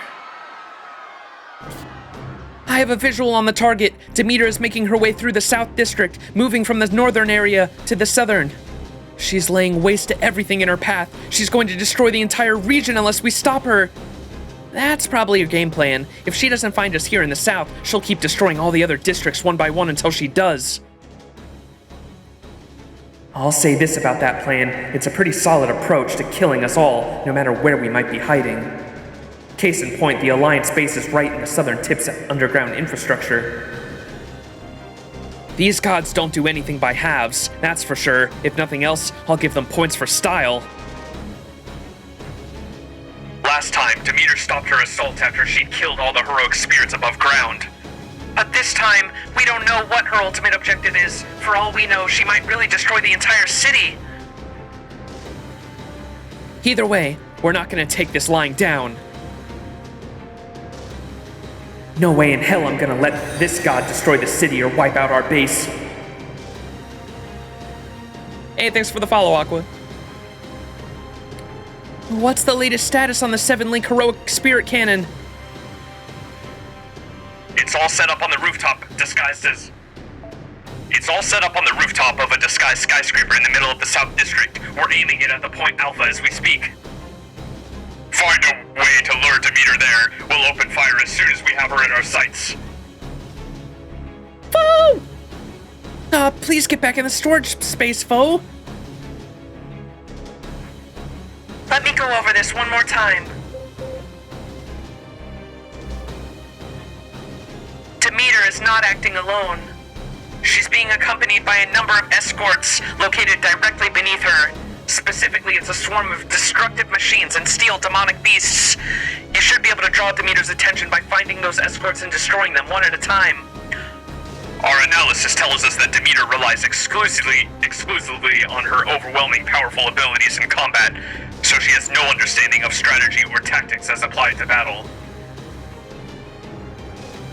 So, the plan is to hit the nearby enemies hard, draw Demeter's attention, and lead her to point Alpha, Fascinating. Yes, most fascinating indeed. It seems Phase 1 of this anti-machine god strategy can best be described as, we won't know until we try. Huh? Holmes? Holmes? Where did that come from? I'm shocked too, Senpai. I can't recall Sherlock Holmes ever saying something so, cavalier before. It almost sounded to me like he was just, well, saying something for the hell of it. Ha ha ha! I assure you, Miss Carolite, I was being quite sincere. Huh? Does he usually say this kind of stuff, or was he hitting that pipe of his when we weren't looking? No. Well, I do very much enjoy a good pipe. Heh. I'm quite sober at the moment, nor am I anyone else disguised as me. Now, more importantly, I'm sensing a number of magical energy signals not too far from us. Am I the only one? You're right. It's a group of Demeter's escorts. They appear to be about 200 meters away. And Demeter herself is 2,200 meters past them. We're close enough to begin the operation. Woo! So, Max, what's your next move? The only move we can make. Mash, Musashi, get ready for battle. Understood. Prelim time, huh? Fine by me. Very well. Let us begin phase 2 of this anti-machine god strategy. The only move we can make. Holmes basically said, fuck yeah.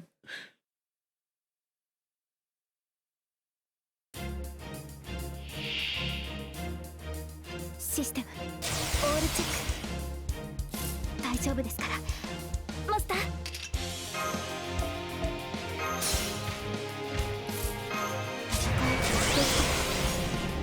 破壊する。女神で見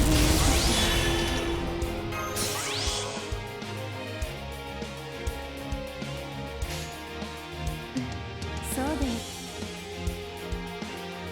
もちろん静かにして。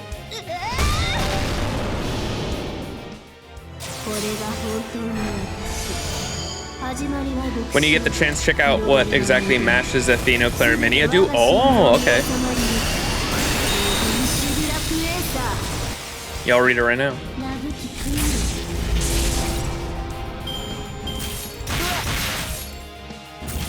Oh wait, I can't. Because she's in the back line.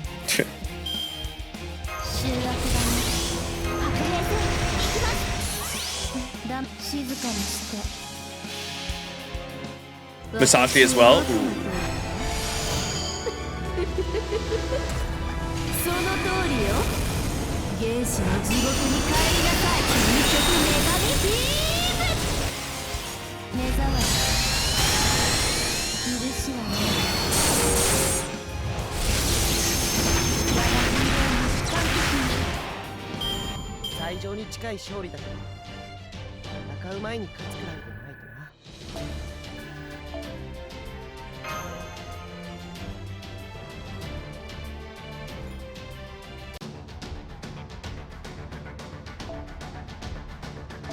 Oh shit.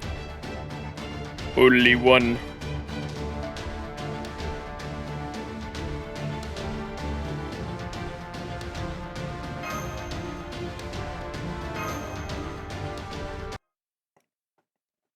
Hey Max, how's the 5.5 grind? Yeah, this is 5.2, but we're trying to get to 5.5, if that's what you meant. It is going. Man, oh man, I feel great! These Ares Sclerominia are amazing! Confirming multiple hostiles down. These Athenia Sclerominia are amazing too. I've been able to raise Ortnax's output to 90%! Master, with these on our side, I think we should have no problem going to toe-to-toe with Olympus's forces. However, we'll still need more power in order to face a mechanical god. In this case, we require the 7-link heroic spirit cannon to break through her shielding. And let's not forget, it's only a matter of time until the escort troops you just defeated regenerate. So keep making your way through them until you get to Demeter. Onward!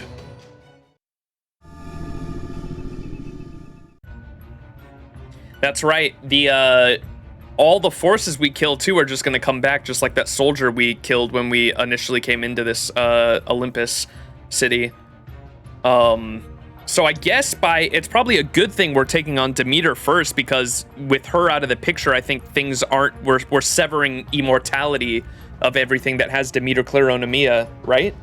No? So I assume if we take down Demeter here, it should sever all the citizens and all the soldiers' immortality, I think, right? Ah, how sad, how tragic. Death is so sorrowful, endings are such misery.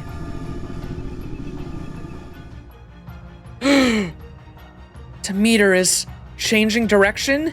Instead of heading to the southern edge, she started moving towards the east. What the? Why isn't she trying to use her unstoppable regenerative and offensive abilities on us? Damn it, change of plans, forget about the points Alpha and Beta, hurry up to Gamma! Demeter's escorts are reconstructing themselves and changing formation. Try to get her attention by destroying them again. Multiple hostiles detected again. The reconstructed escorts are making their way towards us. Good grief. Talk about your loyal guard dogs. Still, this would seem to work in our favor. Let's make extra sure to get Demeter's attention this time. Are you ready for another round of strenuous combat, ladies and gentlemen? You know it. Let's do this, everyone. Of course. Battle positions, guys. Right, Master. Preparing to resume battle operations. Let's go. All right, let's read the, let's make sure we read the claronomia on them. All right. So, Musashi has Ares claronomia, increases attack and decreases damage taken. And Mash has Athenia claronomia, increases quick arts and buster card effectiveness and defense when HP reaches 0, recover HP once and survive. Oh, she has a guts. That's exactly what Corday had, right? It gives her guts. Athenia claronomia gives you guts. That's cool.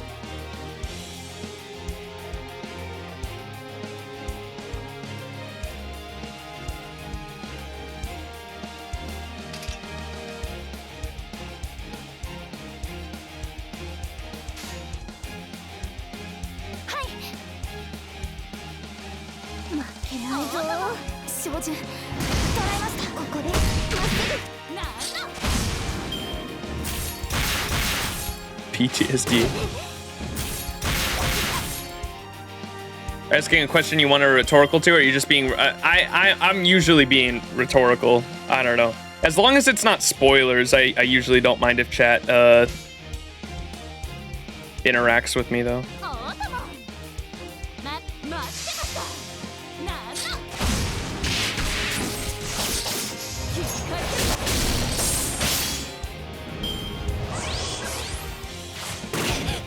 Ow. Where'd that come from?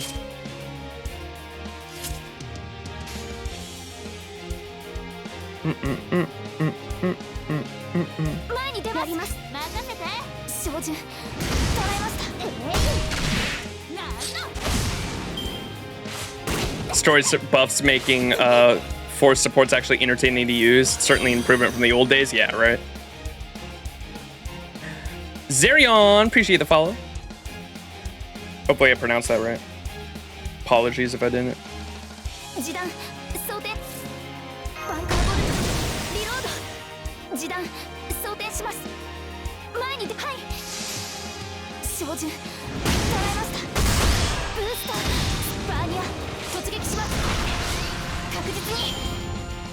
Mashu punch.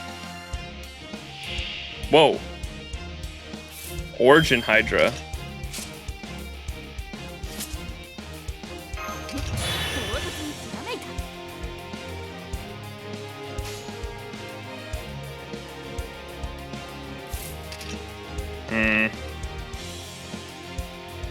Okay.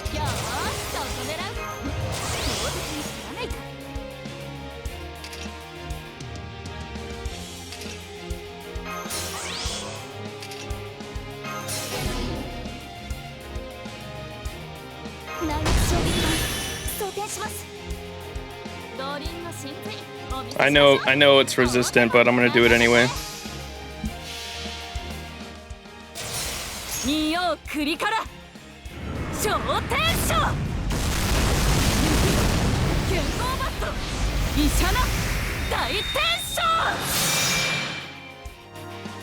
Damn it.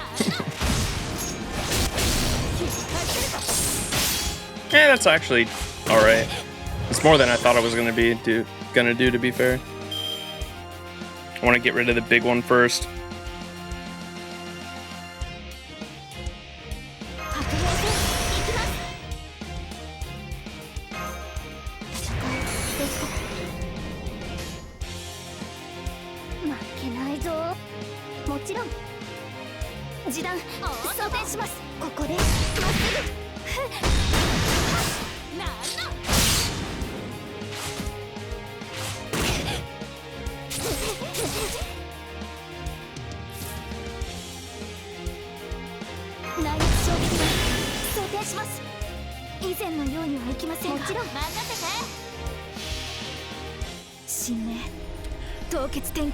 I did do the BB Seraph story. Yep, I've got all the live stream VODs up on my VOD channel as well.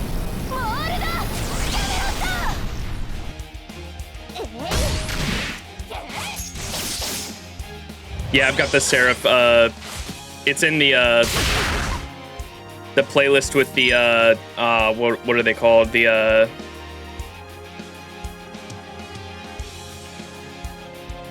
what was 1.5 called? That arc?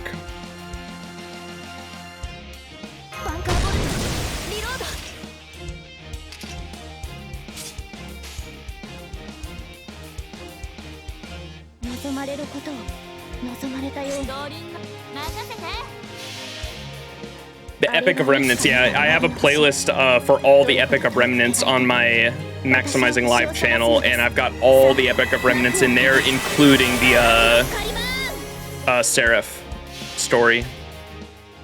Those ones are like some of my most disliked videos were the Epic of Remnants, or not specifically just the Seraph playthrough. And I never really understood why. I think at one point I like criticized like not being able to understand any of the Moon storyline. I think people got mad at me.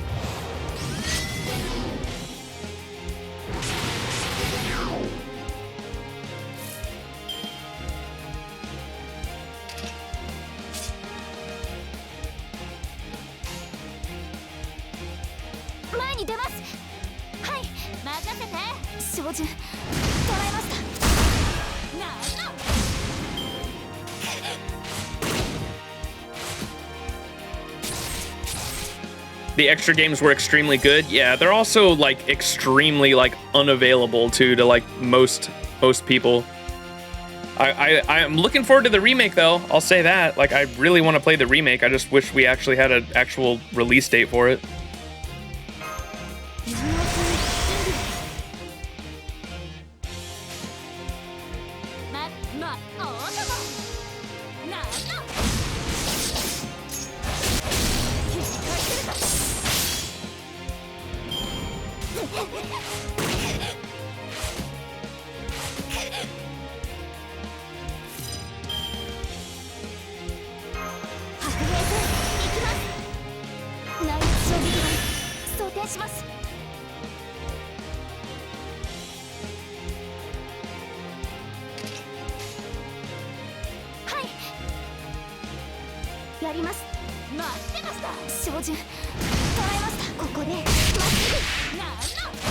Oh, come on.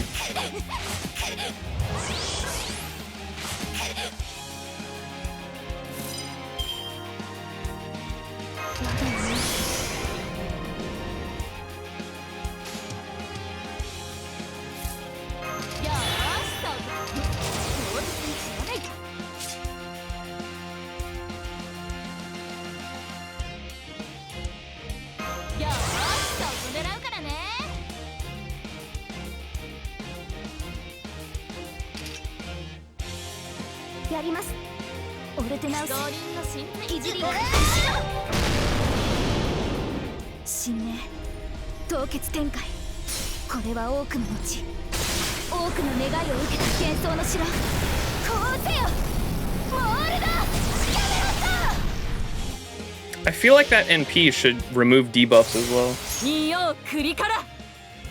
You don't want to be too strong.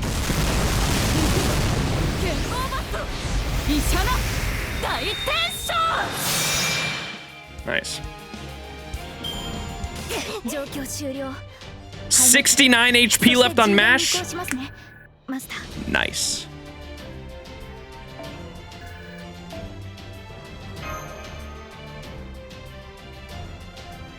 Musashi gets a remnant samurai costume. That would be sick. CCC and Foxtails you can only emulate now. Yeah, that's why I haven't played them. They're like the biggest reason. If they were more available, I'd totally play them. I don't really mind the age. It's just the fact that I have to download an emulator to play them. Oh boy, here we go. Oh, is this it? Is this the end of the node, huh? I like how it says, look at under that, a continue item is available ×9. You're gonna need them. Okay, so this is the one. This is the boss fight, right? Only one caster. Demeter's a caster, I guess. Time to fight a giant rock. Okay, no one tell me about the fight. Let me try to figure out the mechanics on my own, but everyone in chat has been saying this fight is like PTSD, and apparently it's one major reason is because of the force support. We have Musashi, right? At least she's a 10-10-10 NP5, but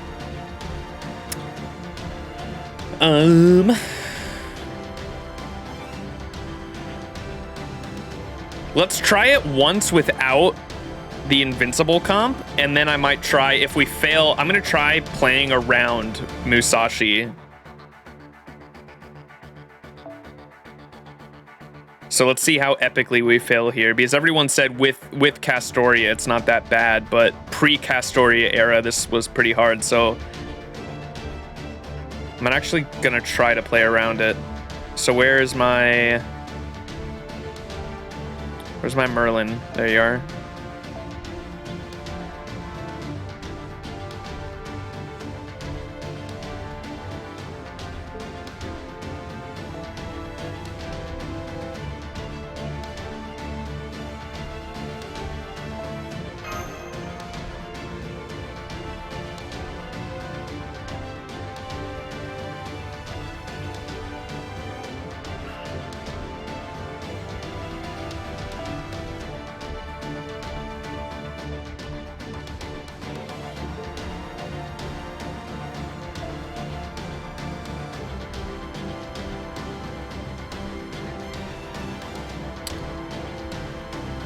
Who else do we want there?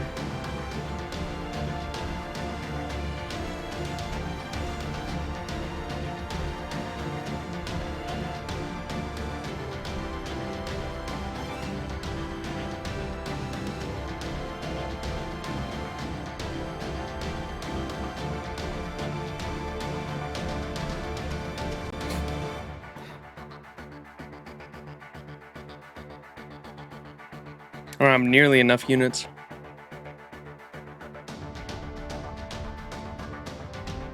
Oh, there's no reason to panic yet? Oh, is this not...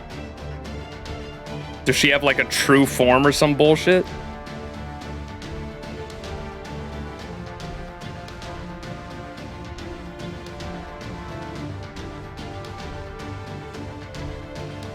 Where the fuck is my budget support boy?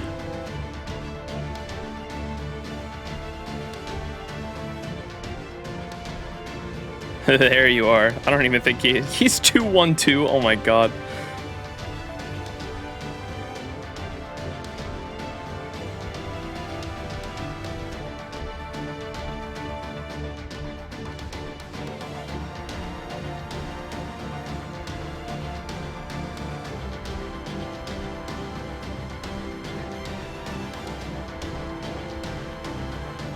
My Tamamo's not fucking... She's... What, is she 111?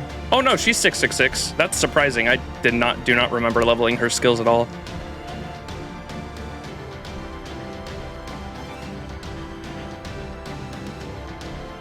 Yeah, sure. And then what's a good... I think I have 2 MLB'd... What does her overcharge do? Tell me, Mom, does it give more healing?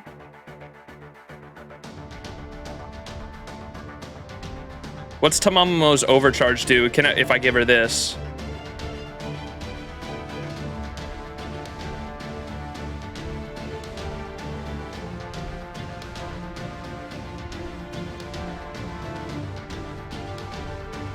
Currently baking a pizza. Oh, it's more NP charge. NP gauge. So it's not, I mean, fuck it, we'll go with that. And then we'll go with the skill cooldown. All right, seems like an all right team comp. We're trying to play around Musashi here, since she's the forced story support. And she's 10-10-10 NP5. That's not a bad Musashi either, with the starting gauge CE.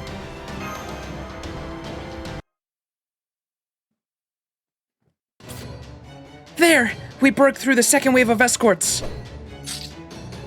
Oh, we can so do this. Seriously, these War God Nano Watsits are freaking amazing!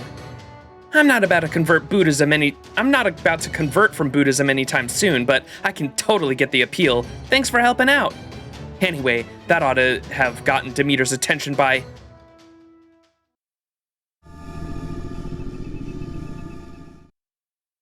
Ah, how sad. How tragic. Death is so sorrowful. Endings are such misery. Oh, my beloved citizens of Olympus, my darling, precious children.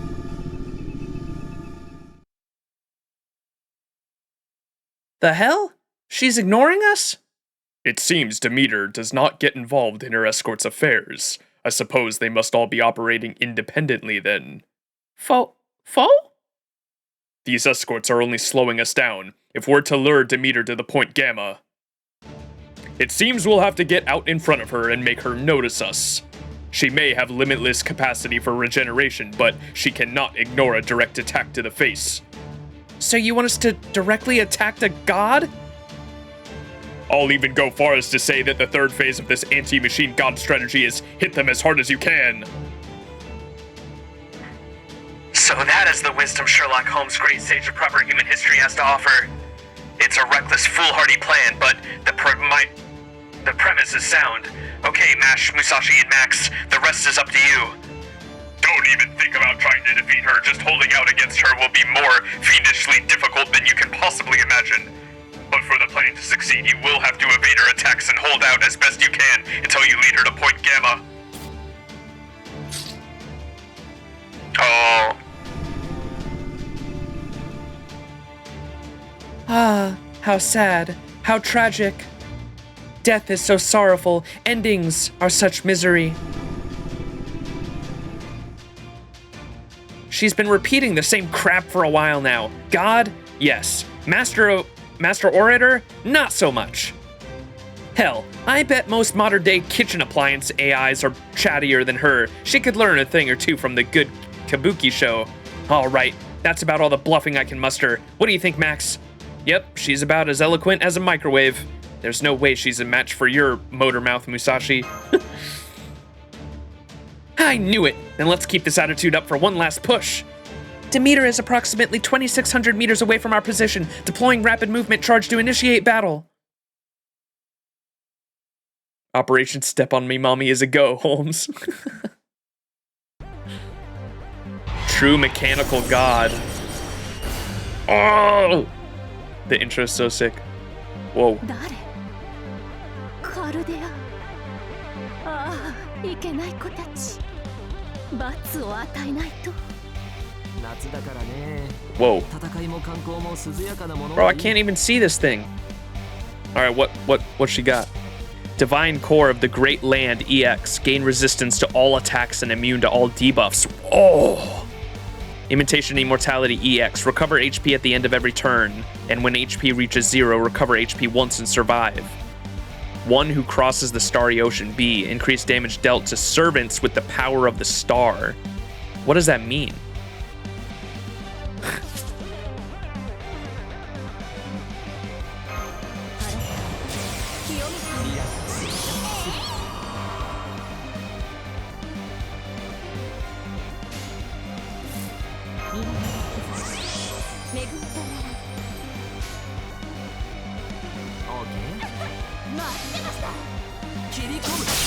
Oh my god, we do nothing. We just gotta survive this node. Oh, look at her eye at the bottom of it.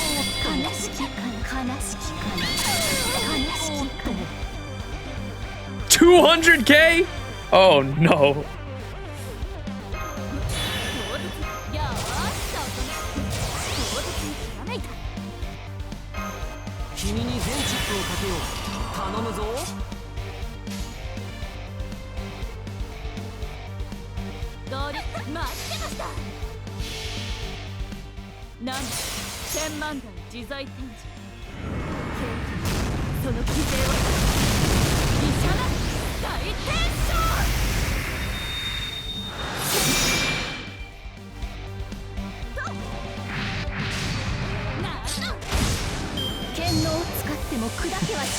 What the fuck, dude?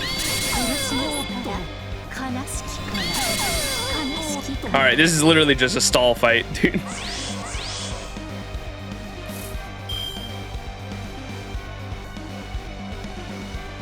Alright, let me go with this. Let's go with that.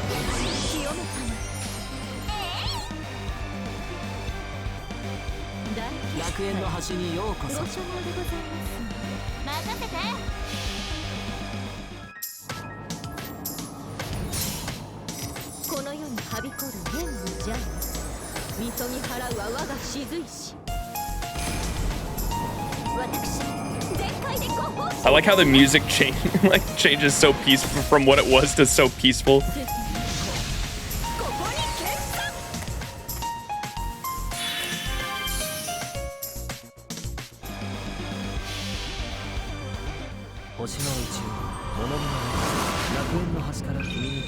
Garden of Babylon.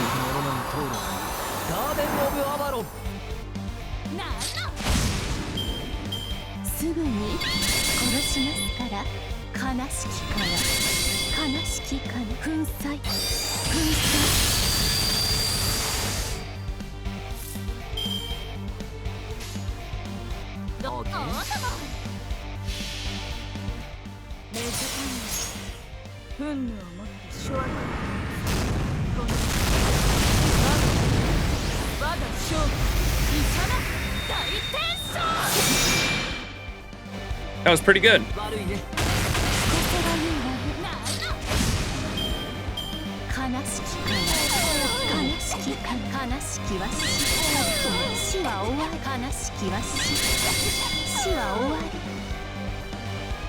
There we go.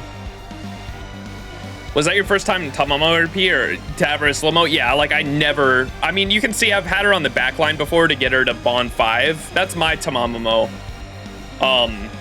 But I've never used, I think I've used her support NP before because Fez in chat, I know I've used Fez's Tamamo before on my support and used her NP, but I guess because it was my unit, maybe there's like a unique animation between ascension stages or something like that. I don't know why it was slow-mo there. I know I've seen Tamamo's NP before, but I think it was Fez's support one, so I don't know if there's a difference between like mine and Fez's ascension stages, or if it was just because it was my servant and I've used Fez's before.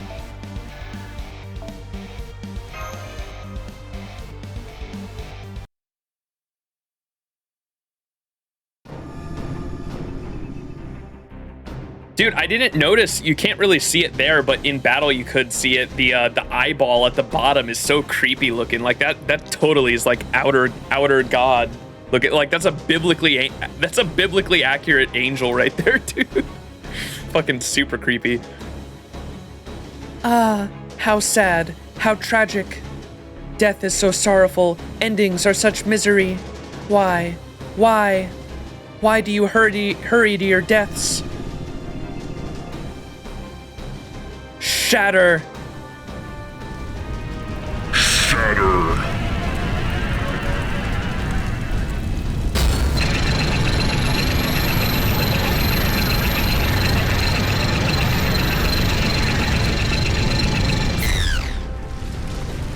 The sound effects are fucking nuts.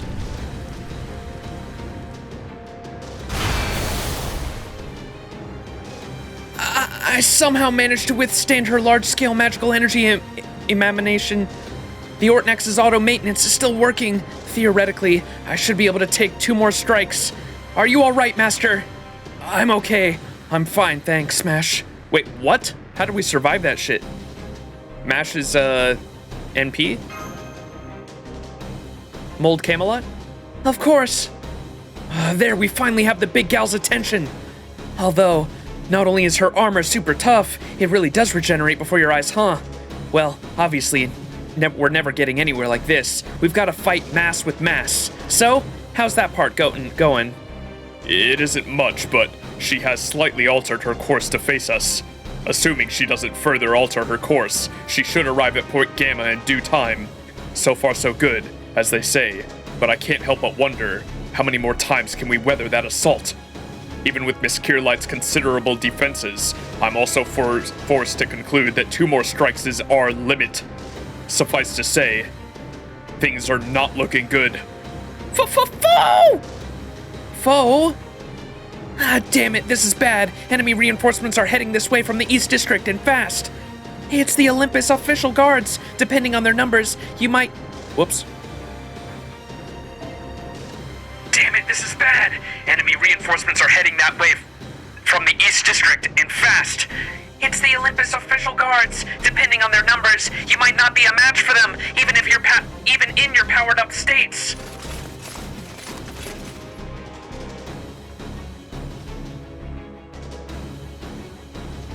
So you are the Chaldeans, the demons who would defy Lady Demeter and turn your blades on the gods of Olympus. We will all cut you down, women and children or not. Master! How'd they make it here through all those explosions? Oh right, they come back to life. That makes sense. Man, as if Demeter wasn't one hell of a handful on her own. Now we've got a bunch of tough-ass soldiers who don't even fear their own deaths to deal with too. Let's see, 1, 2, 3, way more than I can count. Saying things aren't looking good would be kind of an understatement.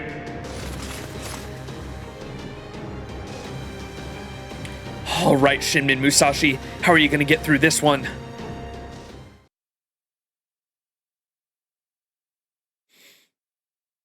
When people don't die when they are killed, yeah, dude. The cum cubes. Thou art the harvest that reaps the stars, part 4, Jesus Christ.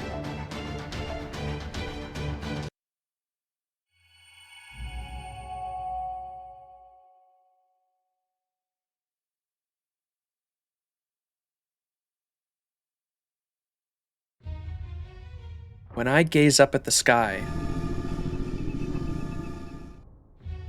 I'm able to forget the horrible atrocities taking place beneath me, if only for a moment.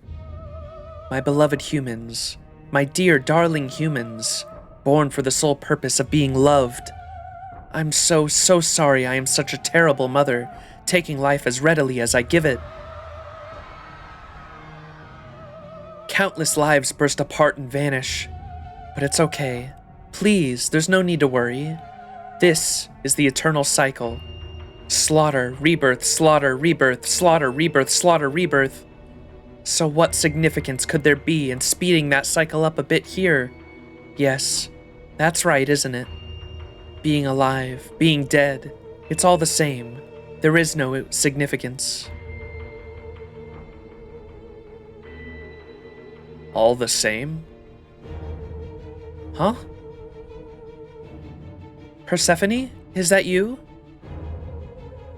In that case, Mother, I guess you won't mind if I stay dead too.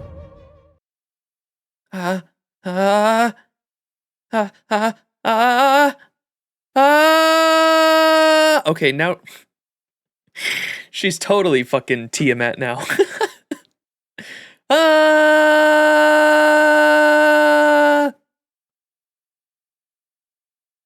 Base Persephone.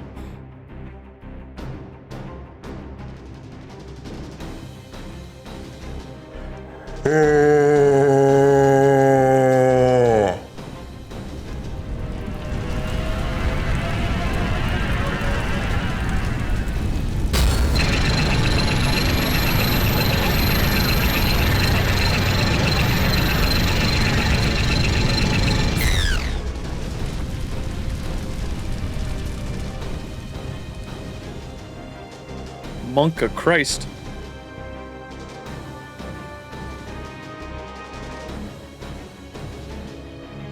Lady Demeter, What the? Did she just kill her own soldiers? Why is Demeter attacking her own soldiers? Over half of the Olympus official guards have been wiped out after being caught in Demeter's wild attack. There was something different about that last scream. Could Demeter be malfunctioning?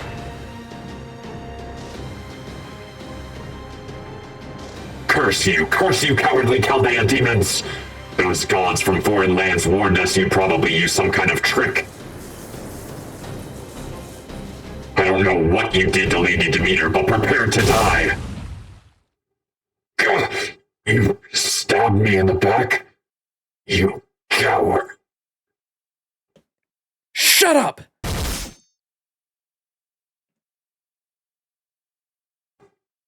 Gah. Whoever that was just took out that Olympian soldier like he was nothing.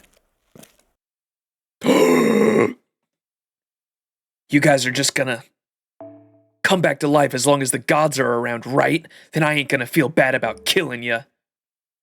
Oh wait, never mind. That shit doesn't even work when you're up against me.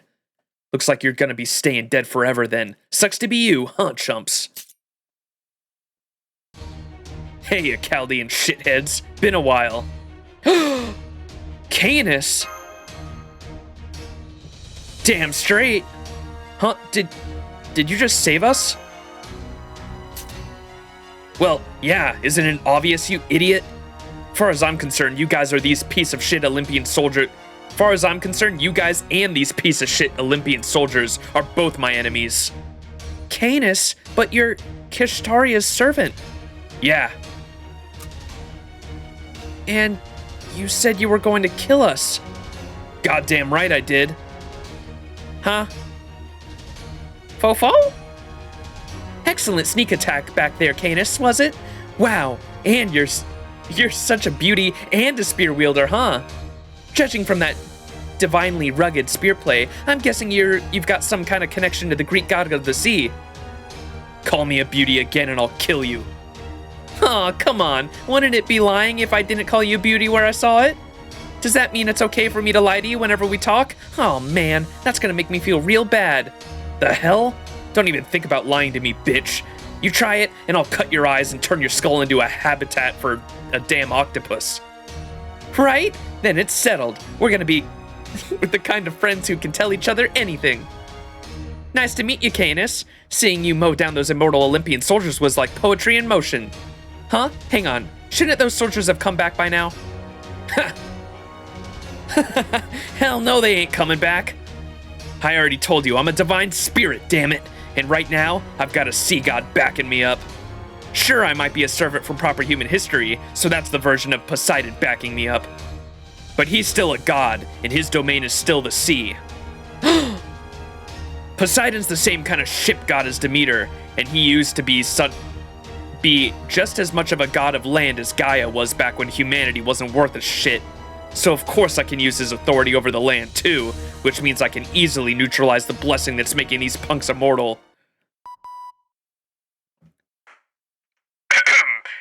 Testing, 1, 2, 3.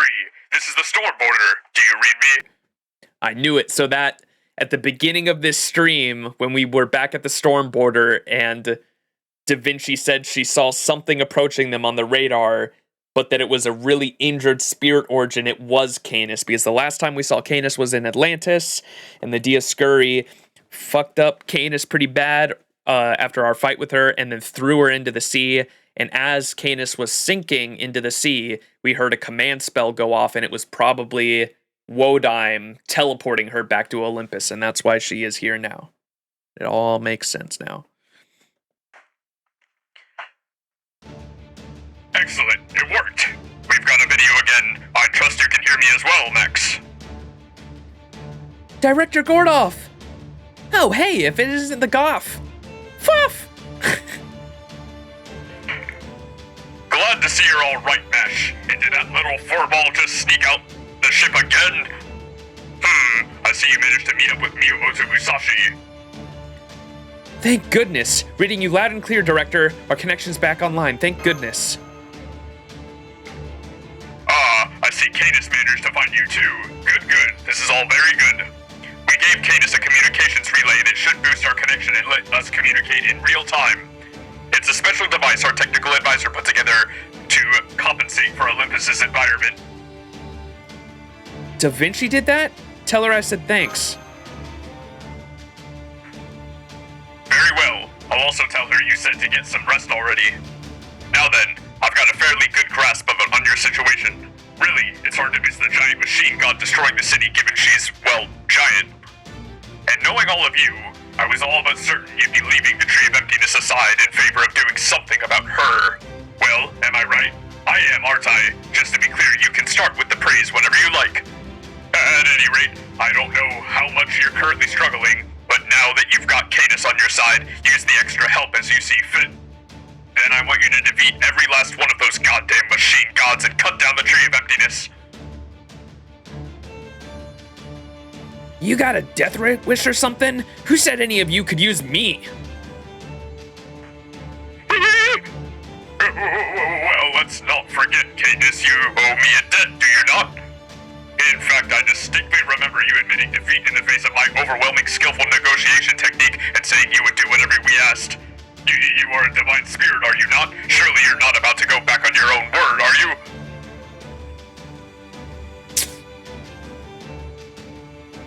I'm not clear on the particulars of how this came to pass, but I trust we can now count on Canis among our ranks.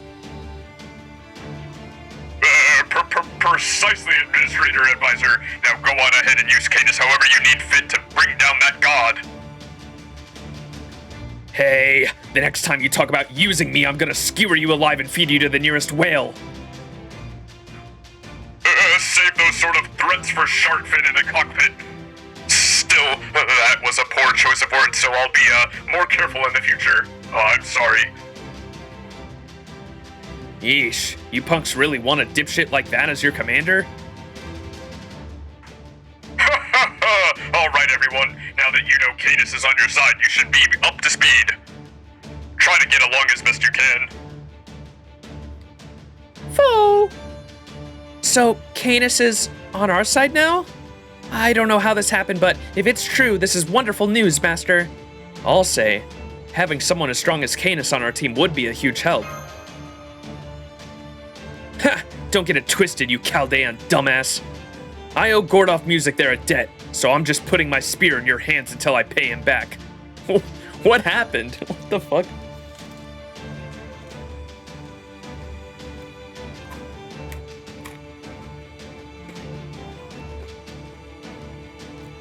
Is this going to be the last node you stream? If it feels like a good conclusion for this stream, probably. I mean, if we actually do end up defeating Demeter here, that's probably a good place to stop, no? The Goth Riz? The Rizzler. It would be a good spot to end, and I could see this taking a minute? Okay. Yeah, we'll probably end it after this node then.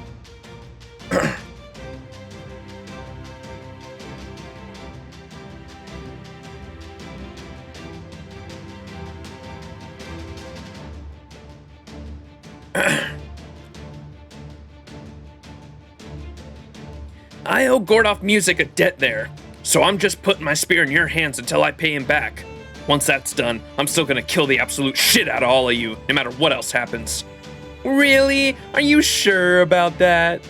The hell are you trying to say, bitch? You think I don't mean what I say? Oh no, of course not. I can tell you're serious. And that you're not really our ally at all.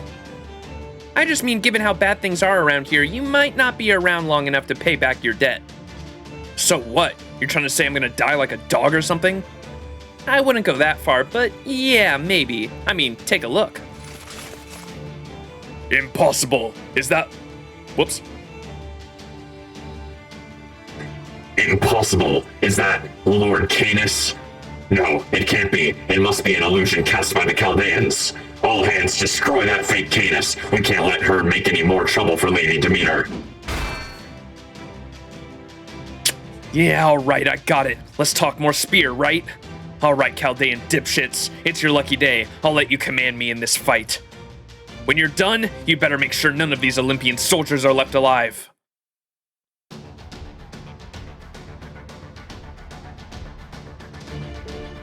Oh shit. Let's go. Oh wait, we need to form like a brand new party. Where's Mashu? Let's go with story accurate here.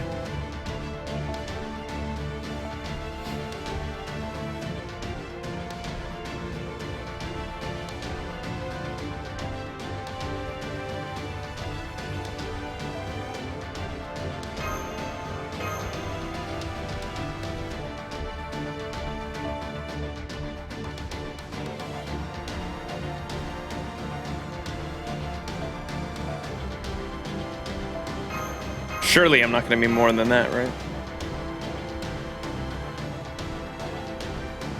Class advantage is overrated. Brothels are better. All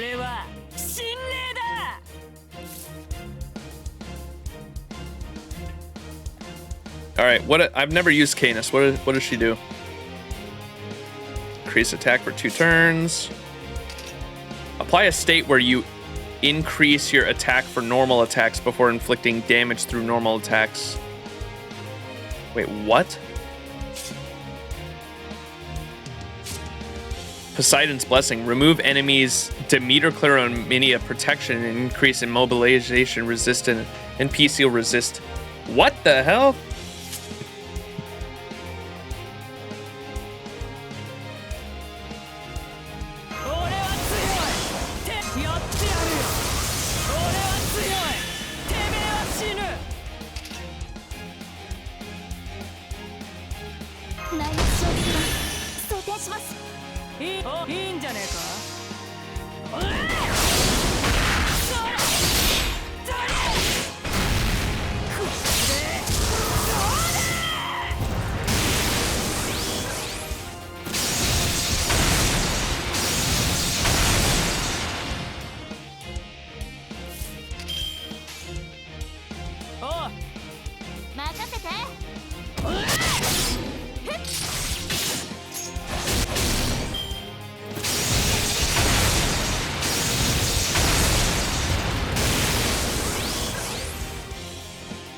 Where's your Holmes emerged and ruined? I don't have a Holmes.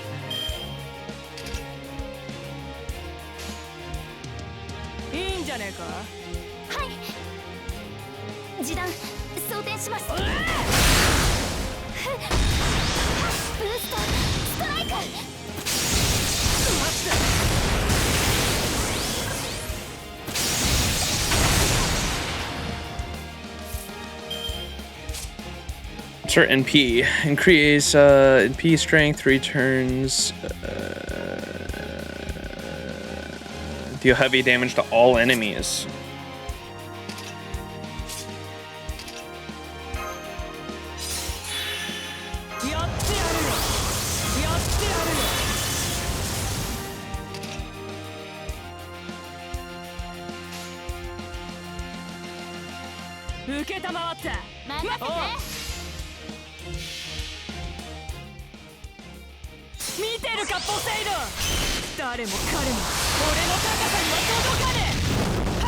Whoa, Phoenix.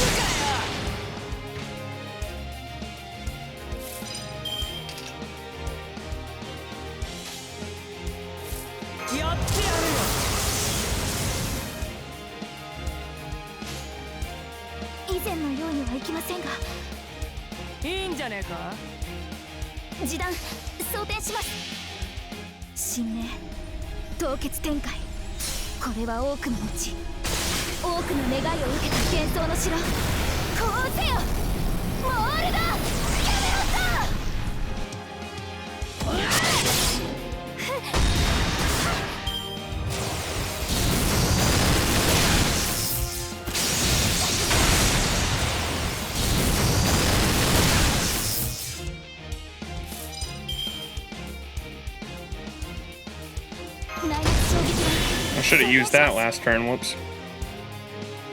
唐突にひらめいた。よーし、そこ狙うからね。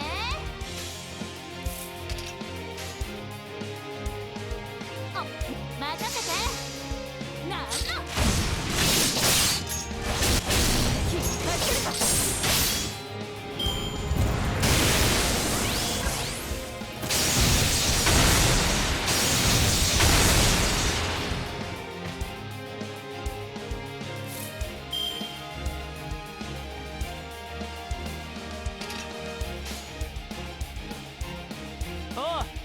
五輪のし大友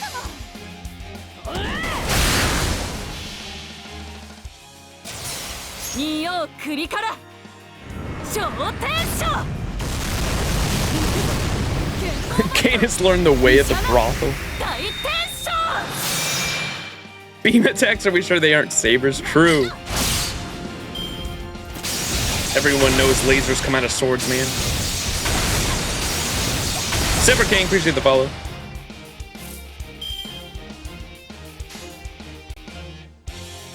前に出ます。任せて。照準捉えました。状況終了。排熱。そして充電に移行しますね。マスター。 When in doubt, herk it out. I mean, what? Yeah, the fodder battles really do take up a ton of the time.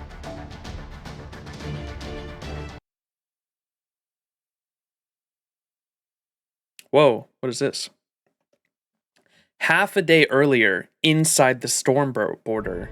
Whoa, that, what? We've got, like, hallways with windows on the side? I didn't know that. This is the first time us seeing this background, I think. Oh, please, Director, stop! We don't have time to do this. Really, why in the world didn't you restrain this servant when you had the chance? You couldn't have known what we had back when we... What?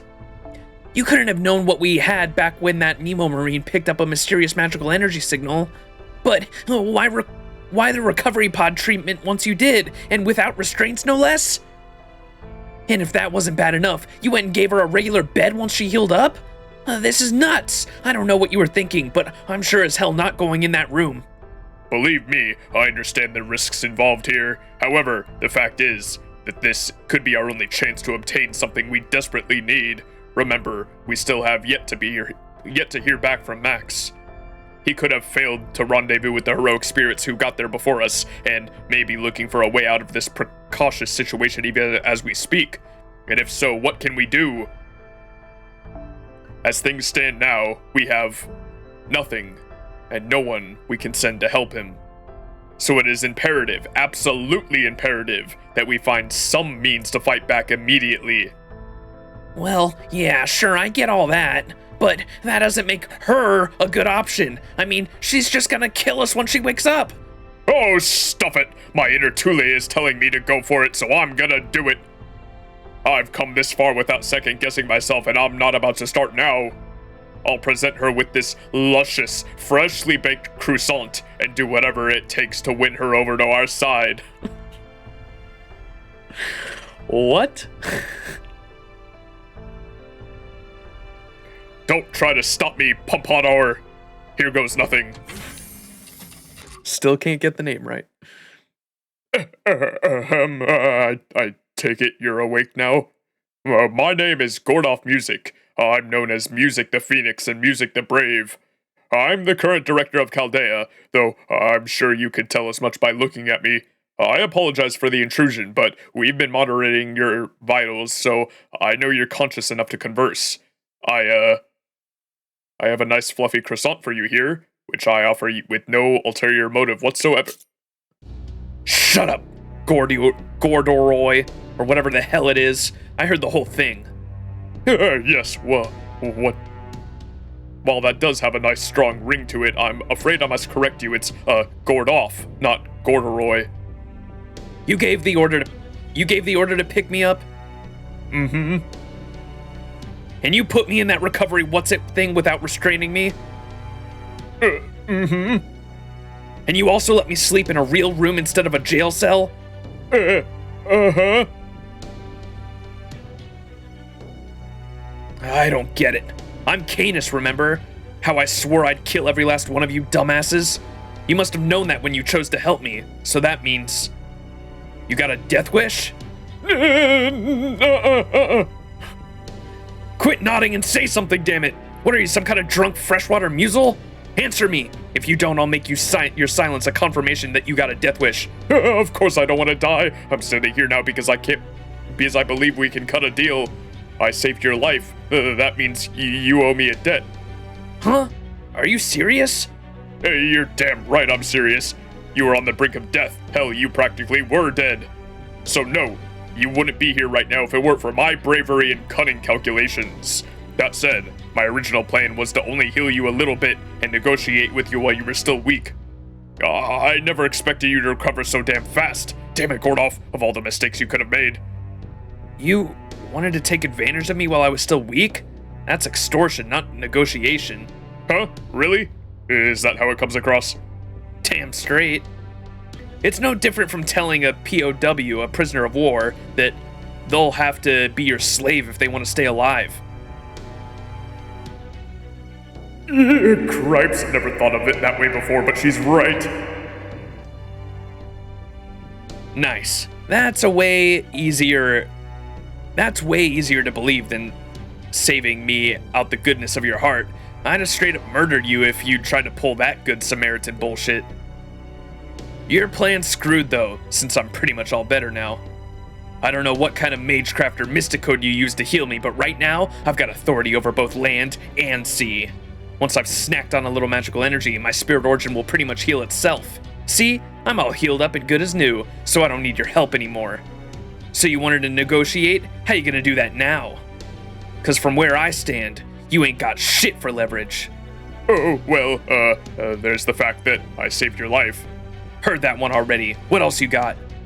Nothing? If that's nothing. If it's nothing, I'm killing you right now. Well, I thought you didn't want to die. You better speak up quick or my spear might slip. Or maybe I'll just kill you with my bare hands. Which part of you should I crush? Your heart? Your skull? Maybe I'll start with your throat and then get creative. Come on, you fat prick. Say something. Don't you got anything else to throw at me? We also defeated Poseidon. Huh? Huh? The Stormborder, our state-of-the-art ship, defeated Poseidon, the mechanical god of the sea protecting Atlantis. What do you think of that? You're the Canis from Greek mythology, right? So, hearing of Poseidon's destruction must make you feel pretty good, right? I can't believe this. Damn it, I can't believe this. Of all people, you Chaldeans beat me to it. That shitty punk-ass bastard might not be the Poseidon I know from proper human history, but still. I was supposed to be the one to finish that asshole off. Damn it, damn it, damn it! Anyway, that aside, you. You beat Poseidon, huh?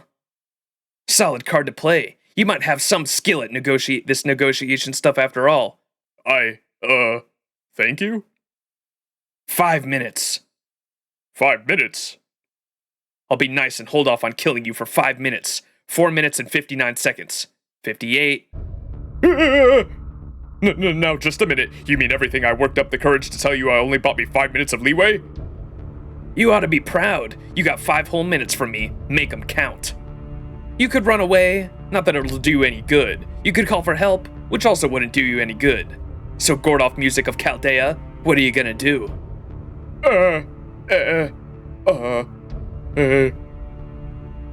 So, once 5 minutes have passed, you're gonna kill me? No, not just me, but everyone on this ship? Yup. Then I'll have to find some way to stop you, whatever it takes. Oh yeah? And what are you gonna do, mustache? You sure you don't want to just make a run for it? Look, you might be an idiot, but I can tell you're not completely stupid. So, you do know that when I say I'll give you 5 minutes and I mean you are the only one getting the head start, right? Be that as it may, as director, I have a responsibility to... You think I give a seahorse's shit about that? Besides, what responsibility compared to your own life? Just forget about all your allies on this ship and just run for your life like the pathetic little coward you are. Nobody will blame you for it, especially since they'll all be kind of busy being dead. But be that as it may, I still have a responsibility to... Who cares? What is this, some commander's pride thing? Alright, last chance. Go on and get out of here before I change my mind. If you don't get why I'm letting you off the hook, then fine. I'm gonna feel kind of bad, but I'll start by killing you. You're wrong. This isn't about my responsibility as commander at all. No, you've got it all wrong. This goes way back further than just my time as commander. I know, god damn it, it was me. It's my fault the world ended. Aw, character development!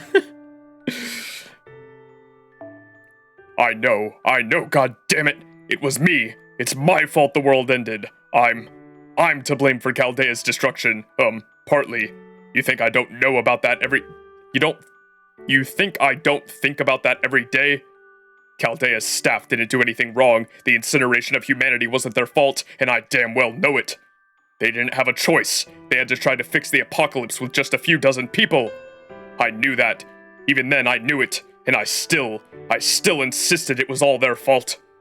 They were amazing. And if I hadn't come in and taken over as director and screwed everything up, things might have been different. So there you have it. I don't want to do this. I'm terrified to even try, but I still have to see this through. You see, I'm the most important thing to me, by a lot. That's why I don't want to be a traitor to humanity. That's why I don't want to end up just some useless coward. Chubby. And it's why I can't run away now, even if it means I end up dying here. That's why I won't back down. I won't. Do you hear me, Canis? I'm standing my ground because I think we can cut a deal. I saved your life. My team and I defeated the sea god you hate, even if he wasn't the one you know from proper human history. And what's more? Well? What's more? 2 minutes. 1 minute and 59 seconds. Oh, what's more? I've got a freshly baked croissant right here. It's crispy on the outside, soft and flaky on the inside, and so delicious you'll... Oh, so that's what you've had there this whole time. I thought it was some kind of poison. So it's food? That's right. It's made with tons of butter, and it has all the calories you could ever want. I've also got milk and tea to go with it if you'd like. Croissants are delicious, but they can make you feel a bit parched. Are you serious? Are you trying to win a heroic spirit over with food? Are you actually trying to negotiate with me, Canis the tyrant, now Canis the divine spirit, with a freaking piece of bread? This is the funniest goddamn thing I've ever seen, and I don't even know how long. It's too bad Kishtaria didn't talk to you more. I've never seen anyone so insolent in my entire life. Surely it can't be that funny, can it? Even Tule used to love these croissants. Give me that. Huh? I said give it here already.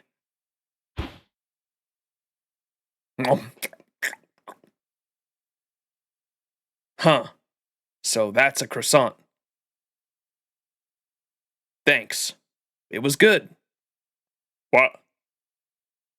That was good. And not only that, I haven't laughed that hard since I manifested.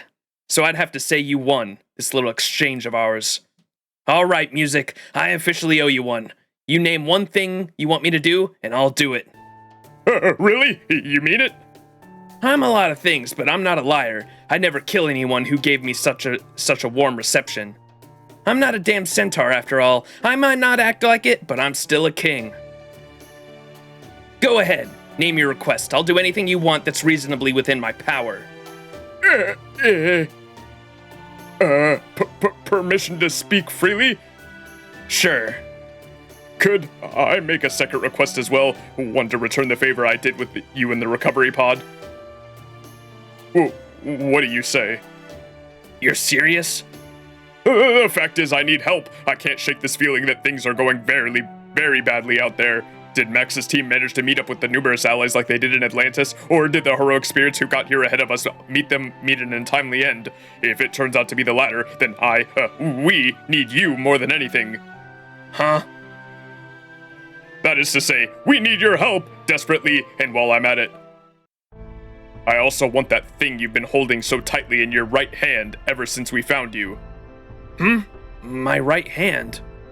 Oh yeah, I guess I do have something here, don't I? I must have grabbed hold of it when I was floating around in the sea.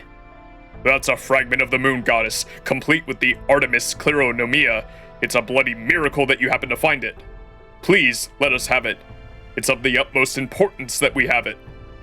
Go nuts. I sure as shit didn't need this thing.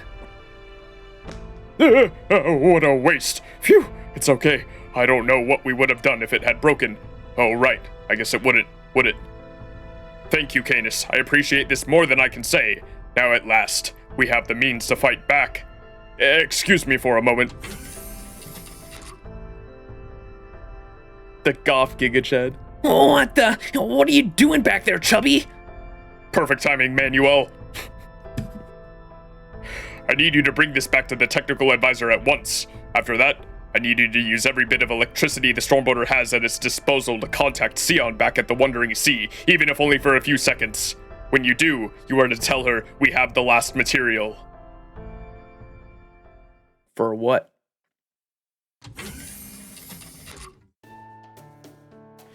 So I wanted to say, I know for a fact I've seen fan art of this scene described.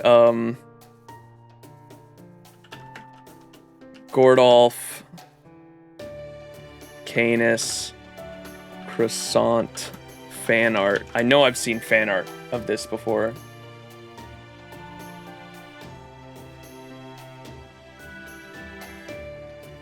Yeah, here it is. That's fucking awesome. Oh, there's a few different ones.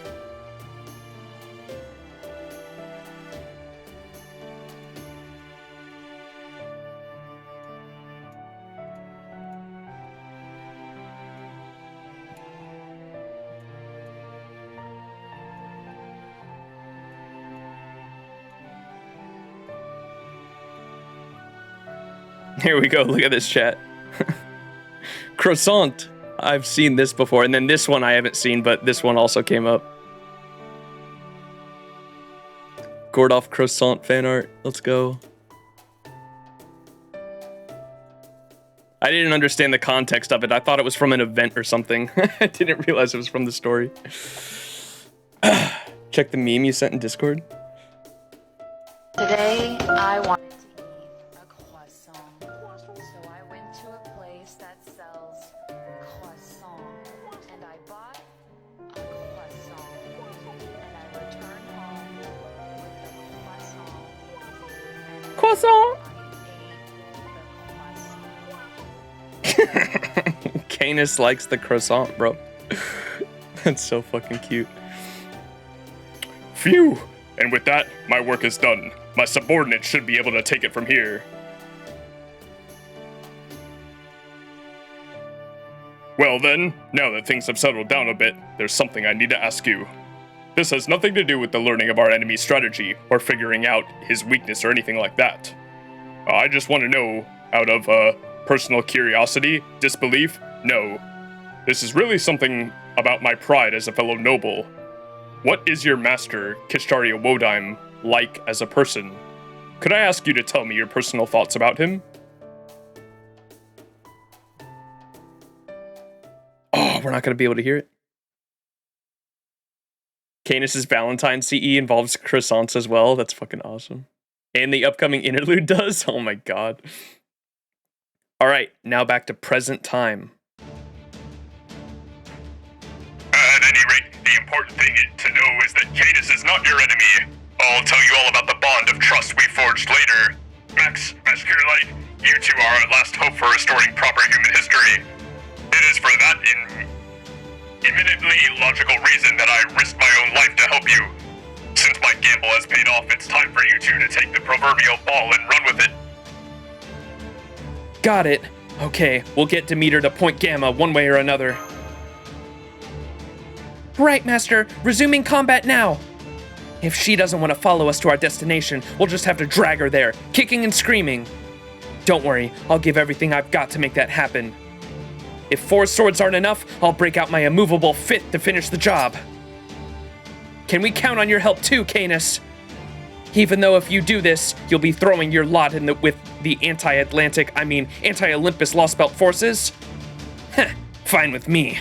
Even if they didn't want me switching sides, they shouldn't have stabbed me in the back in the first place. Huh? Huh? Care to elaborate? Shut up! Forget I said anything. All I need to do is kick this god's fat ass, right? Okay, Gordoff music. Time to see for yourself what a powerful asset I can be. Don't you dare miss a second of this. If you so much as blink, I'll kill you on the spot. Now check this shit out. Lapithia Canis! Yes, mommy. Sheesh! A bird with golden wings bursts forth. Its violent shockwave rocks even Demeter's massive core. It's not enough to bring her down, only to make her lurch. Yet even so, all her desperate parts begin shaking to her to help keep her balance. Once, twice, one more lurch, and she'll be where the God Destroyers need her to be. But it doesn't happen. She needs one more push. Oh, we're not done yet! Setting Ortnax to maximum output, preparing to pierce Demeter's base with the bunker bolt. Ah!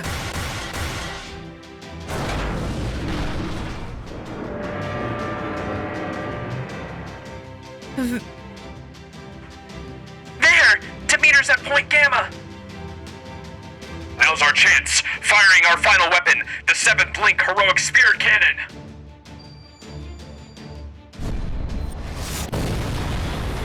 Sheesh!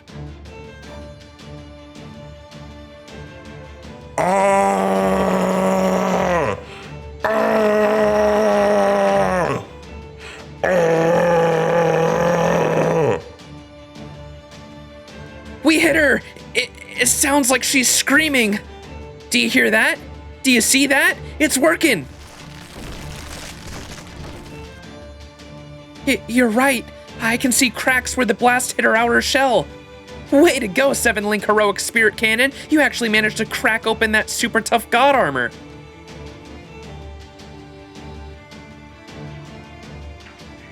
It's not over yet. Do not let your guard down.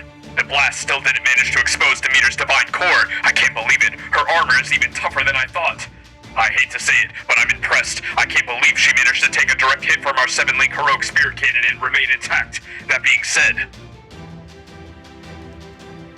her armor isn't invincible anymore, especially now that we've got Canis' spear negating her healing authority. We've definitely got a shot at beating her now. Come on, there's nothing to be afraid of. Max! Don't let up now. Keep hitting her with all we've got. Understood, Master. Setting Ortnax output to 80%. I'll keep up attacking, making use of the Clarominia's effects. Huh. So I've got a chance to kill a god now? Perfect. Hell yeah. Let's do this thing. You better believe I'm gonna use you for my own purposes, Chaldean dumbasses. huh? Was that Nikola Tesla I just saw now? Is he one of the heroic spirits that got here before us? Does this mean I was working myself up over nothing?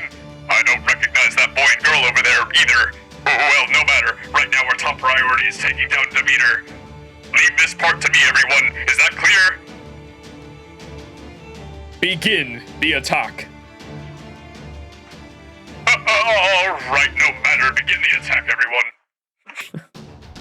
Stealing his thunder.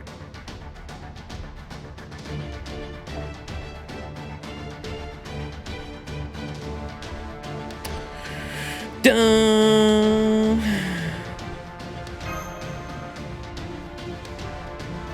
Oh, this is the node? Wait, this isn't the final node of the node though.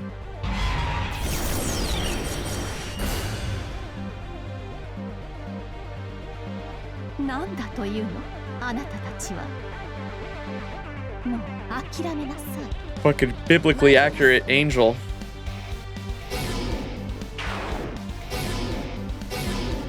Nice.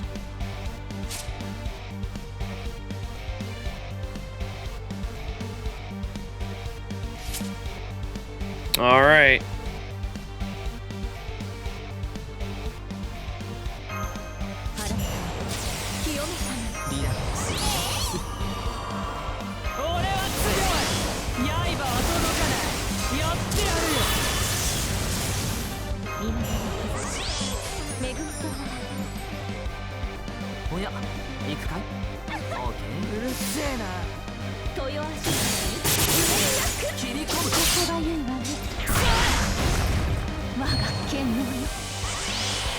Uh-oh.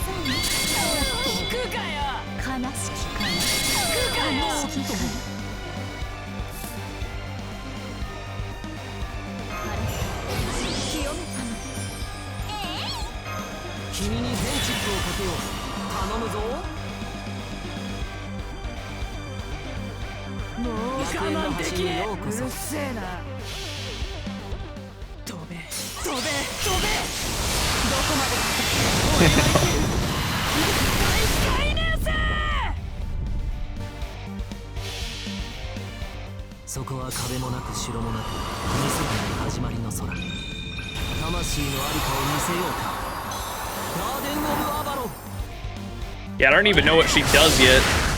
She probably gets some crazy shit once you break a bar, right?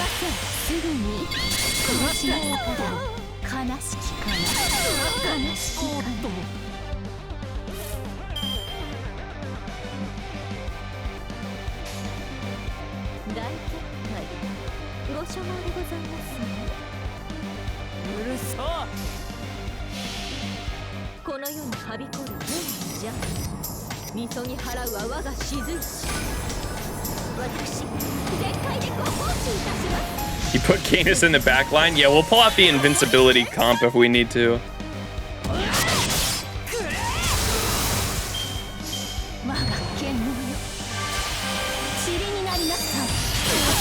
Oh. Not the crit. Okay, we've got this for that at least.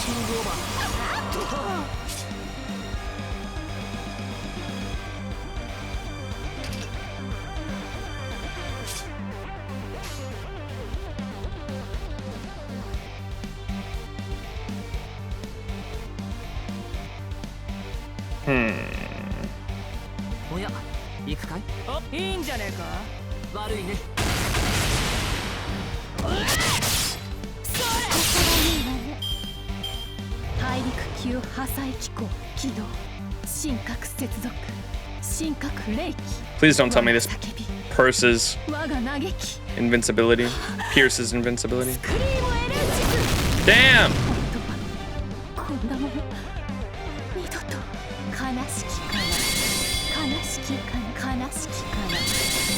Alright, that's good. God damn.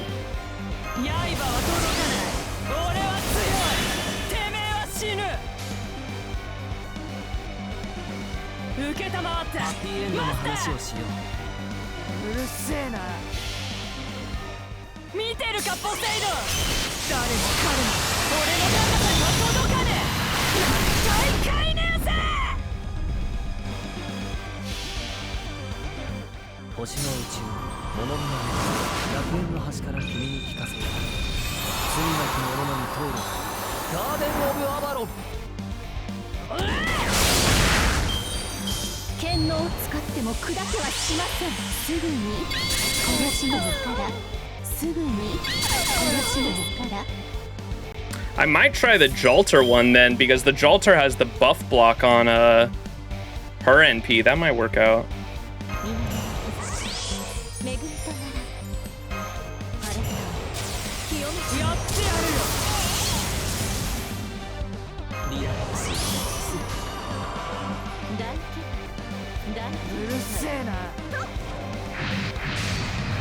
Oh.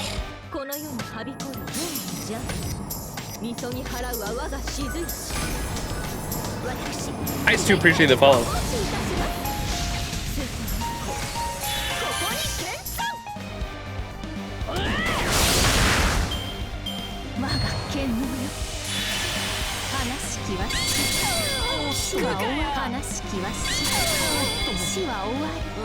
After then chat, my boy.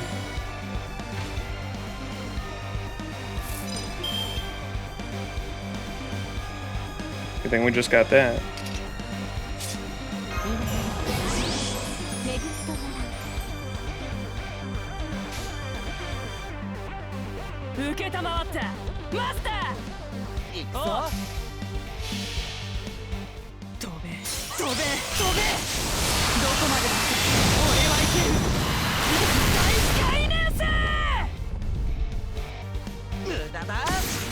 No, this is my Tamamo. 剣能を使っても砕けはしません。悲しきかな。悲しきかな。ごめんなさいね。そうかよ。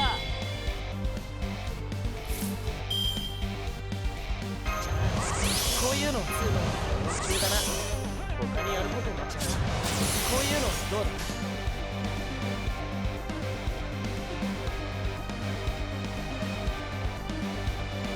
Yeah, we're just gonna have to pray that works.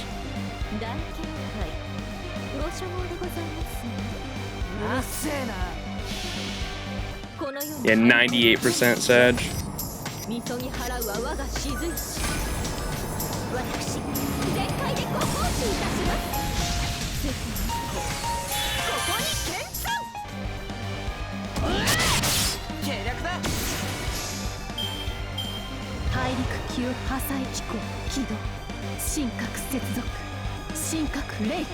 See how much damage this does with waivers defense.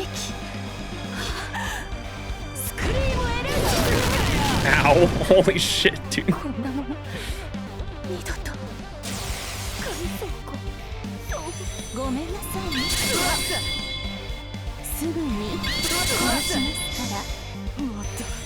Alright, Herc. My boy.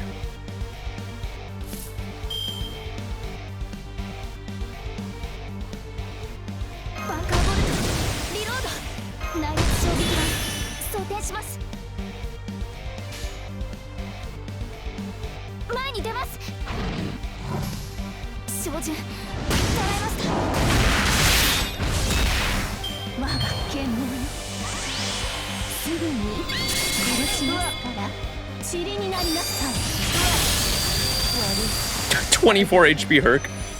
Oh, I forgot to. Good thing I didn't proc because I keep forgetting that can stack now.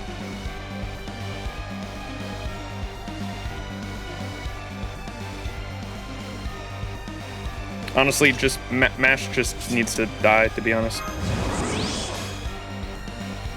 Sorry, Mashu. Oh my god, Jesus Christ, that defense.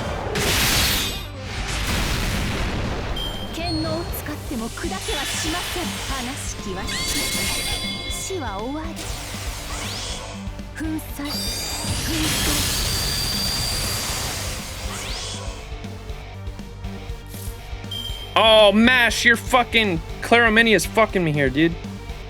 Alright, let me do that.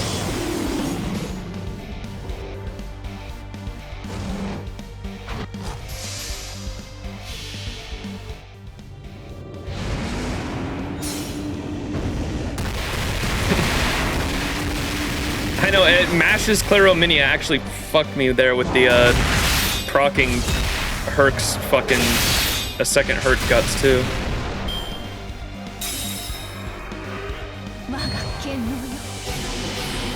Oh, removes buff. Okay.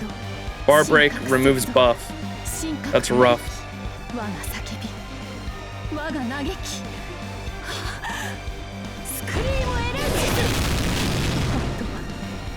That's such a rough timing too with the fucking... with her NP going off.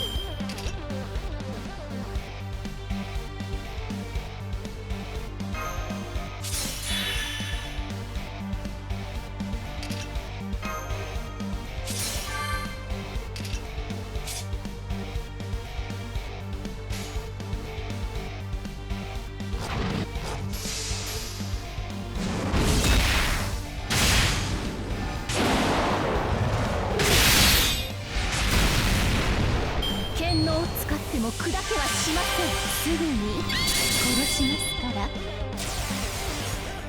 Monka Christ.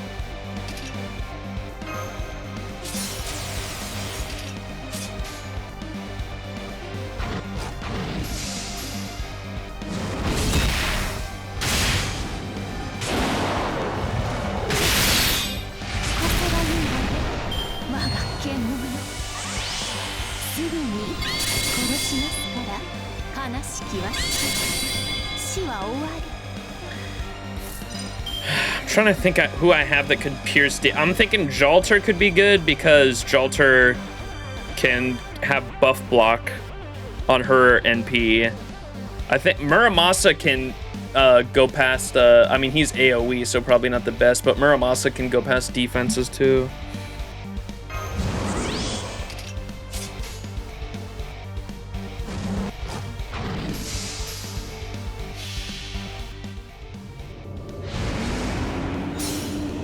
Rider single target? I can't think of any Rider single targets I have that are... I mean, Ozzy, but his skills aren't leveled. Da Vinci?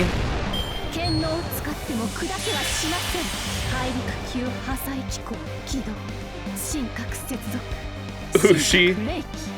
Yeah, I'm gonna try my Jalter.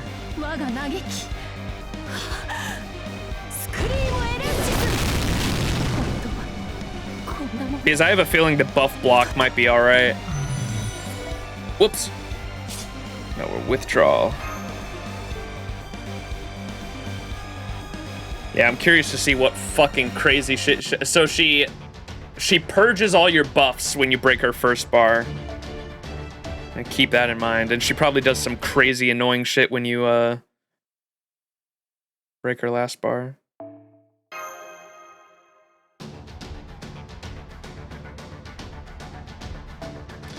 All right, let's go.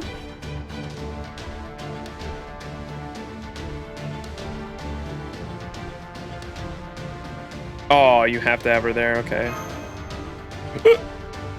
Plug suit it is then.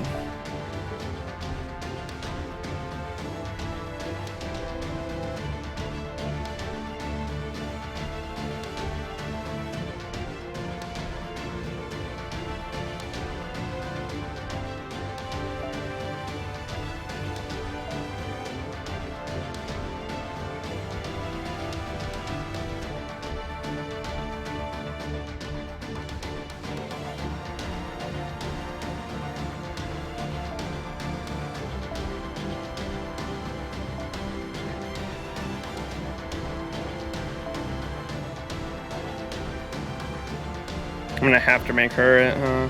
Okay.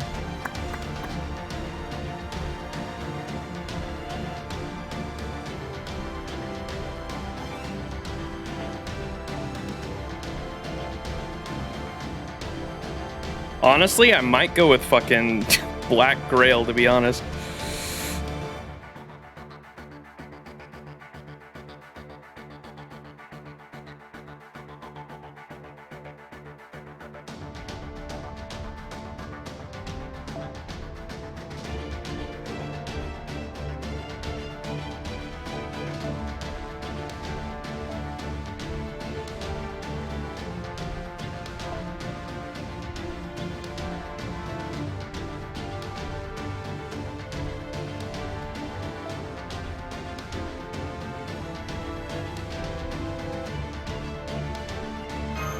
I also like that one.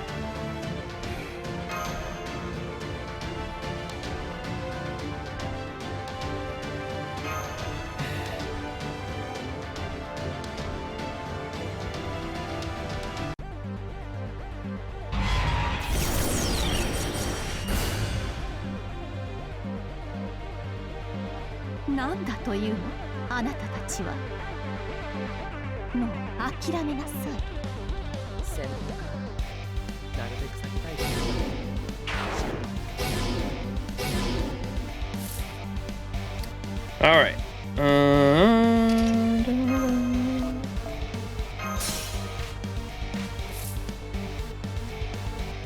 Of course we get a terrible hand. All right.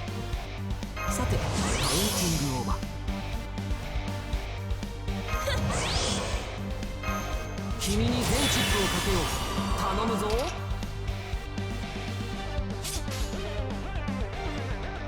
報復の時は来た。おや、行くかい。これは憎悪によって磨かれた我が魂の方向。ラフロンドメントニュヘイ。無駄だ。 Nice. 切り込む。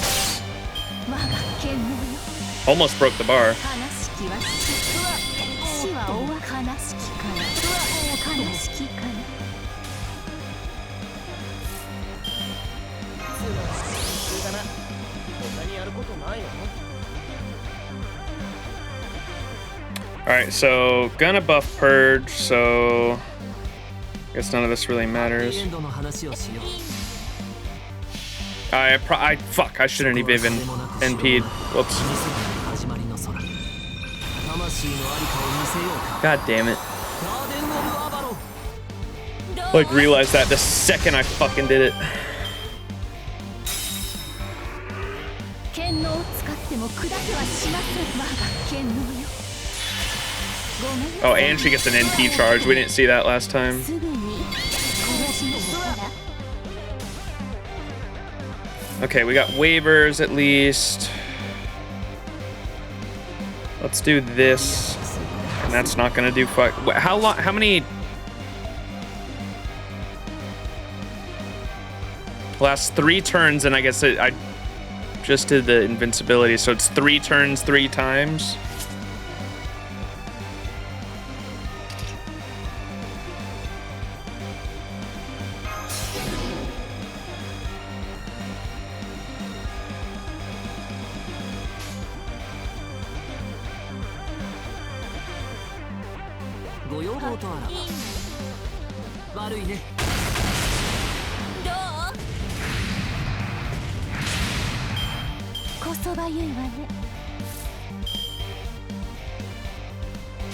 Literally just stalling for my fucking life right now.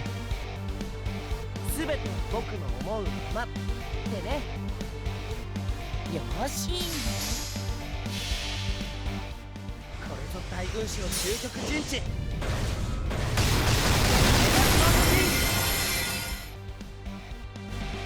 罠だ。どう？剣能を使っても砕けはしません。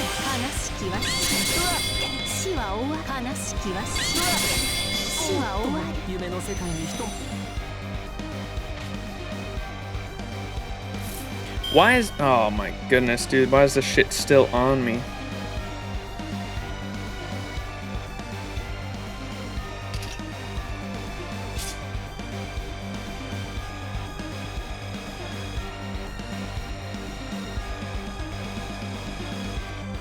Does this card work, I wonder?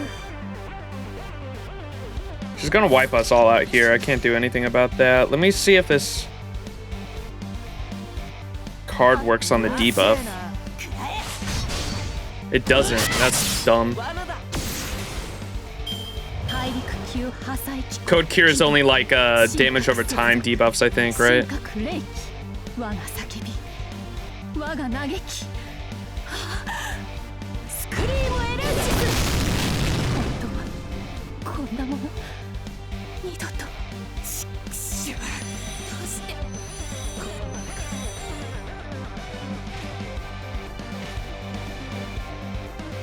Okay, hang on. I can have a way better start than that. I goofed so hard by doing the Merlin NP like right before her first break bar. That was dumb. I also had a really bad first hand. I would have broken her first. If I would have had one fucking Jolter card, I would have broken her bar on the first turn. Let's try that again with the same setup.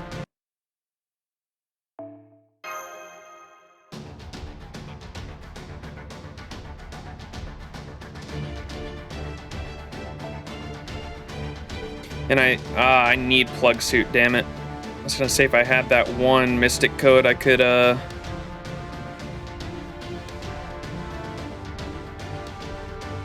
the cure too.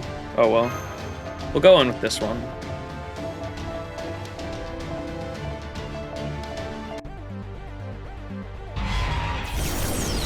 I don't have Santa Nightingale's skills leveled up. なんだというのあなたたちは。もう諦めなさい。一気火星に畳みかける。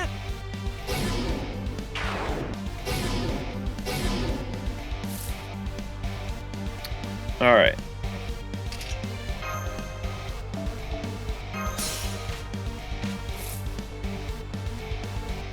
All right. Well, we have one shelter card at least this time.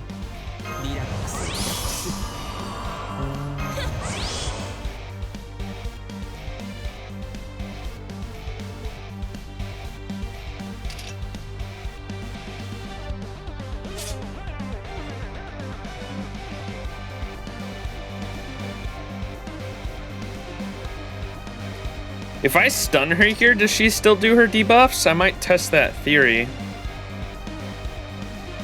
If I use the Mystic Code, this, do the debuffs still go off?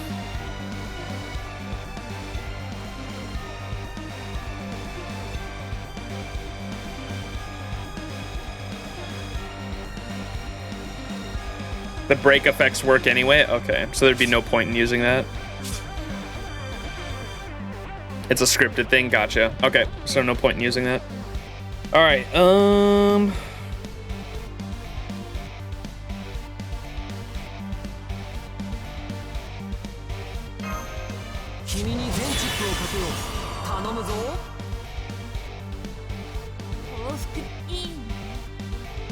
right, hopefully this is enough to break her first bar now. I think I had these are all the same buffs I used.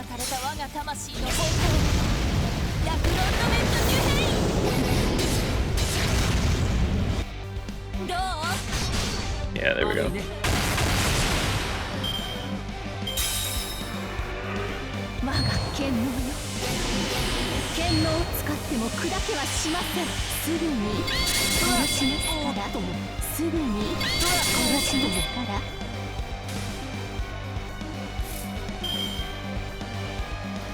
All right.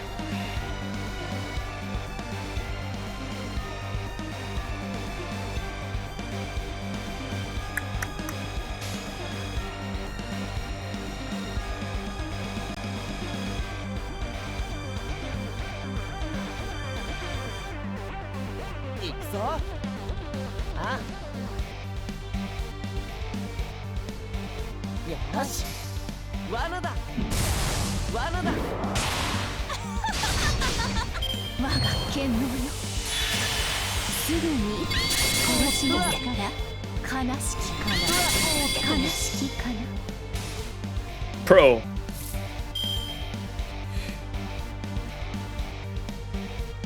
I don't know what the fuck to do with the buff block. I might just go with the clear Mystic Code, man, and just hope Canis dies. I could also waste, I mean, I could waste 3 fucking buffs, too.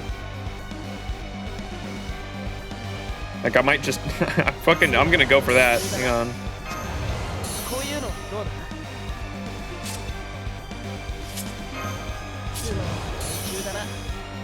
Oh, but... Does this work? Oh, that works.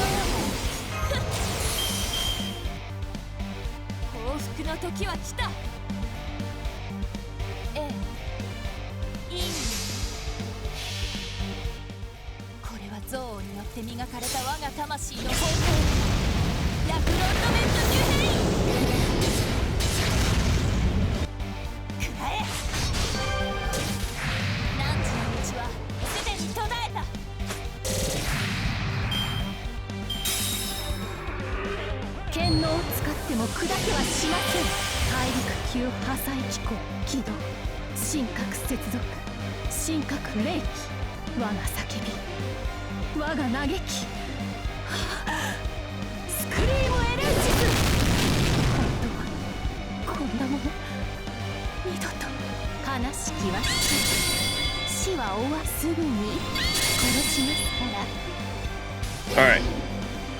Goddamn. Oh, she does remove... Wait, did she remove buffs there? She removes buffs after she attacks, or what? And then, chance to skill seal each turn. God damn. Recover HP at the end of each turn and then she has 1 guts. Okay.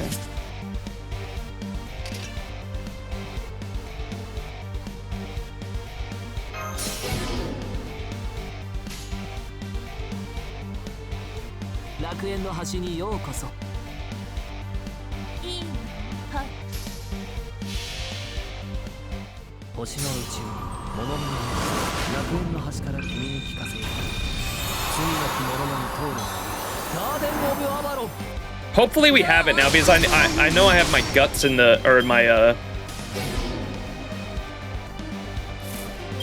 Oh wait, is it a skill seal to herself? I think that's a...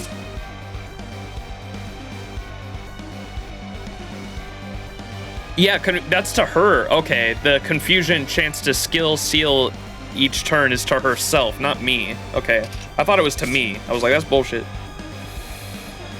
But not surprising. All right, and this should break her, and then I've got a Herc in the back line. I think we're good.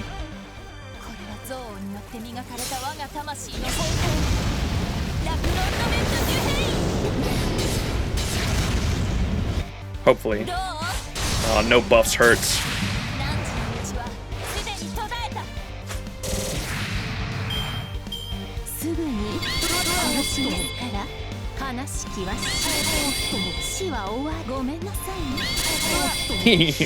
Just gave me another one.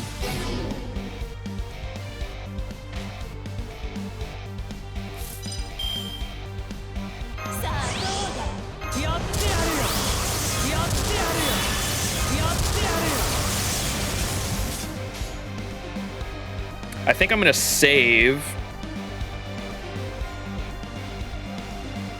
Ooh.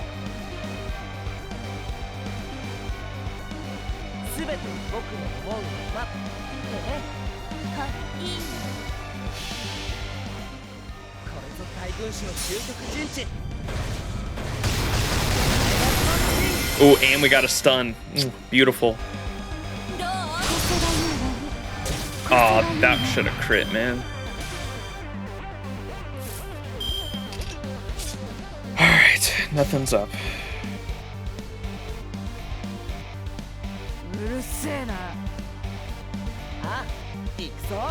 I'm trying to save La Grotamente Duhaine for...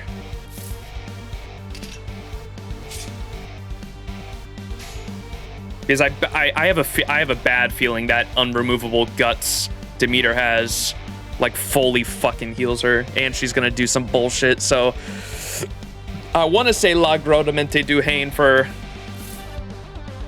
She needs 2 more turns for that Buster to be up. I don't know if she's gonna survive that long though. We have a Herc in the back line too, so it's not like I don't have backup if... I might try to survive for 1 more turn.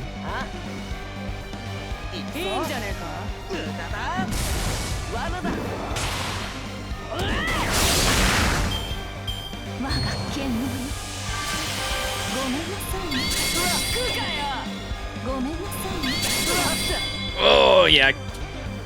I definitely can't. Okay, and she's healing. And we have a really good hand. Okay, no, I'm doing it now.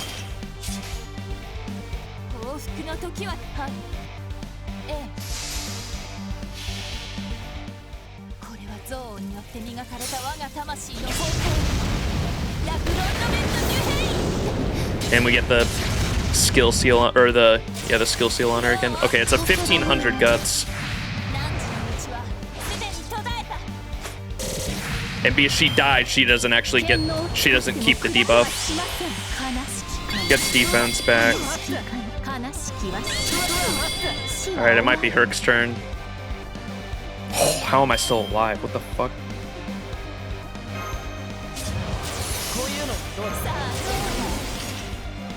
A 160 HT. Look at her health, dude.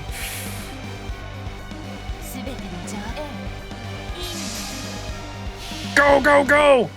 これは憎悪によって磨かれた我が魂の最高ラクロンドメントジュヘイ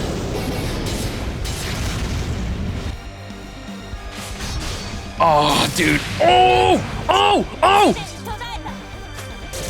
No! God damn it. The defense, man. Oh, they're all dead. They're all dead. When in doubt, Herc it out. Fuck, man. I was totally expecting that extra attack to finish her off. Jalter's still alive because of the invincibility.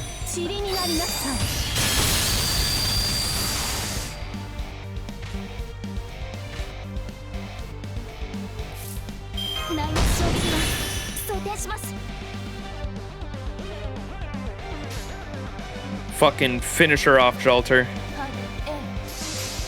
Hopefully. Yes. That's my girl. That's my girl. La Grodemente Duhain!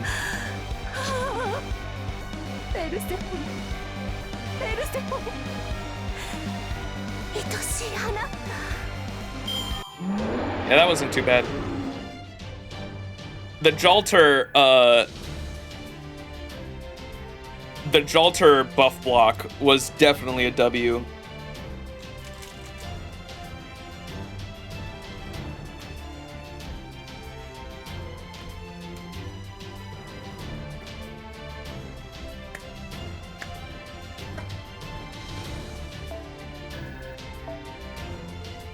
All right. I assume it's only gonna get harder from here, though.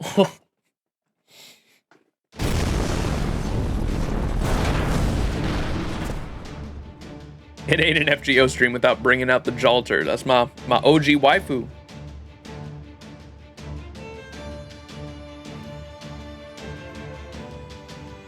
Herc is just there for the moral support.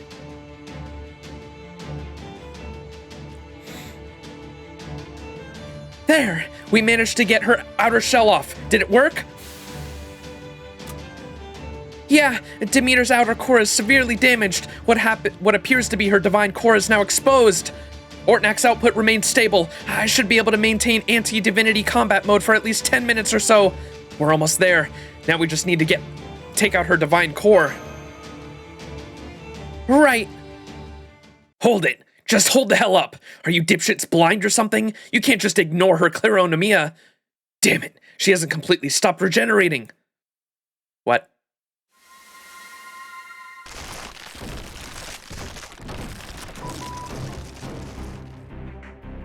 I can confirm her infinite regeneration has started up again. Her wounds are beginning to close.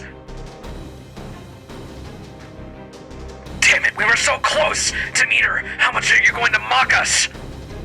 What are you all doing? Go on and keep hitting her. Canis, can you use your land authority to neutralize her regeneration? I am, damn it, but it's still not good enough to stop that bitch of a goddess. This damn Lostbelt Demeter really is directly descended from Gaia, isn't she? Damn it, damn it, damn it, I started celebrating too soon. It would seem this is well and truly the end. Even with all our great strokes of fortune, we still weren't able to defeat her. We thought we had accounted for our enemies being more powerful than expected in our designs, but her regenerator powers exceeded our wildest expectations. The Olympian gods truly seem to surpass us in every way imaginable. This isn't over yet. If you punks can beat Poseidon, you can sure as shit beat Demeter too. Besides, nobody kills you jackasses but me. Now take this, Max, as a little present from Mustache. He said this thing's guaranteed to be a game changer. Phew, just barely caught it. Is this some sort of attachment for the Ortnax? Is that... No way. That's right. It's a new piece of Ortnax equipment Chaldea's own technical advisor designed in tandem with our Atlas Institute alchemist ally. It's a form of cancer made to bring down beings of a scale far beyond human capacity. We call it the Black Barrel. Oh! This is the Iron Man suit that they were fucking, foreshadowing at the beginning of the Lostbelt 5. Before we were going in, when we were on the Shadow Border, they were like whispering about some kind of new Iron Man suit type shit for MASH, and then they were like, when we asked about it, they were like, oh, pay no mind, you'll learn about it later. This is that. We call it the Black Barrel. It's the natural longevity conceptual weapon, one of the 7 taboos. Not that I know much about it myself.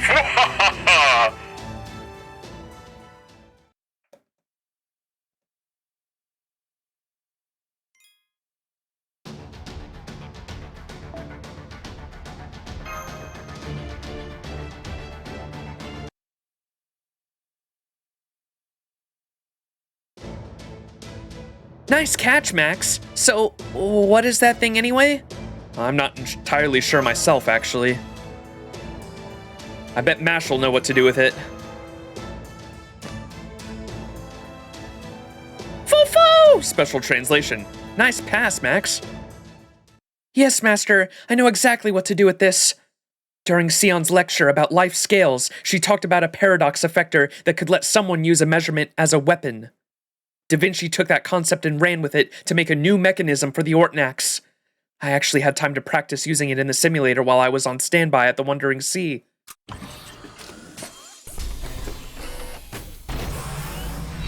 What the fuck?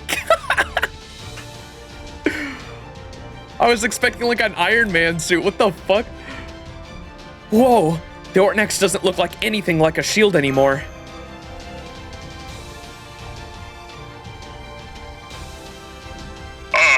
Whoa. So that's how it all works. It really is a gun barrel, isn't it? Anyway, get ready to have your socks knocked off, Max. You're looking at one of the 7 taboos, one of the Atlas Institute's crowning achievements, renowned throughout the entire Magecraft community, or so I'm told. 7 taboos? That sounds vaguely familiar. I don't know what it is. Explain it. Indeed, the 7 taboos are something of a legend among the Mages Association. They're said to be weapons of Magecraft capable of destroying the very world itself. And the Black Barrel conceptual weapon there is one of them. Miss Sion already possessed a replica of it. I believe she offered it to Chaldea as a souvenir of sorts. I knew she was also working with Da Vinci on a new replacement part for the Ortnax, but I didn't know they had finished their work after we arrived here. Good. No issues with the gun barrel transformation output and stability are all well above expected parameters. Send out the accomplishments measure. Begin the black barrel transformation when ready. Here goes. Initiating accomplishments measure. Asserting Demeter's life scale. 1,000, 2,000, 3,000. There. It stopped at 4,500. Beginning black barrel transformation. Preparing to burn dead counter into the gun barrel. I don't know what's happening. Huh? I'm sorry, but can someone tell me what's going on here? I can hardly blame you for feeling lost. I doubt I could comprehend its workings either, even when I was at my peak condition. But while I may not know how it works, I do know what it does. That is Demeter's lifespan. Then again, since she's a machine, perhaps it's her warranty period or her estimated number of years in operation. Well, no matter. The point is, as long as this universe has a finite lifespan, there is nothing in it that will last forever. Everything that has a form must also inevitably have an end, a limit, if you like. That gun barrel can measure that end and make it tangible.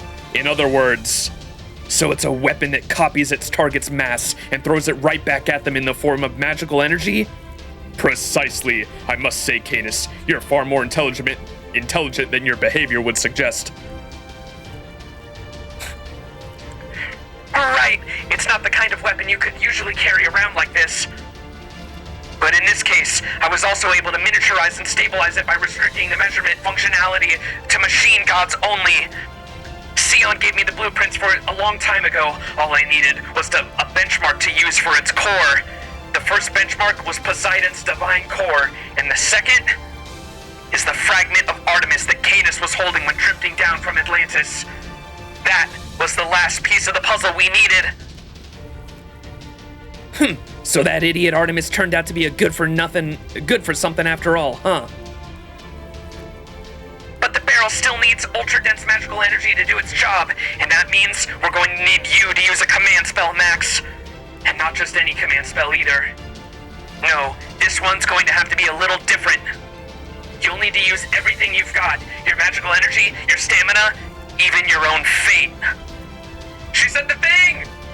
Make no mistake, if you miss this shot, you won't get another. And since Mash has her hands full working toward X, you'll need to work together this time to get it just right. She'll do the aiming, you'll pull the trigger. Don't worry, we've got this. Now that's what I like to hear. Okay, good luck saving proper human history. Thanks, Da Vinci. Now go get some rest already.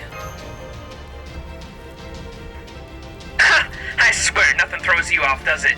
Thanks, Max. I'm counting on you. Let's do this, Mash. Right, Senpai. This may be only the first of Olympus's mechanical gods, but it's still a crucial moment. Oh, come on. After everything we did to get her to notice us, now she's paying attention. Oh, shit. That's the sound of Demeter makes when she's about to get serious. She's storing up a metric shit ton of magical energy in that giant ass of hers.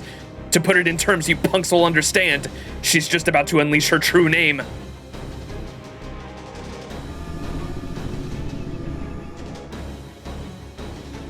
I'm sorry.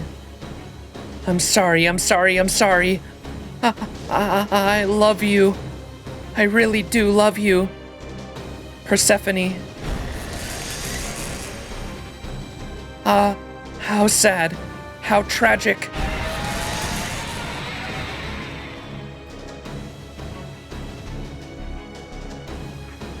Demeter's magical energy is rising rapidly. She's about to unleash a massive scream.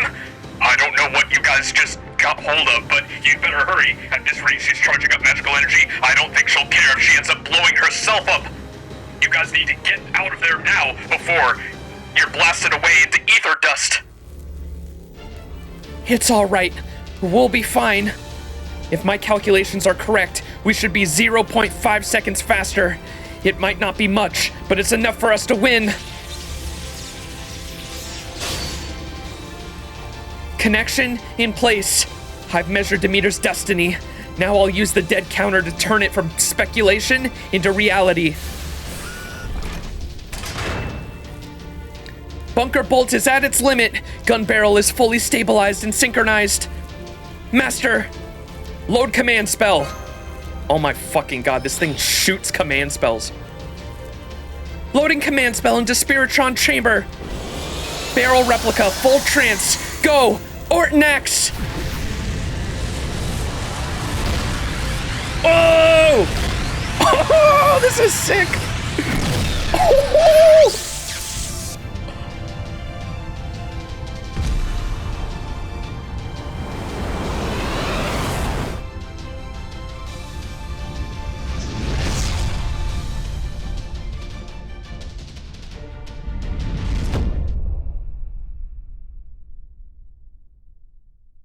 What the fuck?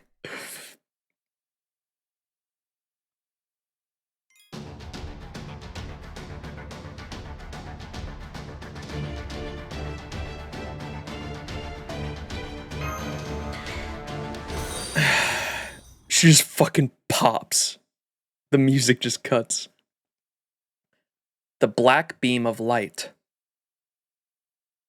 was a dream, a fiction designed to kill a god. A conceptual blade forged to shatter beings with nigh infinite lifespans. The concept of natural lifespan capable of ending the world is what made it possible to bring an end to a life that would otherwise go on forever.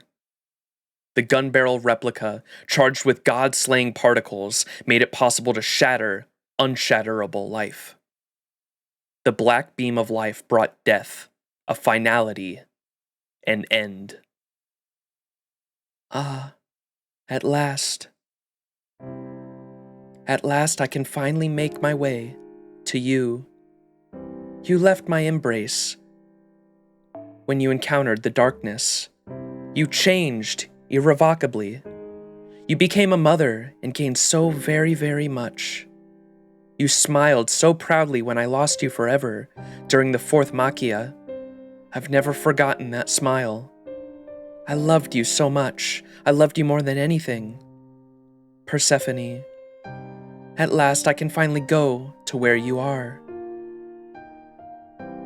Demeter, please tell me. You're not Persephone. What are you? You there from another planet. You're supposed to be my beloved daughter. Oh! What? This is the first time it spoke. Demeter, goddess of... Should we use some weird voice for this? Demeter, goddess... Or we can use like an echoey voice, maybe. Demeter, goddess of the land. Now that you know you're about to disappear, don't you have any regrets? That's very kind of you. I do have one regret. Just one.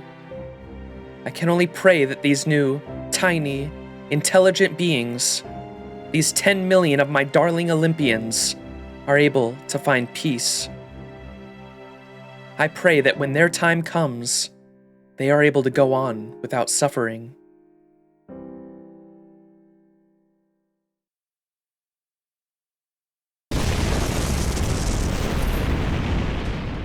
Direct hit! The magical energy bullet punched straight through her divine core! Target magical energy readings are falling rapidly, and the hostile entity signal is fading. I can confirm that the enormous hostile entity has gone completely silent. I'm not seeing any magical energy readings either. Congratulations, everyone. The operation is over. We won.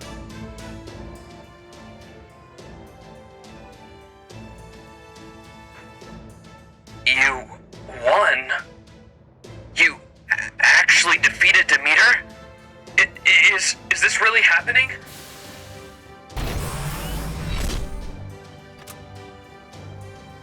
Anti-divinity combat complete. We won, Master. Oh, thank goodness. Yeah, I was gonna say, dude, no way we're not dead, dude. I'm sorry, Mash. I can't move anymore.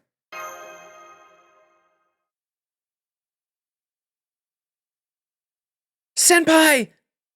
Foo-foo! Yes, I'm seeing this on our end too. Max's vital signs are dropping as we speak. Both his magical energy readings and vital signs are at dangerous levels. This must be that thing Da Vinci was talking about. Mash! Senpai, grab hold of my shoulder. I'm sorry.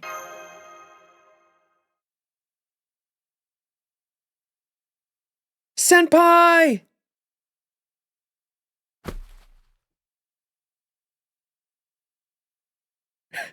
Mission complete, and now for your reward.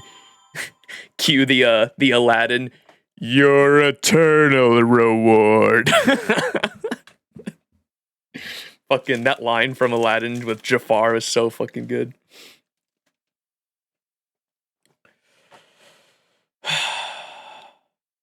Ideally, the one he uses it should be completely a non-mage. The Black Barrel fucks any magic, including the one, including its own user.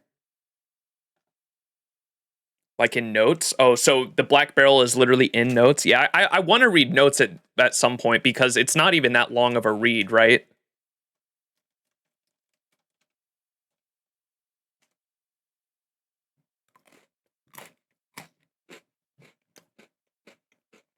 AK words.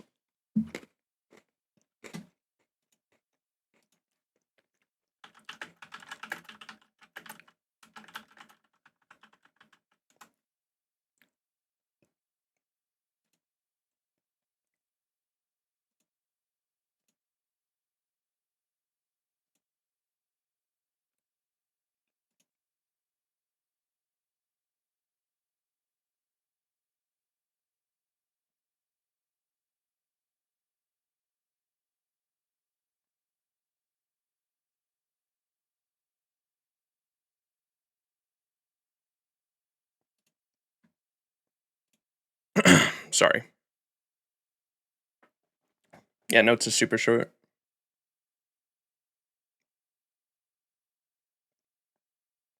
Yeah, the concept of it is super fucking sick. It measures it measures whatever, it measures the lifespan of whatever it's aiming at, measures its mass, and then fires its mass at it, cutting that lifespan. That's fucking crazy. The concept of it is very cool. Oh! Wait, do we get to use that now? Does it use up a fucking... Does it use up an actual, Oh, wait, no, that's her skill. Wait.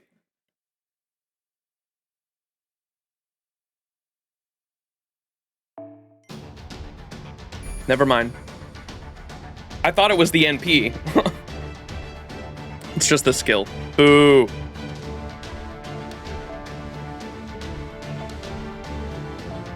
All right. Yeah, that's a really good... I think that's a really good place to stop for this stream. How long have we been going? 6 hours? Yeah. I think that's a good place to stop. I require sleep. Yeah, that was fucking sick, though. So we got Demeter down. I assume that's the easiest one out of all of them, right? With fucking... We got Demeter. We still have, the Dioscuri to worry about. Nah, Demeter's the hardest? No way. No way. I don't believe that for a second. Basichi! Thank you for the follow. There's only one other that comes close. Well, that was sick regardless. That's where we're gonna end stream, chat. Do we do a, do we roll on a Morgan banner for good luck? Surely? No, I should save my quartz. Unless. I'm too addicted to gacha, man. I should save my quartz because we have another Morgan banner coming. You got screwed last time. Save. Roll.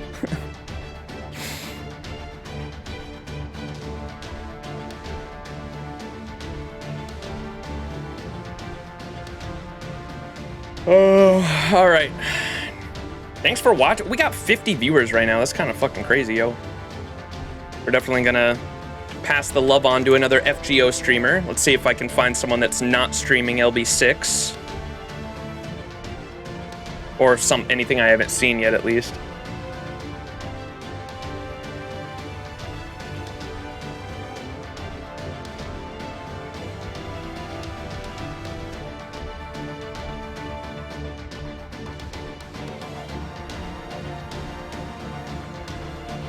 Everyone's streaming LB6, damn it, dude.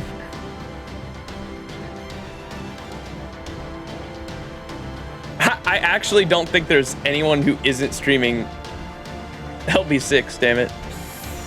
What is Tolo streaming? Attempting to bust out VODs.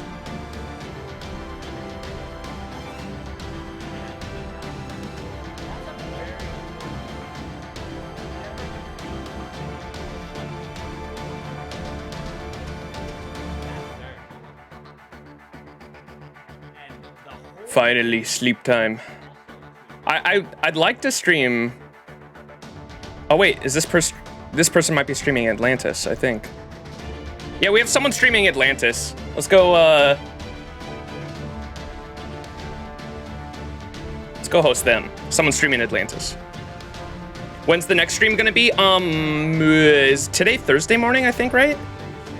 We can try for tomorrow morning, but if not tomorrow morning, definitely Saturday. I would like to finish Olympus this weekend. That's the plan, so expect that. But here's a raid to someone streaming Atlantis at the moment. Go show them some love. They got Morgan, Mommy Morgan. So go show them some love. All right. Peace, everyone. Love y'all, and I will see you in the next stream. It'll either be tomorrow or Saturday. It's Thursday currently, so in the next day or two, expect the next stream, and we're gonna try to finish up Olympus this weekend. Peace, everyone. Love y'all. Go show Big D Jungus some love. All right. Have a good one, everyone. Peace.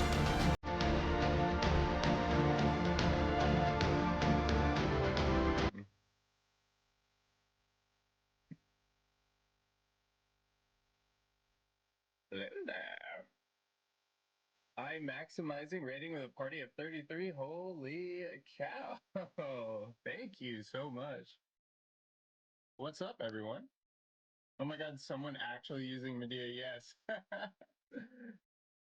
Another grilled Medea. Unfortunately, not mine, but I do use. Only level 100, though. Yeah, only.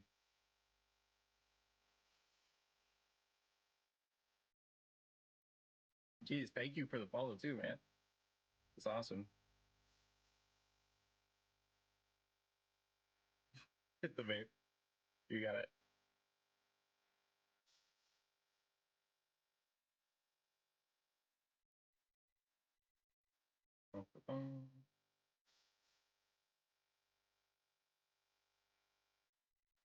Bench, thank you for the follow as well. What's up, everyone? Y'all gotten through the Lostbelt so far, the new one?